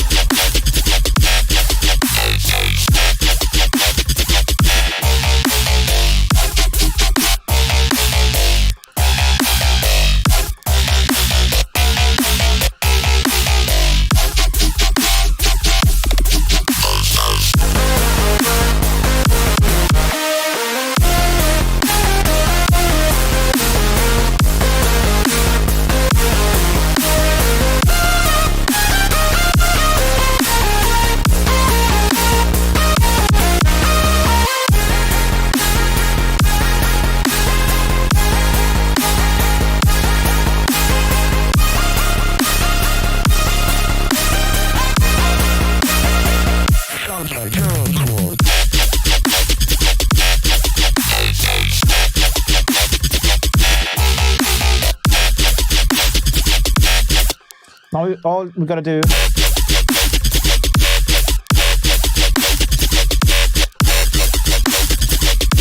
Oh, one other bass that we haven't done in a while as well. And we'll add that as well.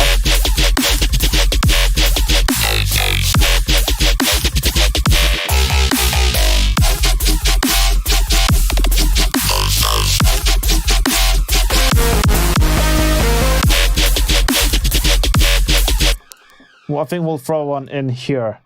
There's one more bass type that we need to do that I haven't done yet. that is also very much a part of Massive. And we'll copy over the processing that we have from the other channel here. Just these things. And we'll paste it in here. And we'll do like a medium. And one more bass that we haven't done yet that is also very much like part of Massive is the yoys, right? So the way you do your yoys is you do a bum bum bum bum. Let's do something like that. Some of you might know what I'm talking about. And I think I'll have to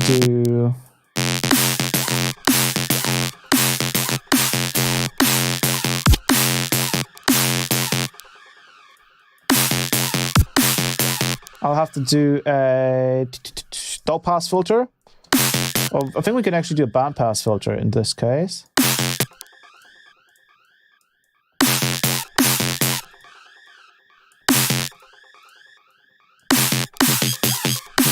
And we'll switch this over to a bit crusher. Actually, a sample and hold.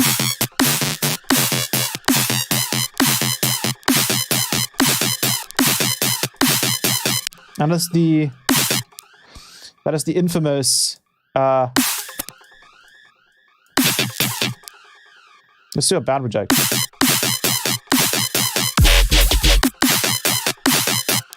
Some of you might know this one.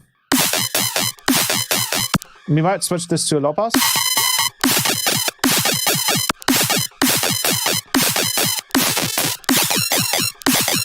Yeah. This sound is so funny. We can also automate the dry wet here.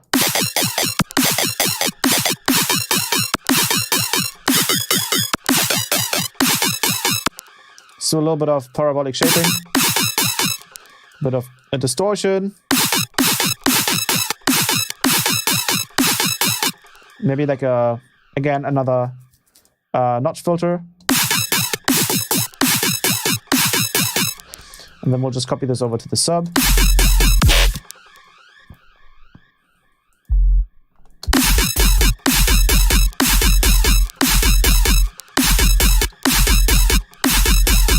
Legendary sound, yes.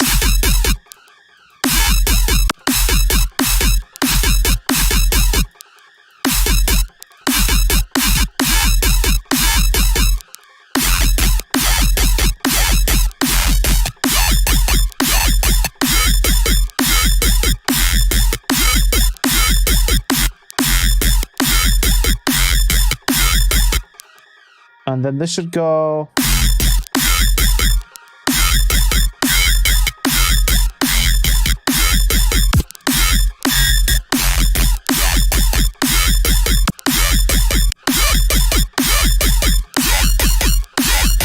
Kind of like that. And we can try a format. No. No, no, no, no, no.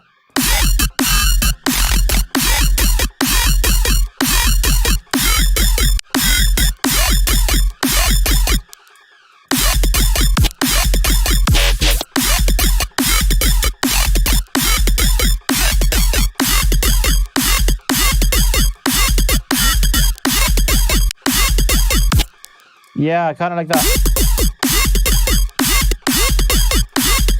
I mean, we want to remove.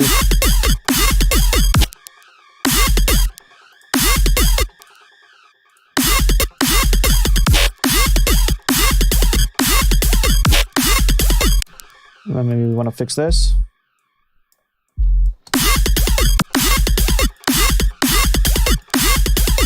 Cool.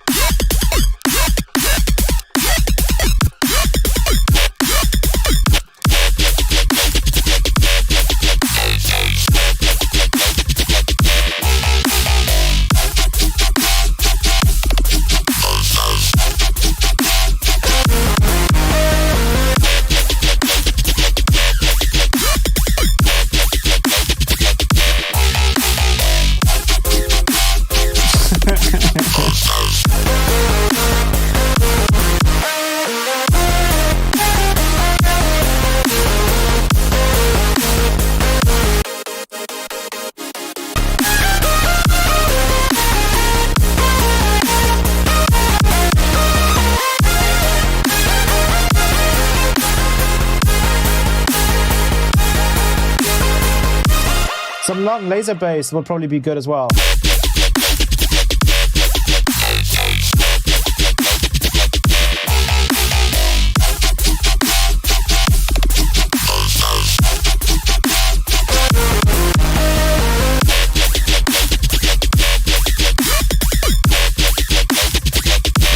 Like a pew, like a pew, pew, pew, pew. So we will do a bam. So like bam. So like a bam, bam. We'll hold this note. Good idea, good idea, good idea. Massive, massive L. Sorry, I'll copy this over and I'll delete this. We'll go to new sound, one up. So how do we do screeches in massive? We could do it with FM, we could do a sine screech, but we can also, I think what we can do is we can use the scream filter combined with the comp filter and potentially get something really cool out of that. Let's go with some. Let's go load up the, let's use the envelope here, the envelope 2.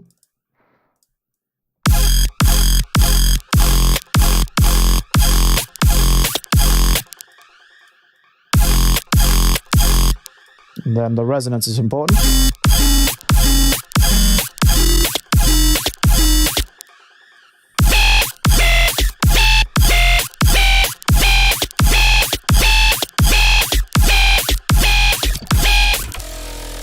Oh, welcome.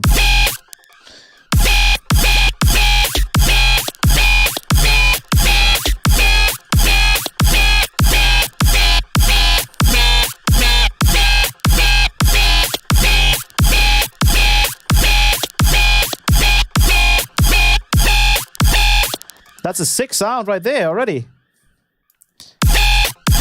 Holy shit. And then we do another one.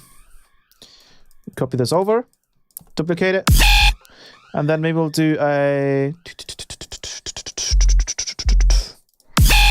We'll do a lower one. So we'll use a macro here to do an opposite direction.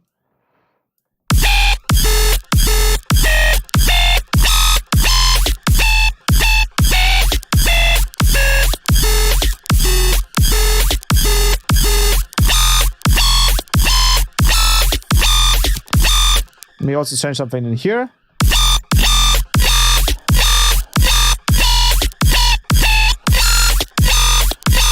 Let me change something about the scream. Yeah. And then we can just turn on the macro here. Then we can switch.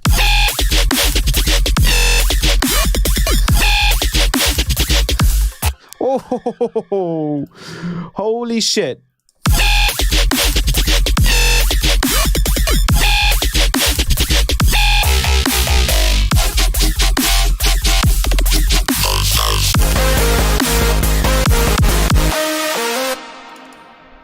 Bass, God, bass. Nice bass, bass, God, bass.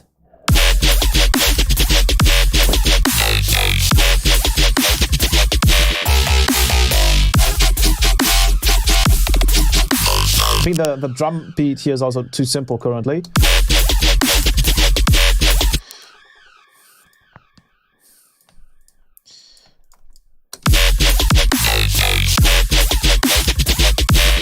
Let's do it like a triplet. Maybe put these on, let's put this on gate. And then just have this shorter. Probably even shorter.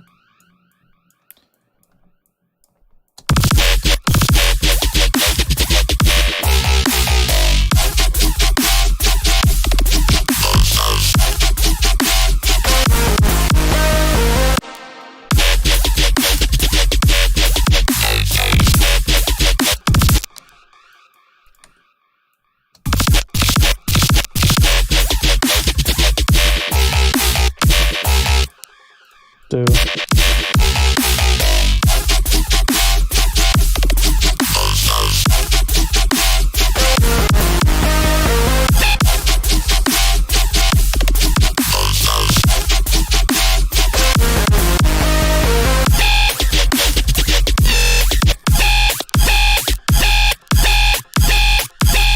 screen filter is crazy. Holy crap.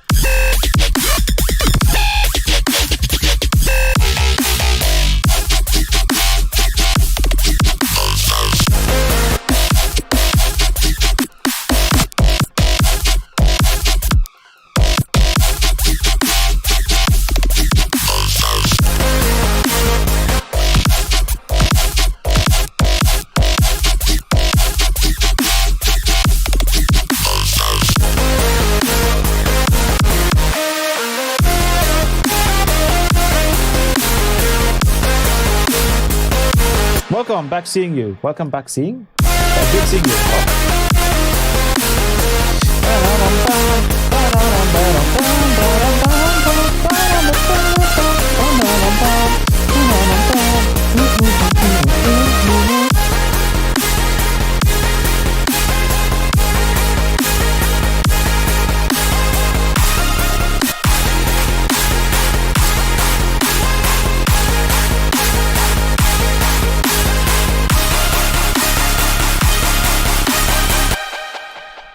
Do even shorter. Obviously, these are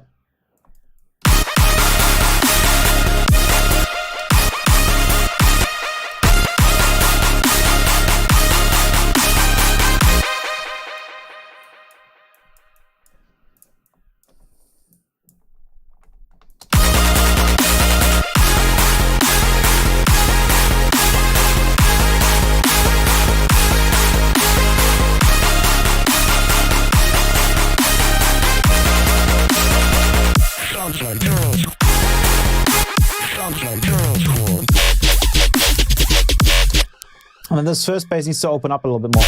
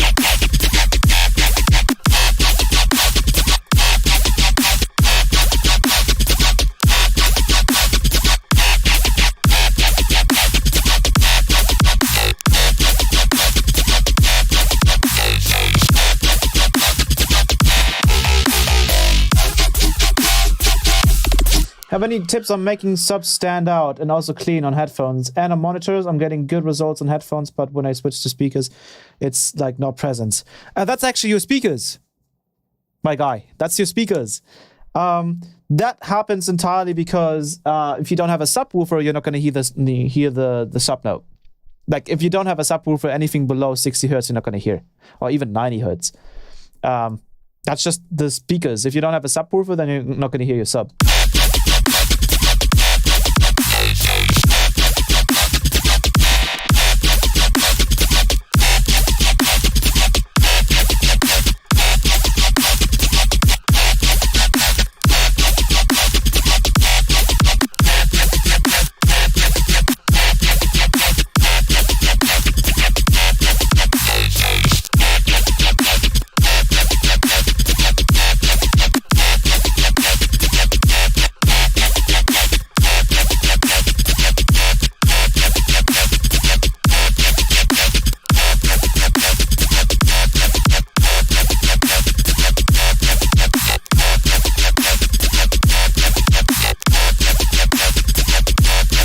This needs more interest, right?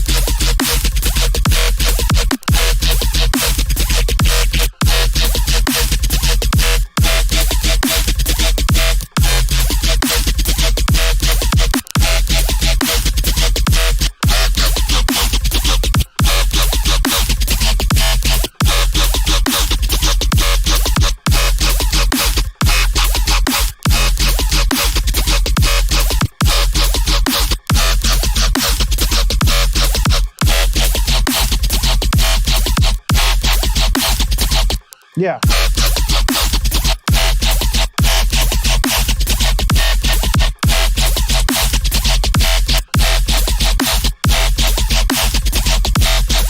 Ooh.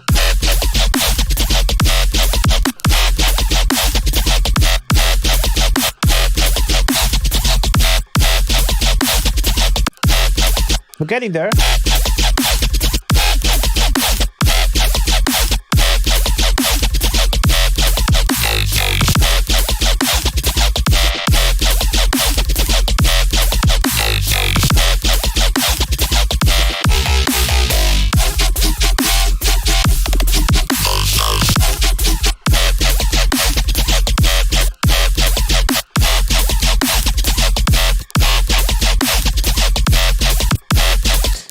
Flame here, the Genelec 8020D 4 inches. Yeah, I'm not sure those have a subwoofer, right?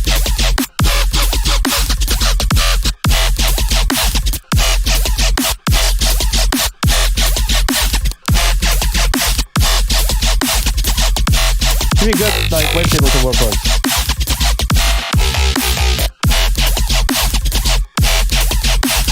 I think even this one doesn't even need phase mod.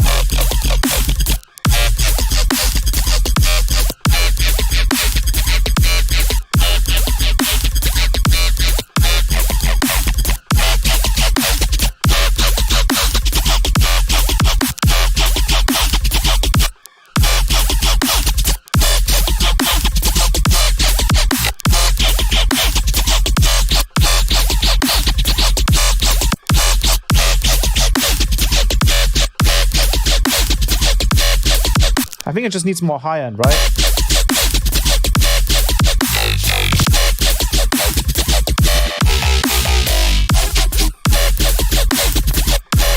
There's some weird, like, really high top end here. That's really strange. Where's that coming from? Is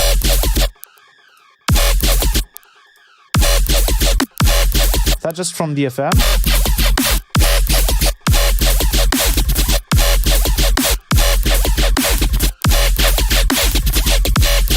I think you guys can hear it as well. Ooh, where's that coming from? Ew. There's some like weird clicking happening. Ew.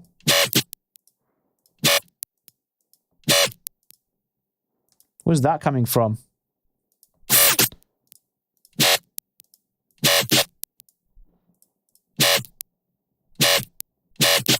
Seems to be Redux.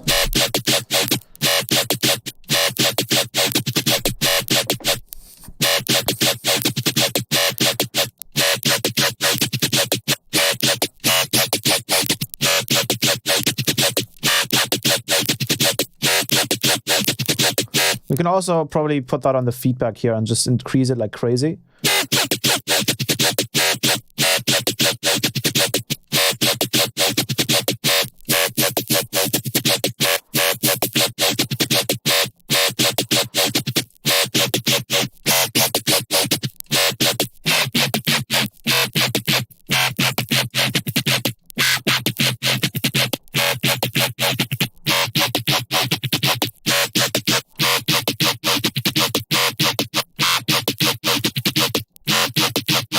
FM basses are totally possible with like with a sine oscillator. It's just, you know, not necessarily. What does it say sidechain here?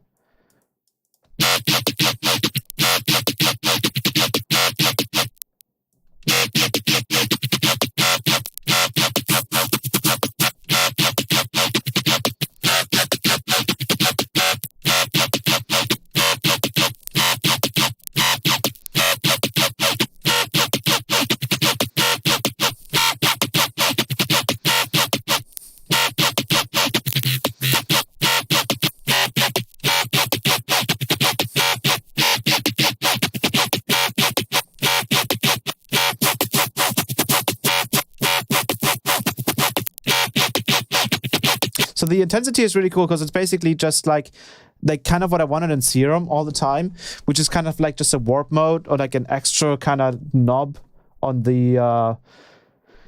I can hear it. Yeah, it's kind of annoying, right? Like I wanted a knob like this that basically lets you kind of filter out all of the top harmonics of a wavetable, just to kind of make any wavetable fit a specific workflow.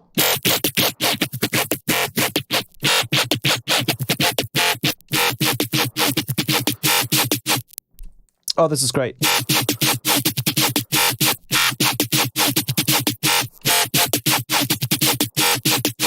It's a little bit too much high end in here. I mean, I pushed it like crazy too.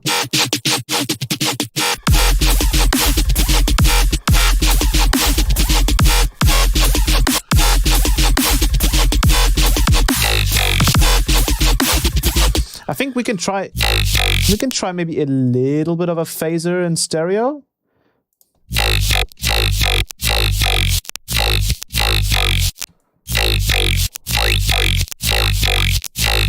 I don't really hear the stereo here, but maybe usually a dimension expander on a growl doesn't. I'm only hearing it on the sub. That has to be some routing stuff happening. What is going on here?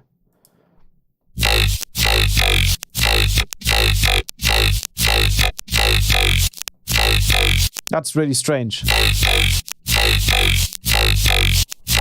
I guess they should be generally mono anyways.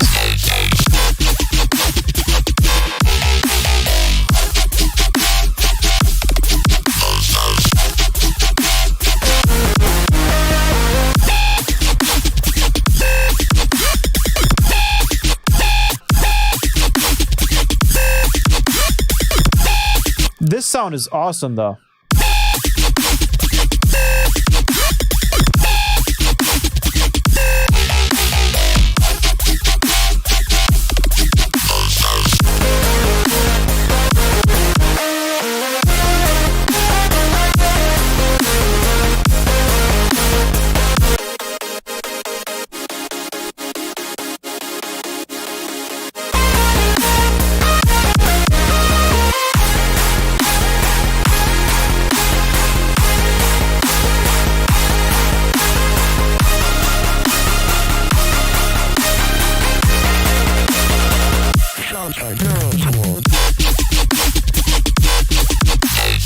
You probably need like some kind of A section, right? Kind of like we have over here.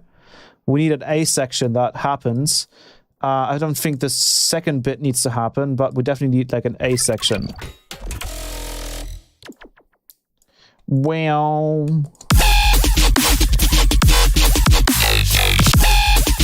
maybe a different kind of sound. What other sounds could we make that are like very much like a boo? I know what other sound we could potentially make.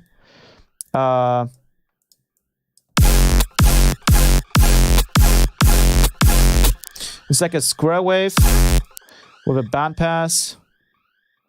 A bandpass, please. Put this to performer. Do like a whoa. How do we would? Nah, we should probably do like an envelope for this probably. Put this on. Oh yeah, of course, and then use the comp filter and combination to get the yeah.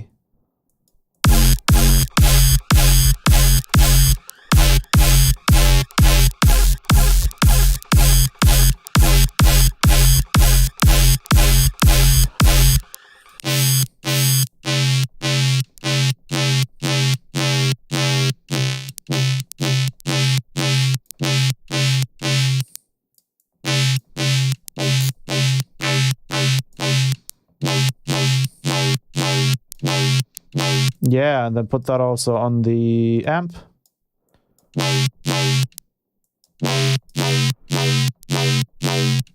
Add a little bit of teletube. A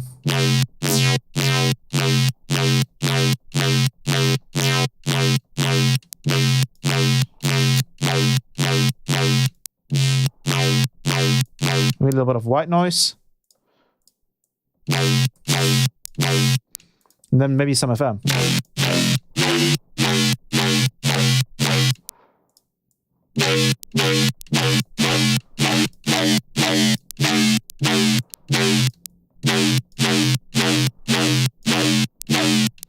And then Jerry speaking.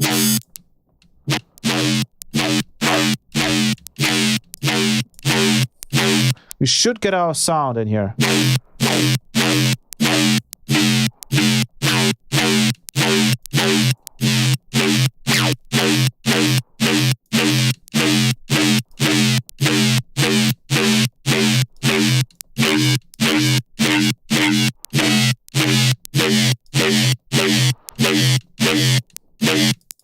Try a notch filter.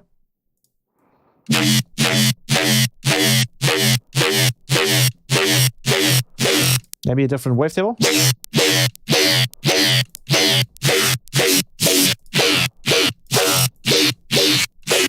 Well, this should actually just work with a square wave.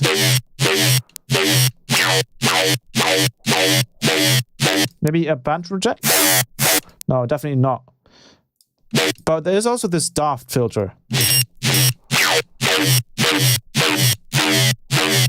Yeah, the daft filter sounds like it does more.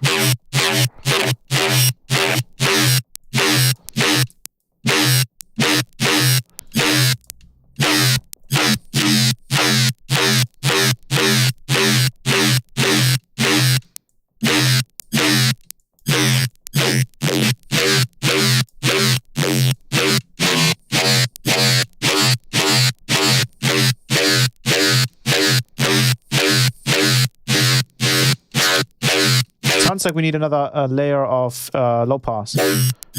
Yeah, we definitely do.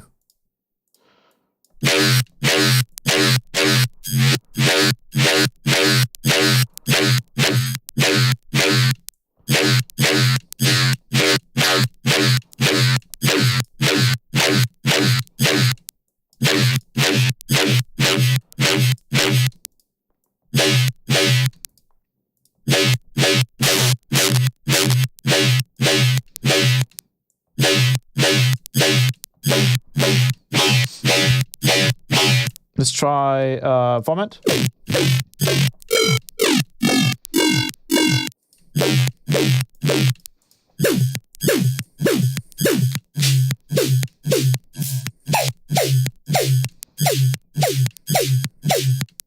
What is that sound now? What the hell?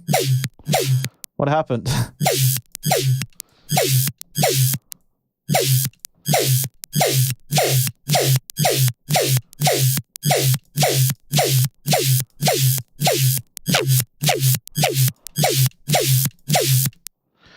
We did.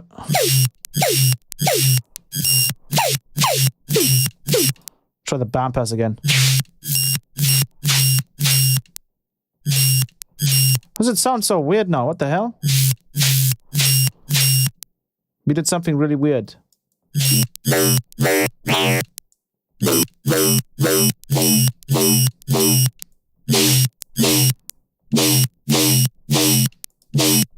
That's not even Redux doing it.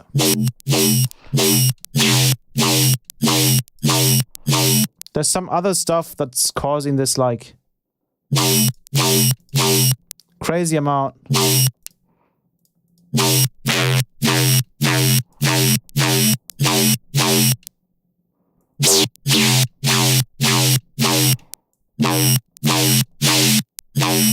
Really wonder where that's coming from.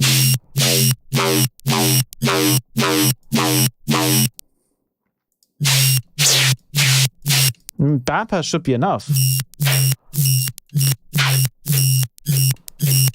Take a classic. Whoa, why does it sound so weird? Did we do something weird? Maybe it's the There's the envelope, media control. Oh yeah, look at this. Where's this over here? Well, that doesn't change anything.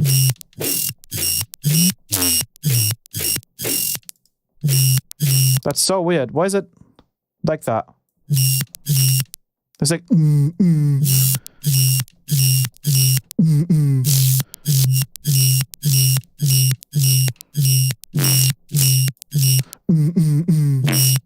Oh, it was the it was the intensity of the Yeah, that's what we wanted. There we go.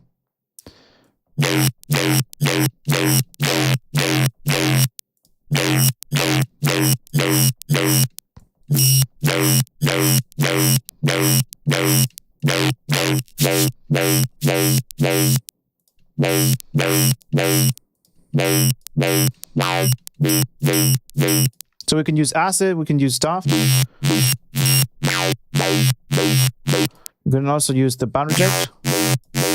But bandpass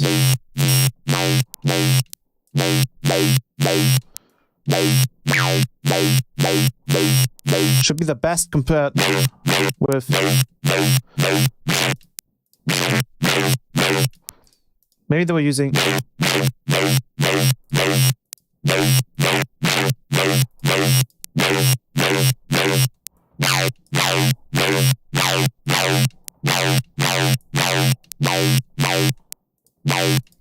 use the classic tube.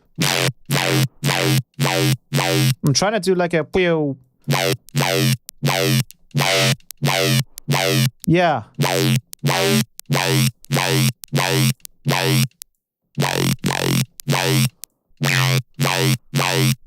Some sound like that. I think the issue here is that we have this one changing but not this one, so we also have to change the phase mod oscillator. Yeah.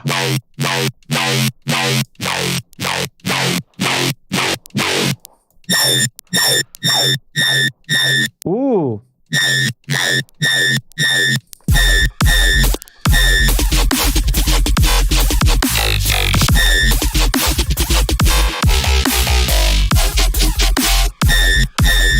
That's an interesting sound.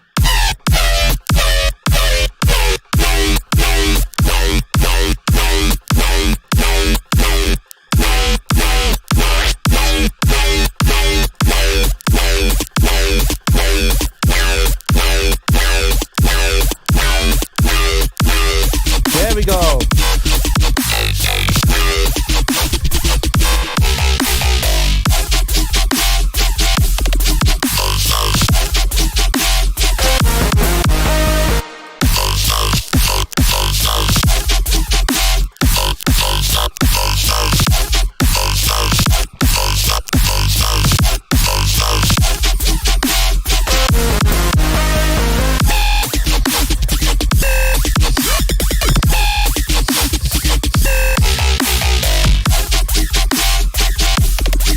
And now I want to do the same bass here, but I want to use a completely different performance. Okay, so we're using... I'm going to click on the random.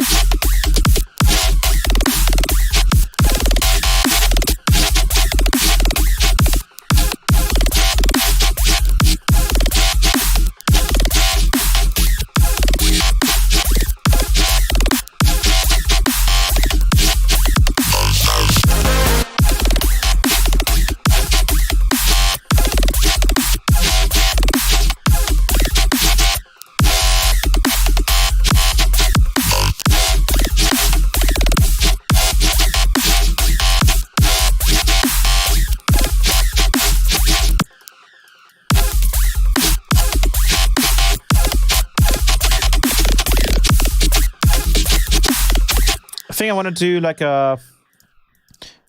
Well...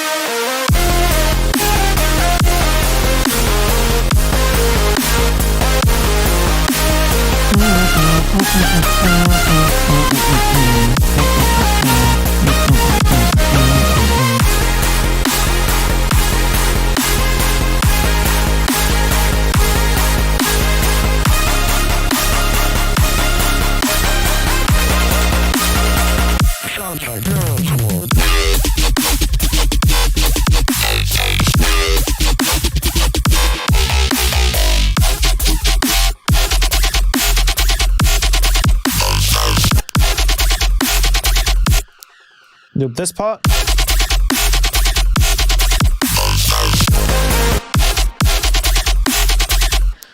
And then maybe we can do like a...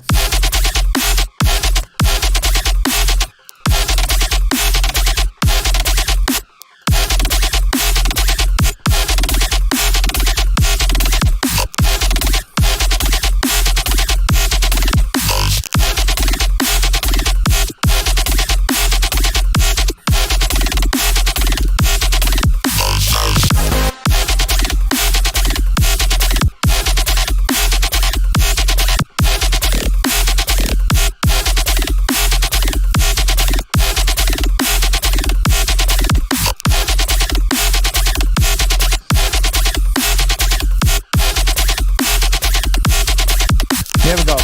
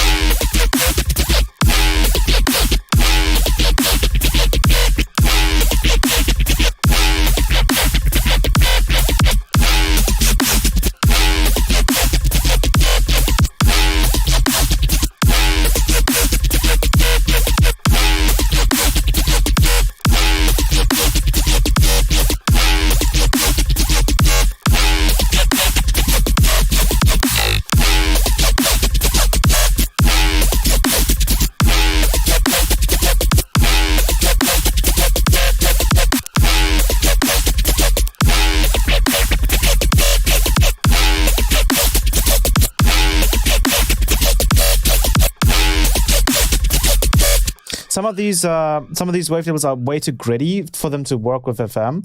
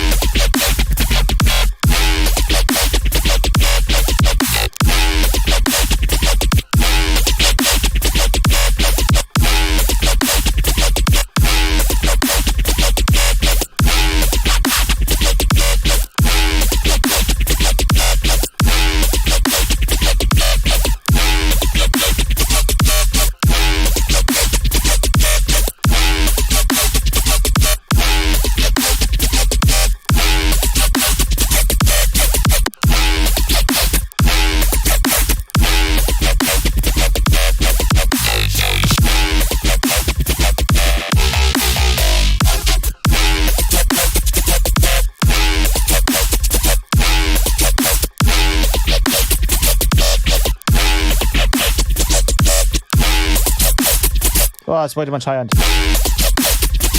Ew, that was way too much high end.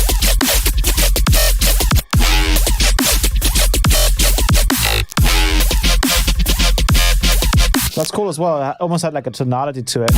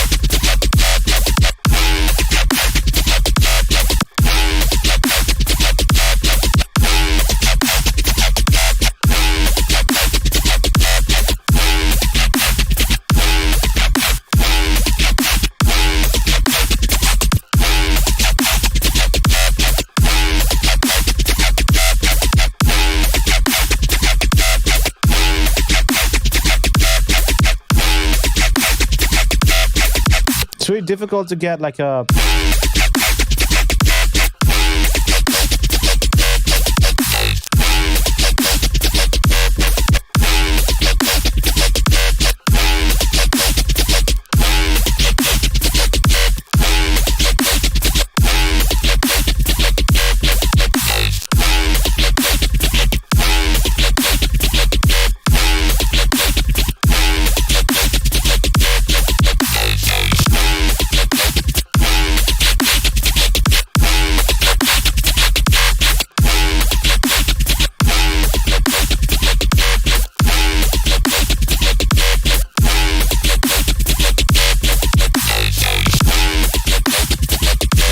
It's like too noisy for my taste here.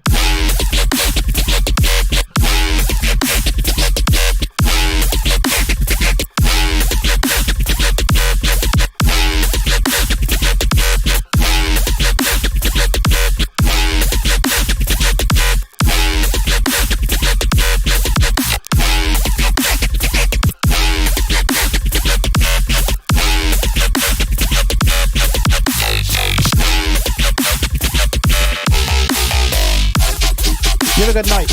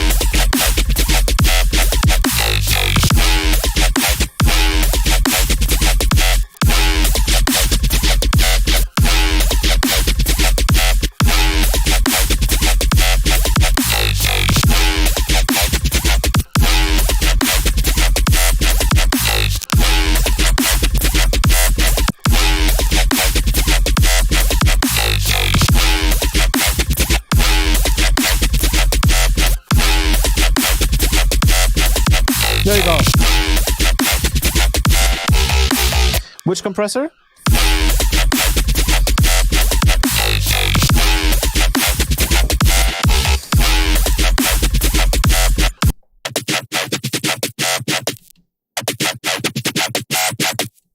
There's a lot of distortion going on in here. It's quite difficult to preserve the FME space.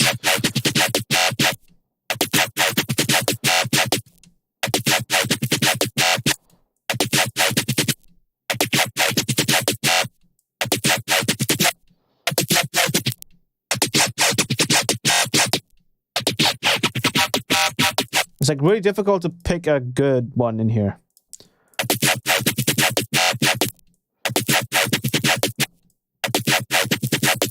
The kangaroo is does kangaroo even make a sound?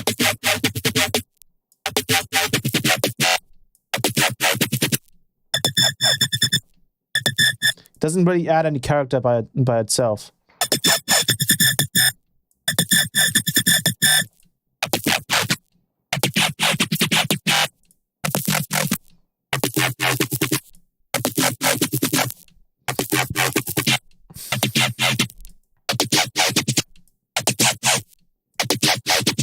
It's very much the same sound.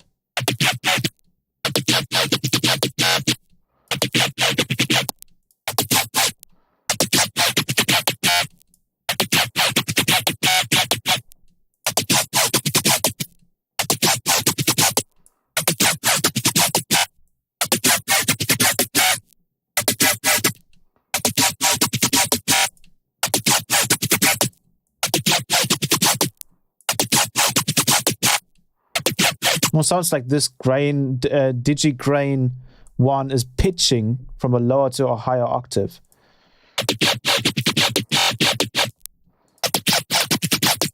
Really weirdly.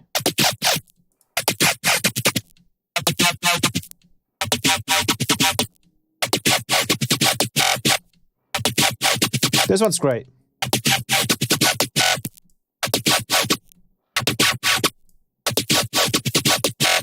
That one sounds good. I like that one.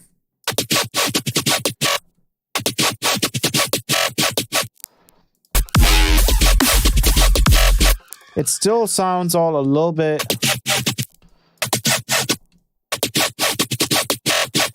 like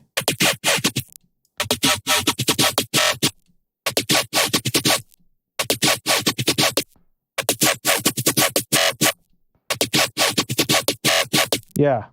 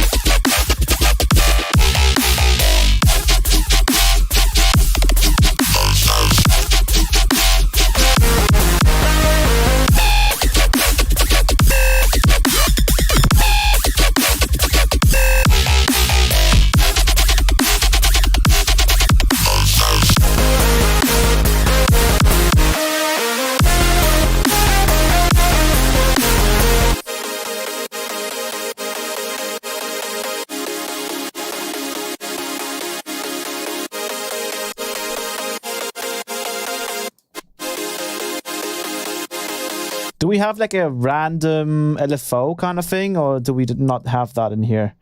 Because it doesn't look like we do. We do have noise. Whoa, what is this?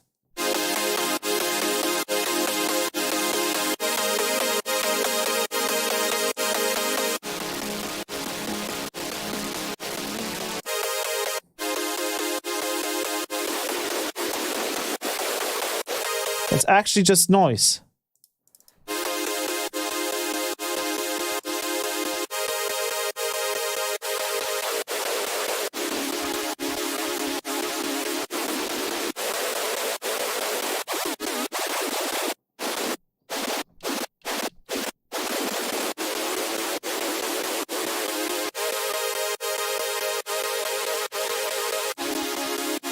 Can't go any faster than that though.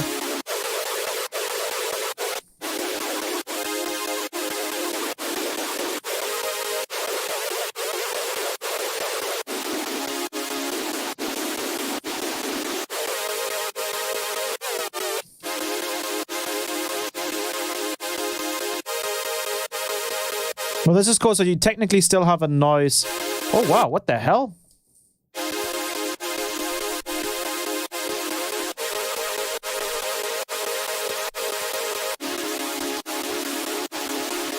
That's awesome. That's cool.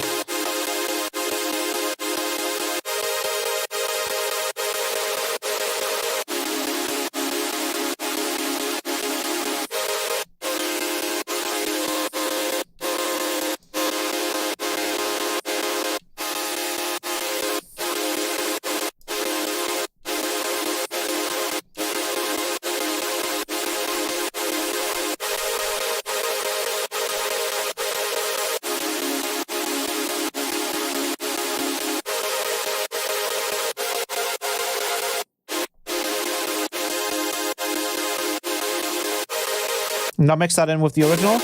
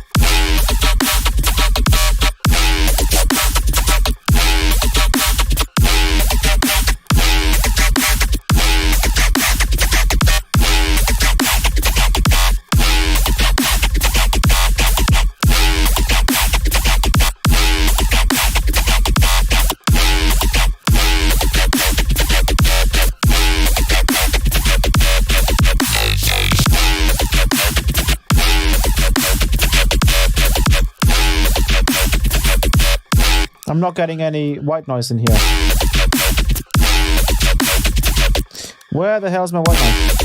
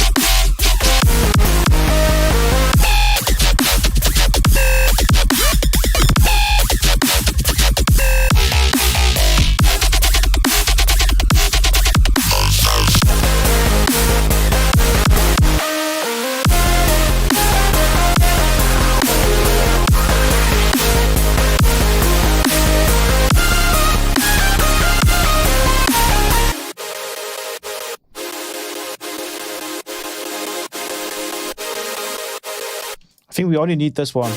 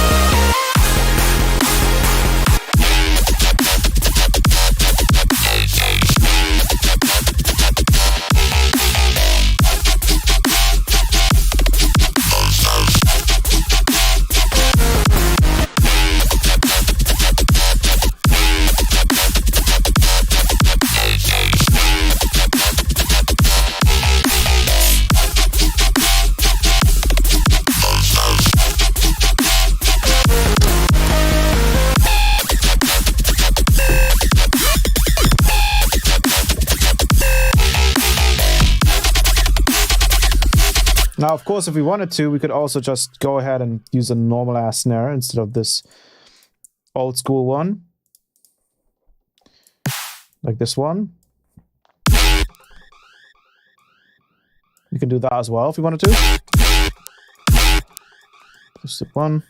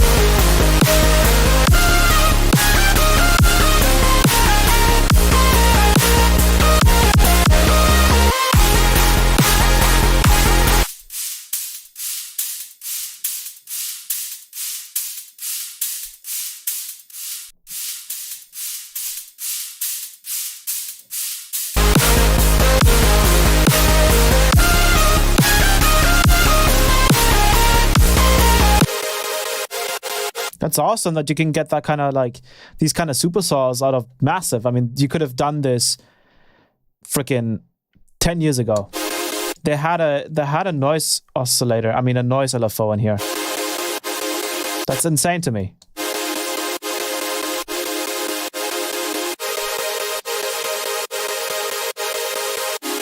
You could even do more unison if we wanted to. Let's do like 32.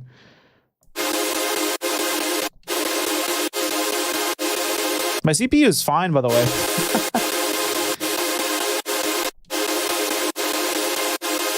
Look at, listen to the difference here.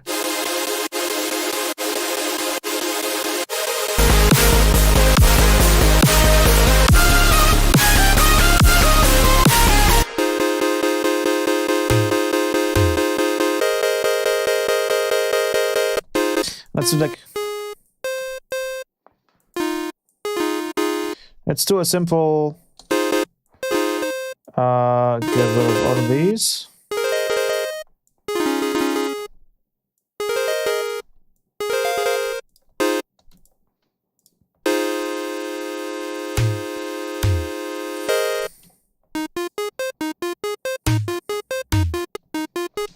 Let's do a custom one. We have the notes here, we can play around with them. Let's do a simple.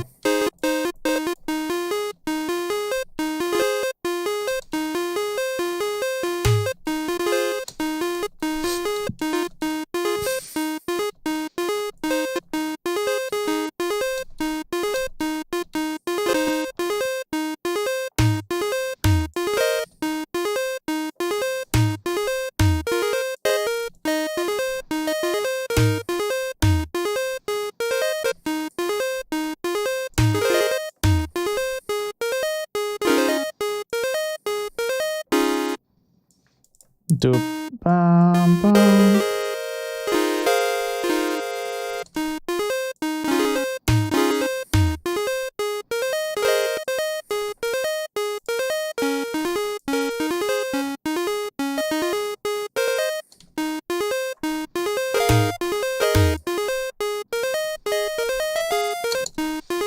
There you go.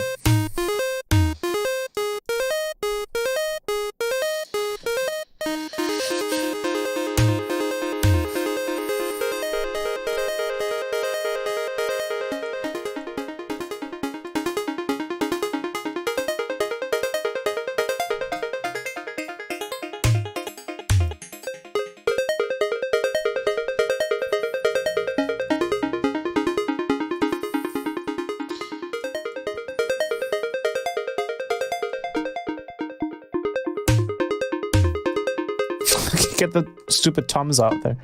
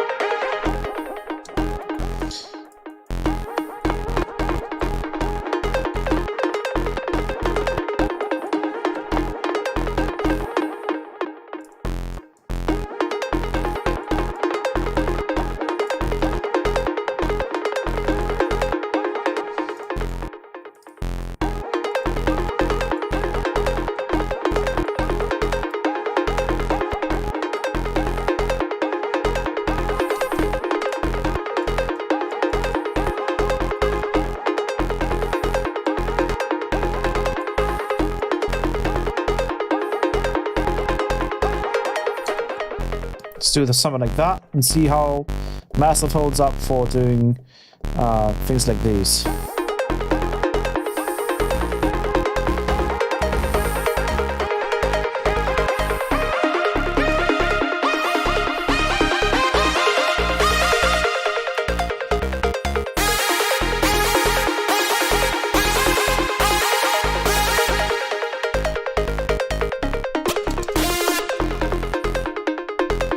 Because now that we know that we have a noise oscillator in Massive, we can do some really cool stuff with, let's see, I'll be right back. 1 second. Okay, we're good.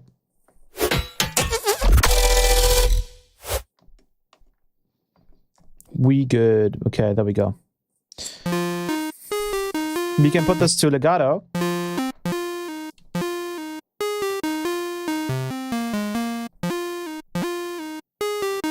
And then we can put this to a sine wave.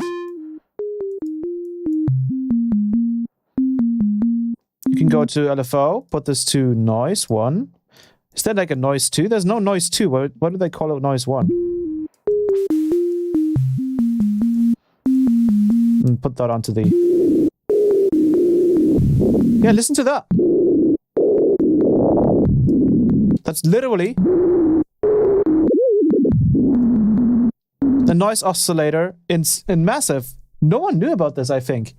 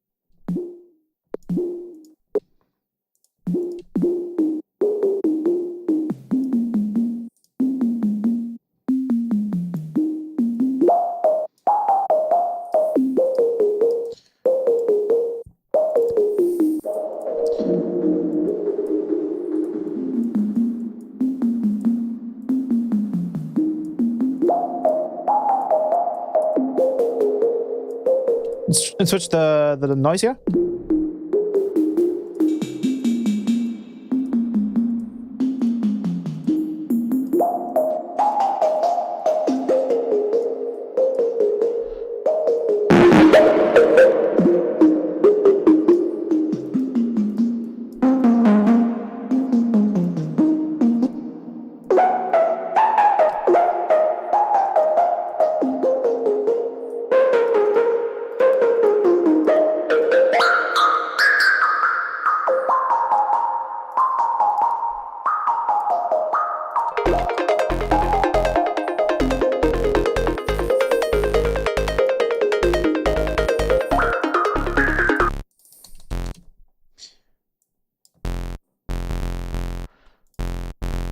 And let's see how we can make this into like a proper base here.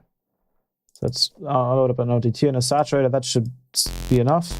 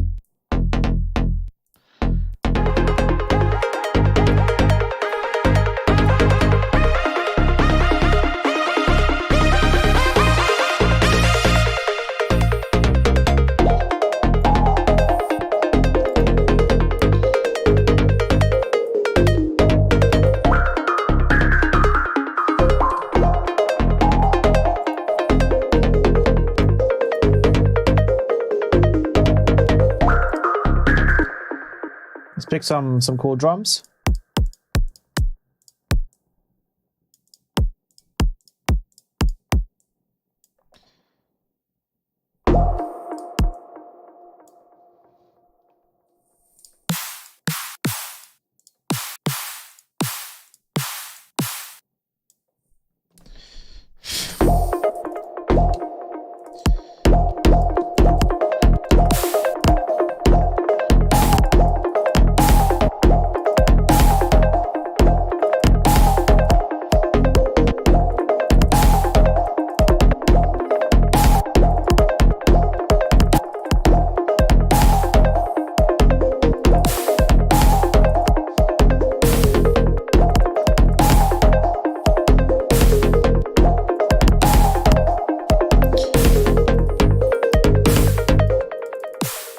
Then push this up to 1, 0, fade out.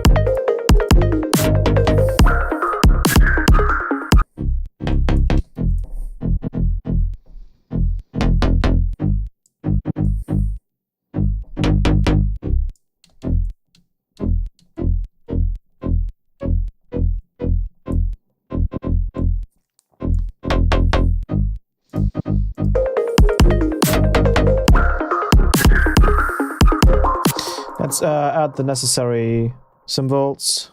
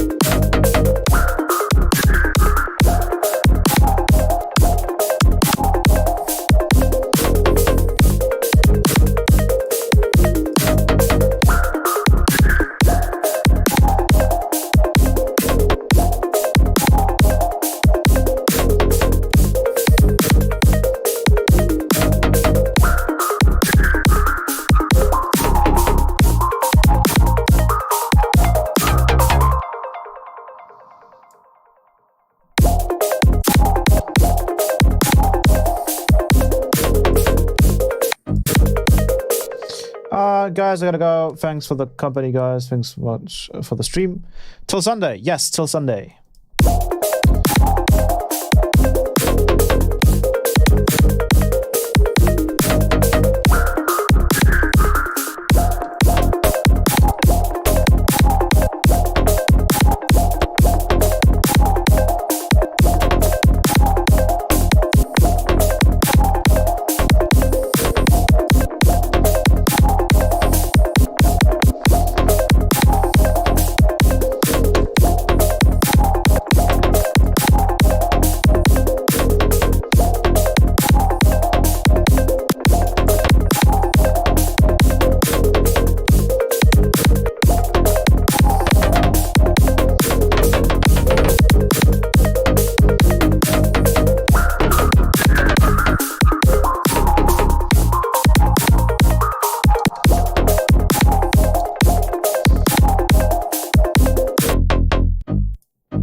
Let's reduce the amount of distortion. Oh, we don't have any distortion in it. Oh, wow.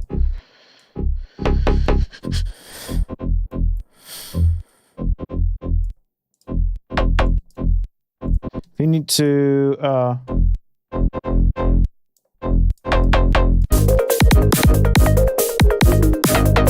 I'm using the DT, the Biodynamics DT770 Pro.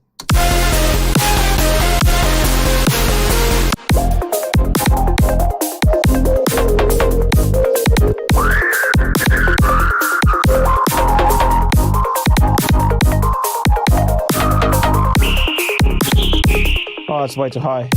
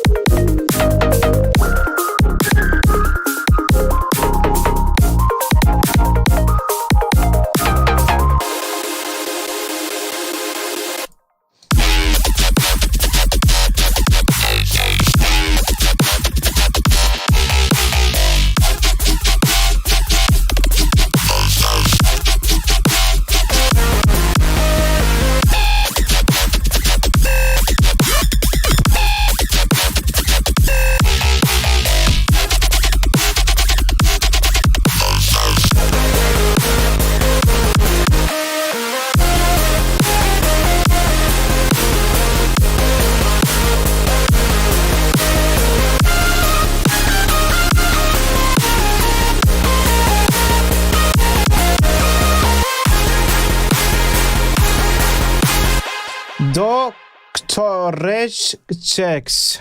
What are you saying? I do not understand. You should try to make the helmet rainbow for color base. That would probably be pretty sick, yeah. I'm gonna cut this out. I'm gonna write it quick intro.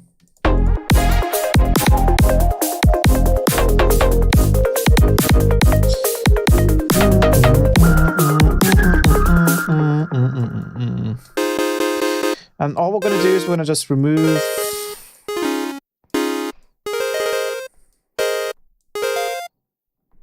I'm going to hit legato. And we're going to go to arpeggiator. I'm going to switch this to chord trigger.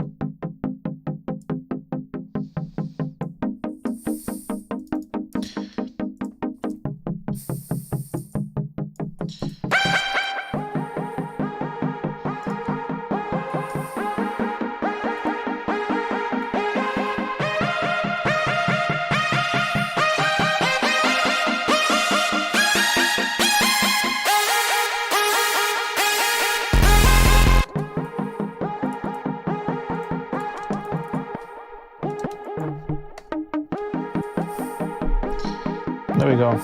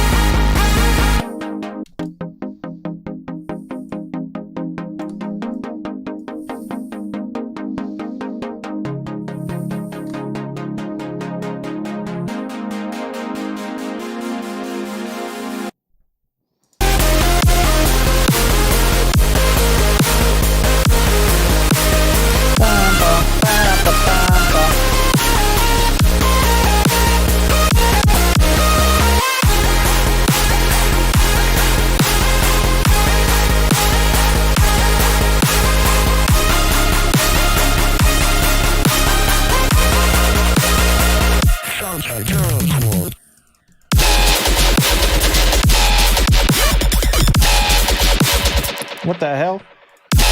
Oh no, I messed up. Oops. Get rid of this.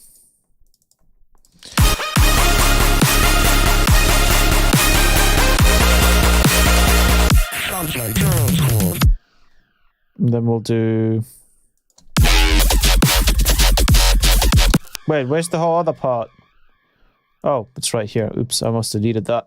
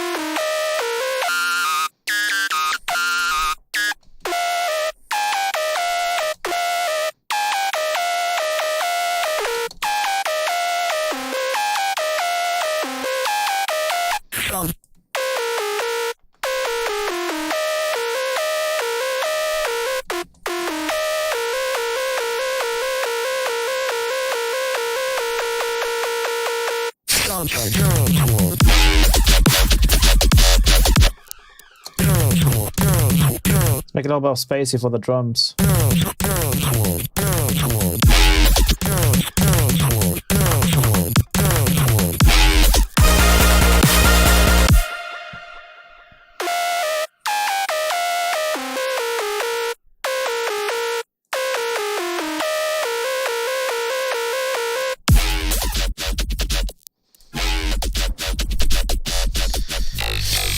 Thank you very much.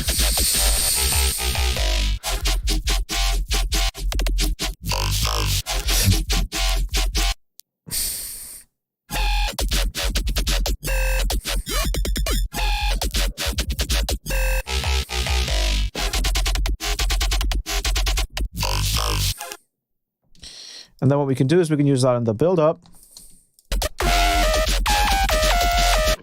Let's do a loop. And we'll go ahead and loop just a little section here.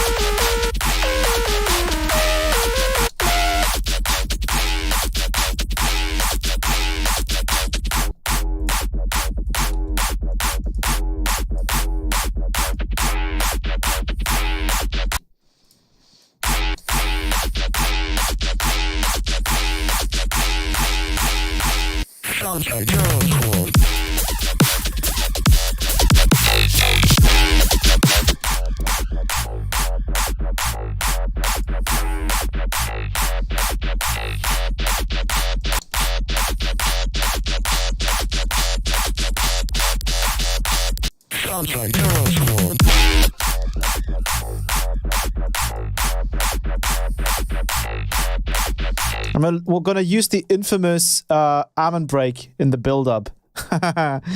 What's this? We're going to use my two risers, my two signature risers, which is the signature riser deluxe and the signature riser. You both know them.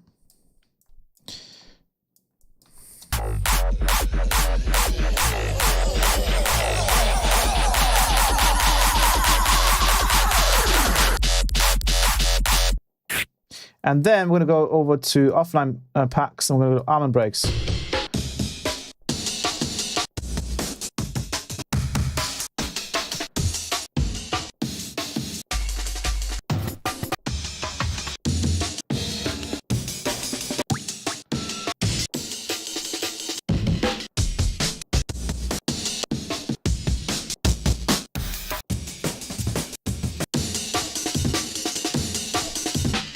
Y'all know this one.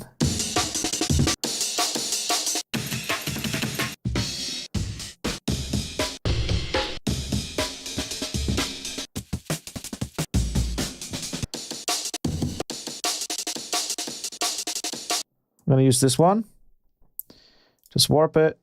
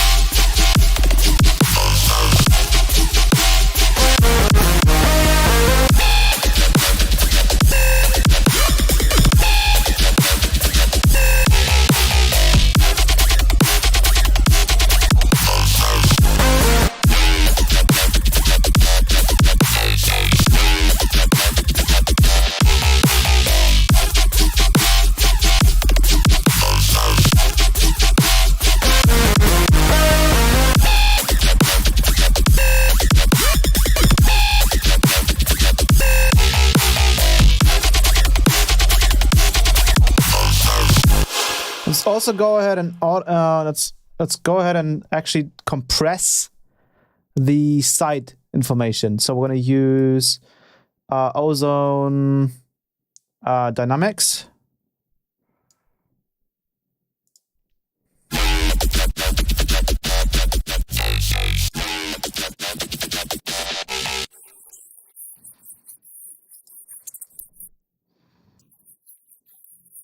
I'm going to put the ratio to 1:1, so this doesn't do anything.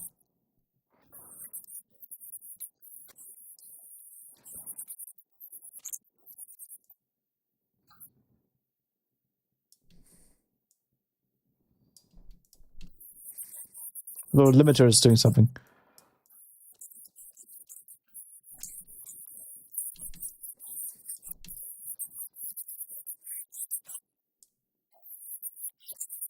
Let me just use the compressor.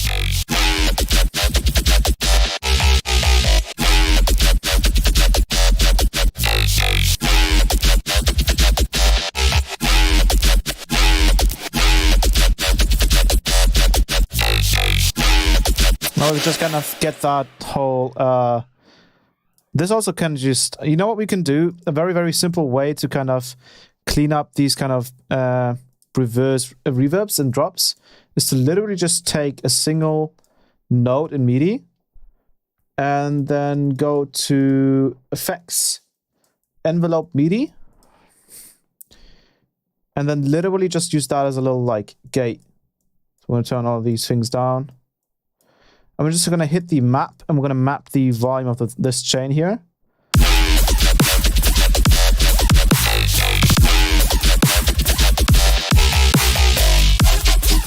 Now we make sure that it always just turns off whenever we stop playing.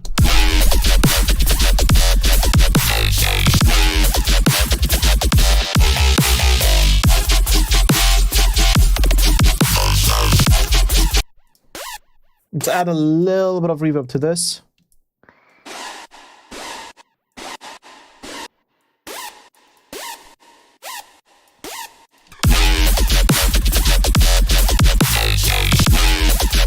Cool.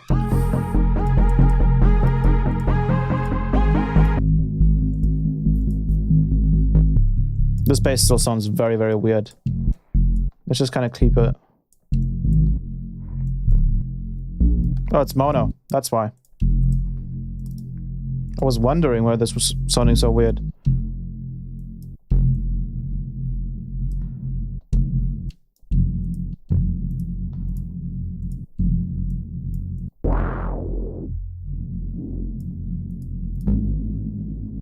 Was it still...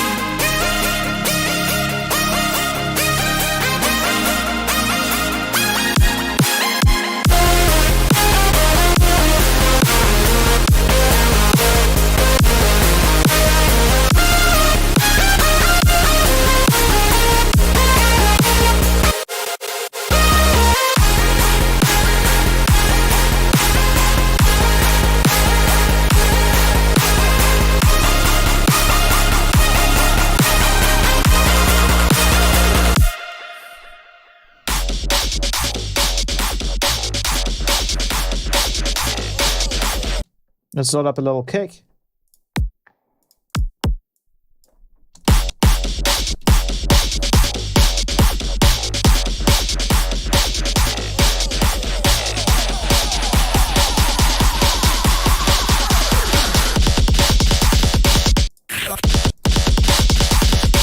Sounds like terror squad.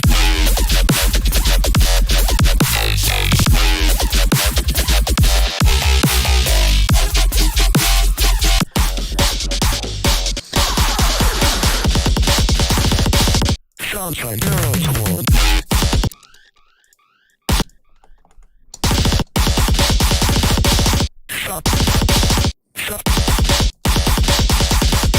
Sounds like terror squad. Sounds like terror squad.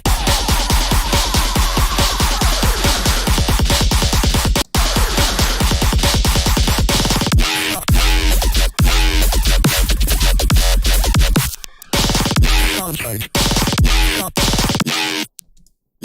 It's a little aggressive. Sounds like terror squad.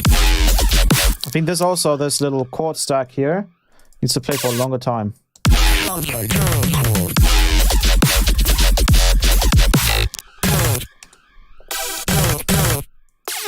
We are in F, what, like in F minor?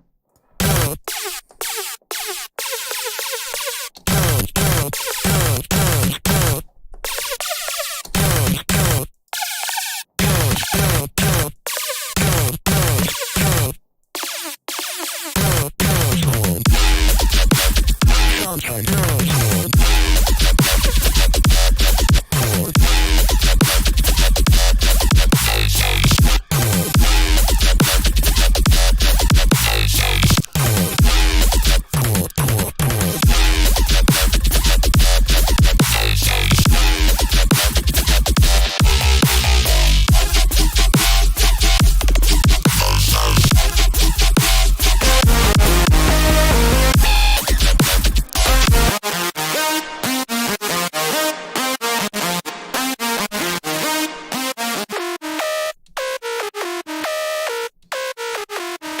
All made it massive, yes. All of this has made it massive. Oh.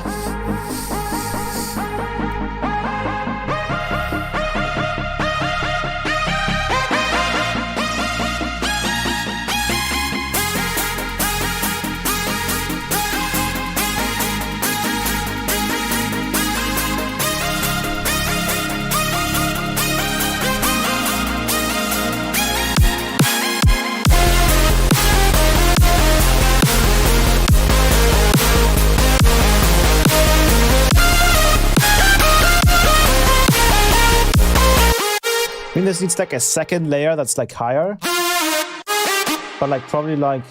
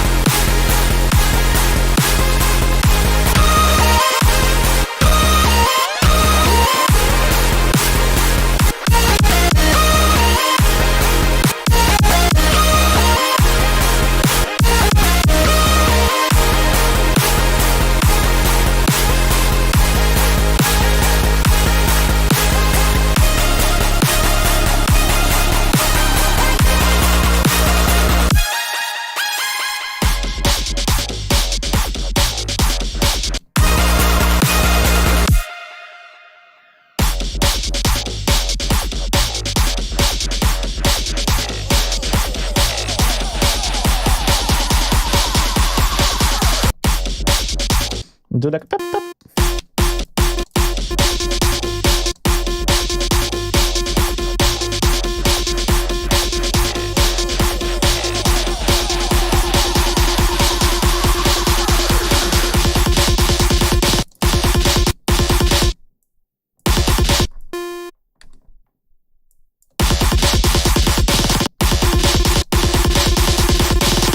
Sounds like terror squad.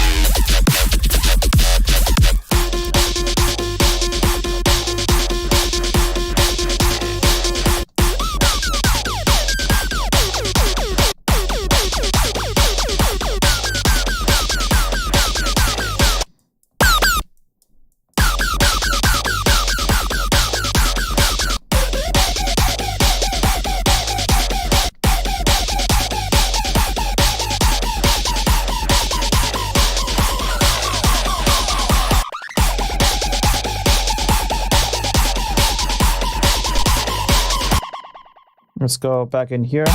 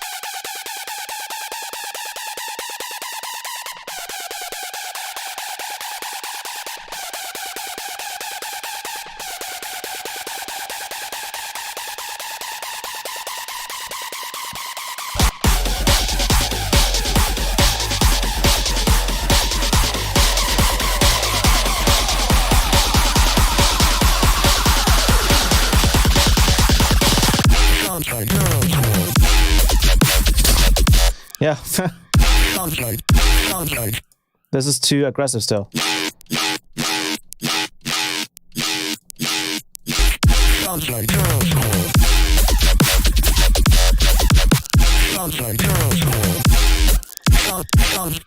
We need a more monotone voice. Sounds like Terror Squad. Sounds like Terror Squad. Sounds like Terror Squad. Sounds like Terror Squad. Sounds like Terror Squad. Sounds like Terror Squad.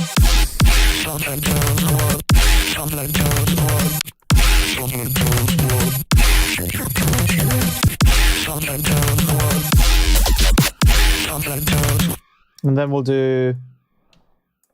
Sounds like Terror Squad. Sounds like Terror Squad.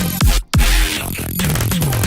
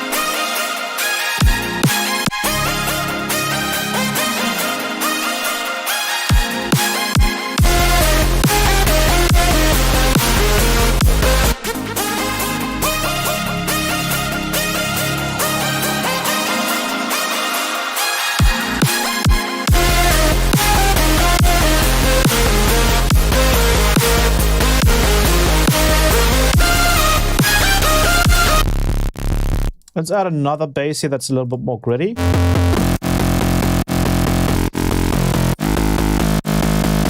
Let's add some unison.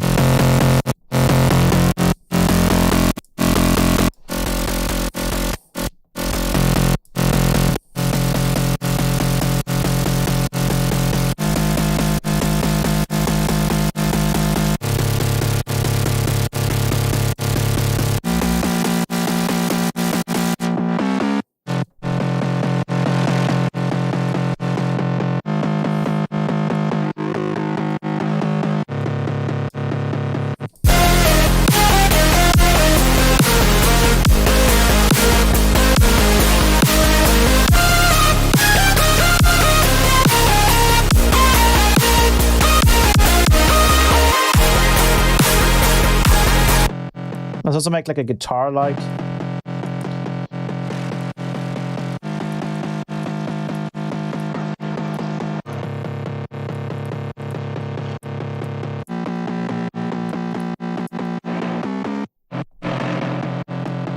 And we'll probably use some, probably just like an amp in here.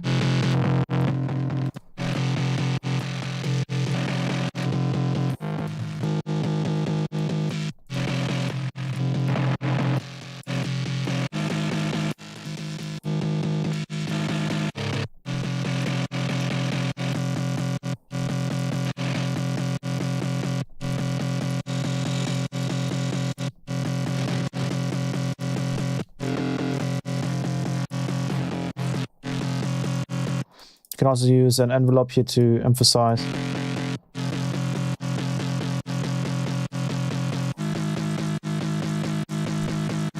Let's use like a cabinet, which is part of Ableton.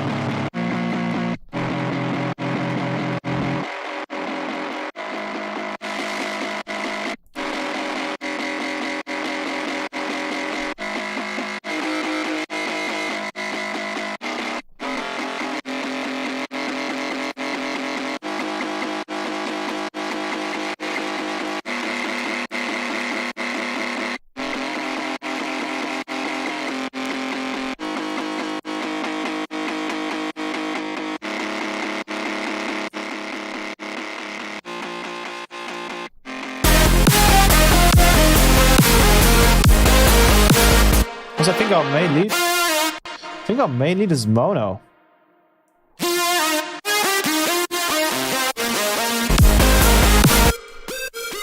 Pretty mono, yeah. This sound as well.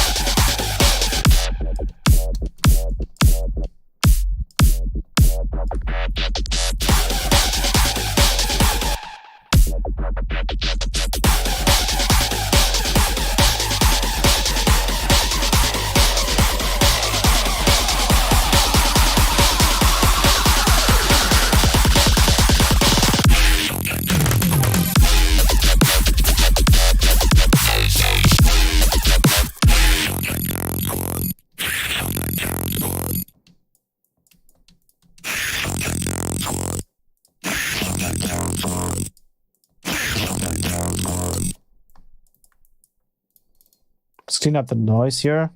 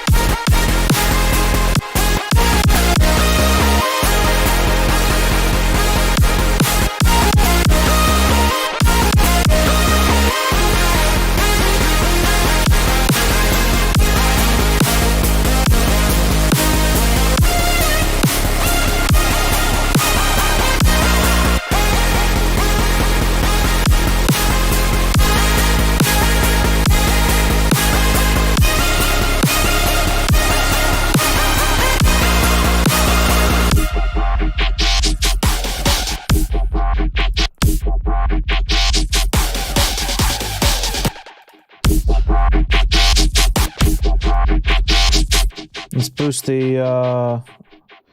Let's only boost the.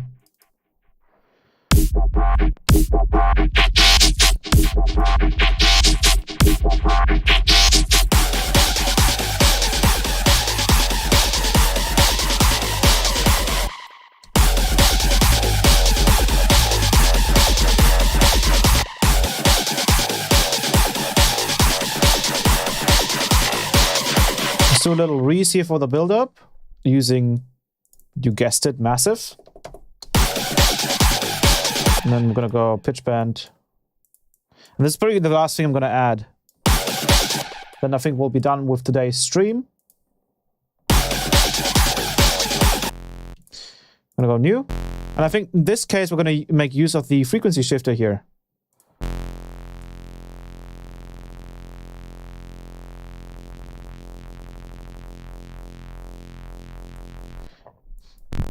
I'm gonna use white noise.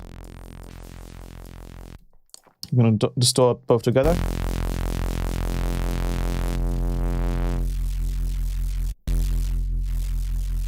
Well, it's also doing it on the white noise. That's kind of dumb. But it's actually fine. We just need to really distort it.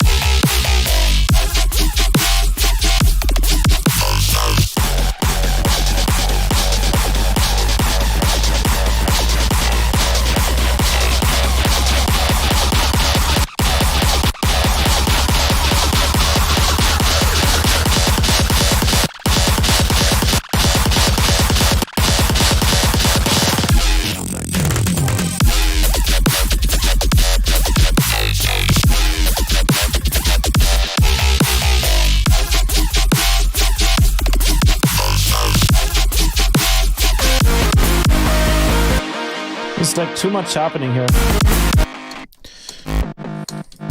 I think this one can go.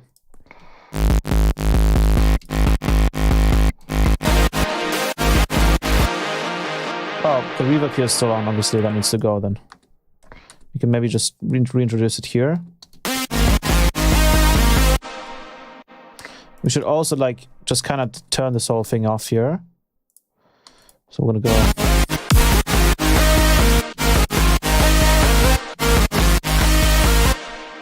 So the utility, kind of just mute it on this part until that comes back in.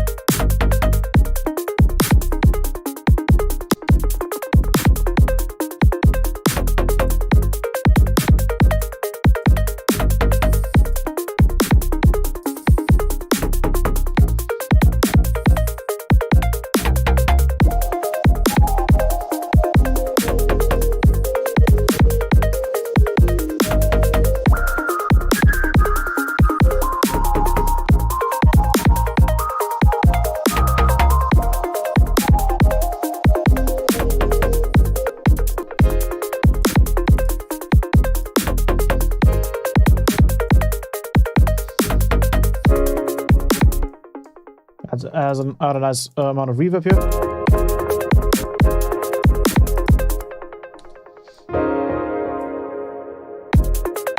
We can randomize the velocity.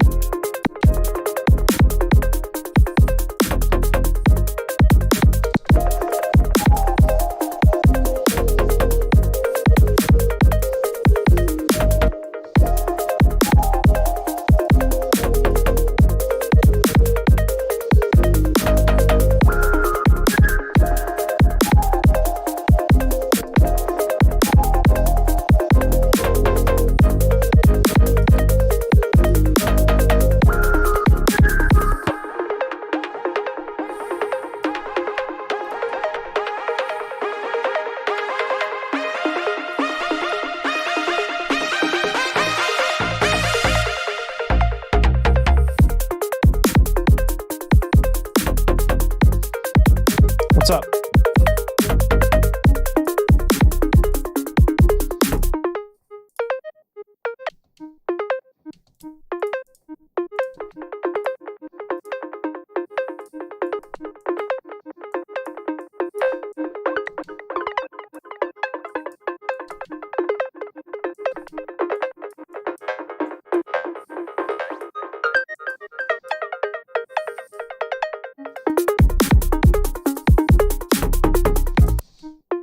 Let's add another sound that is, we'll base this one just on a bunch of delays, right? Well, this was also available back then, so I'll just kind of cheat here. Just add a bunch of delays.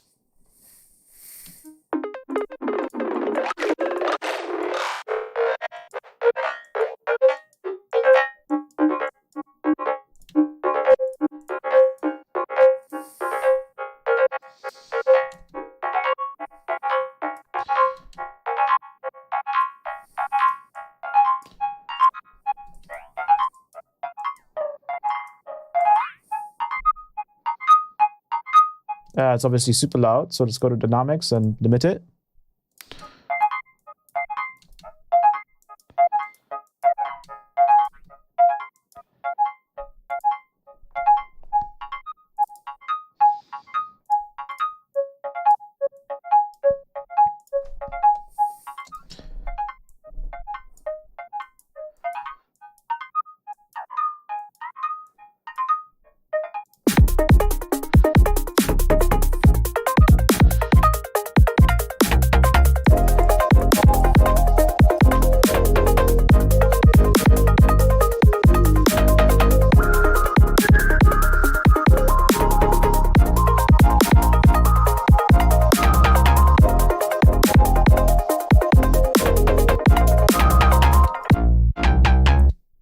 Put this to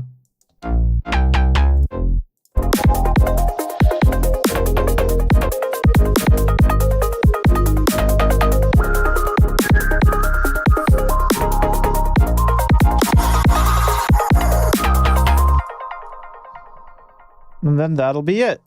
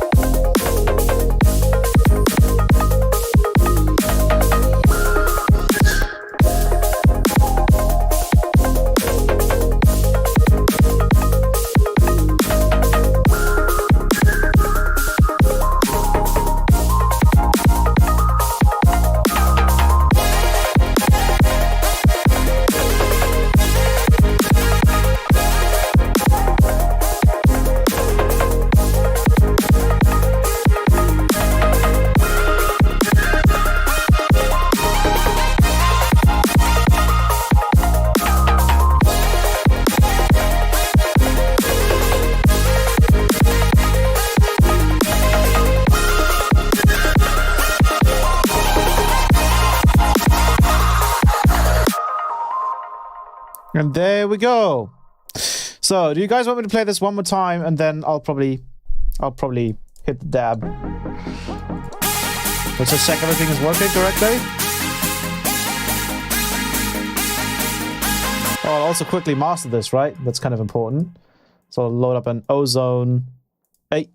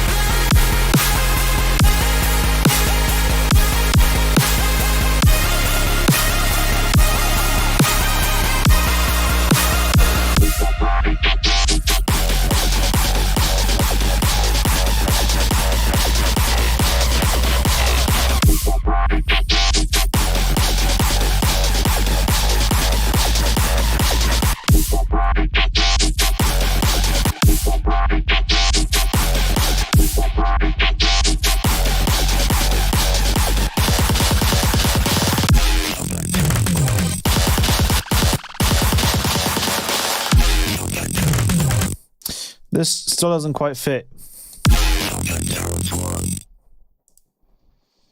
Turn these off.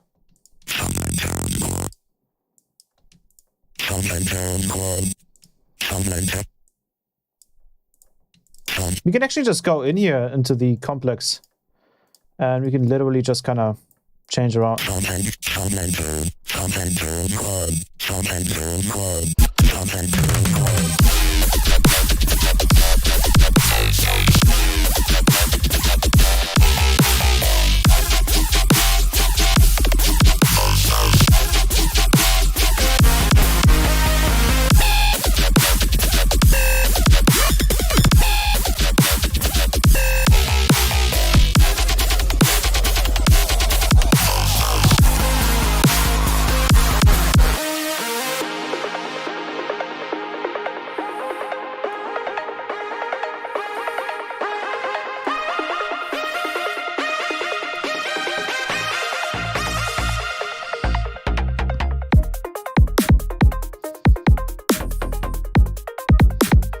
It's a little bit too chill here.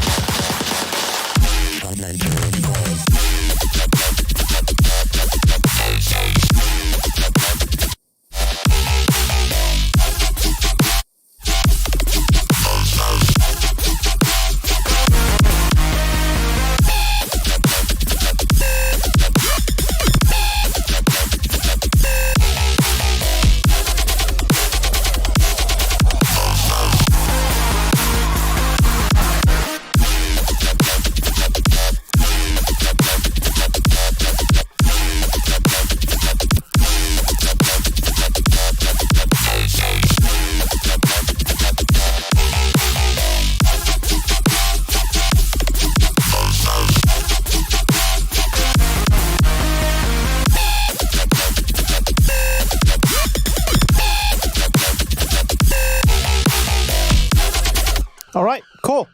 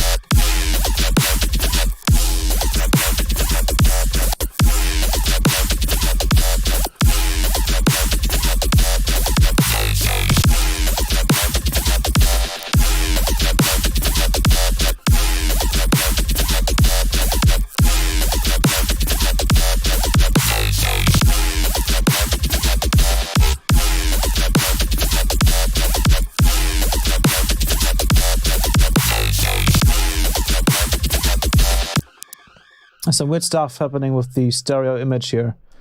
Let me go ahead and equate this.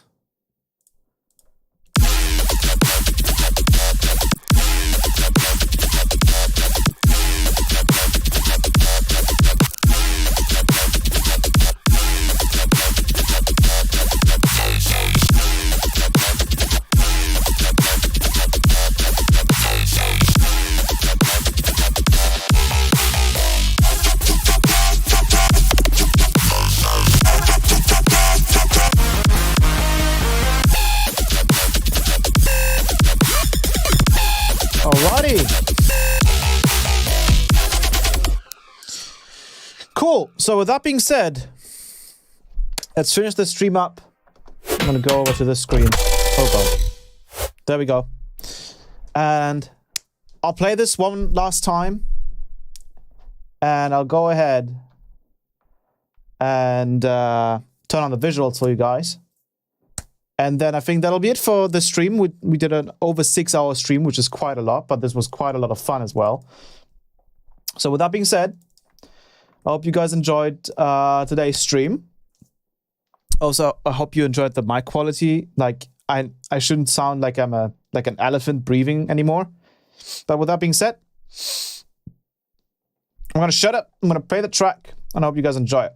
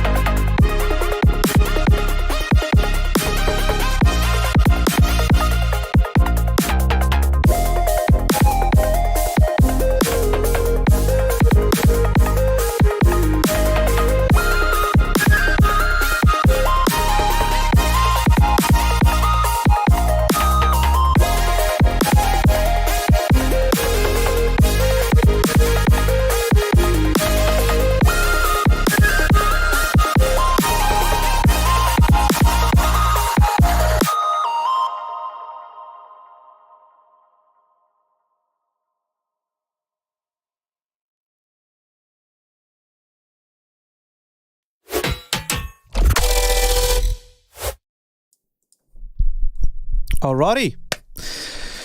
Hope you guys enjoyed that. It's been a while since I've heard something from 2015/16 in 2022. This was a super fun project to start. I don't know if I'm going to finish it. I might upload it to Audius, as someone mentioned in the comments. But yes, those visuals are real time. But other than that, I hope you guys enjoyed the stream. This was super fun to do. And hopefully I'll see you guys next week, next Friday. And we'll do some more cool experimental stuff. But yeah, until then, I hope you have a great weekend. And I'll see you guys next time. Bye.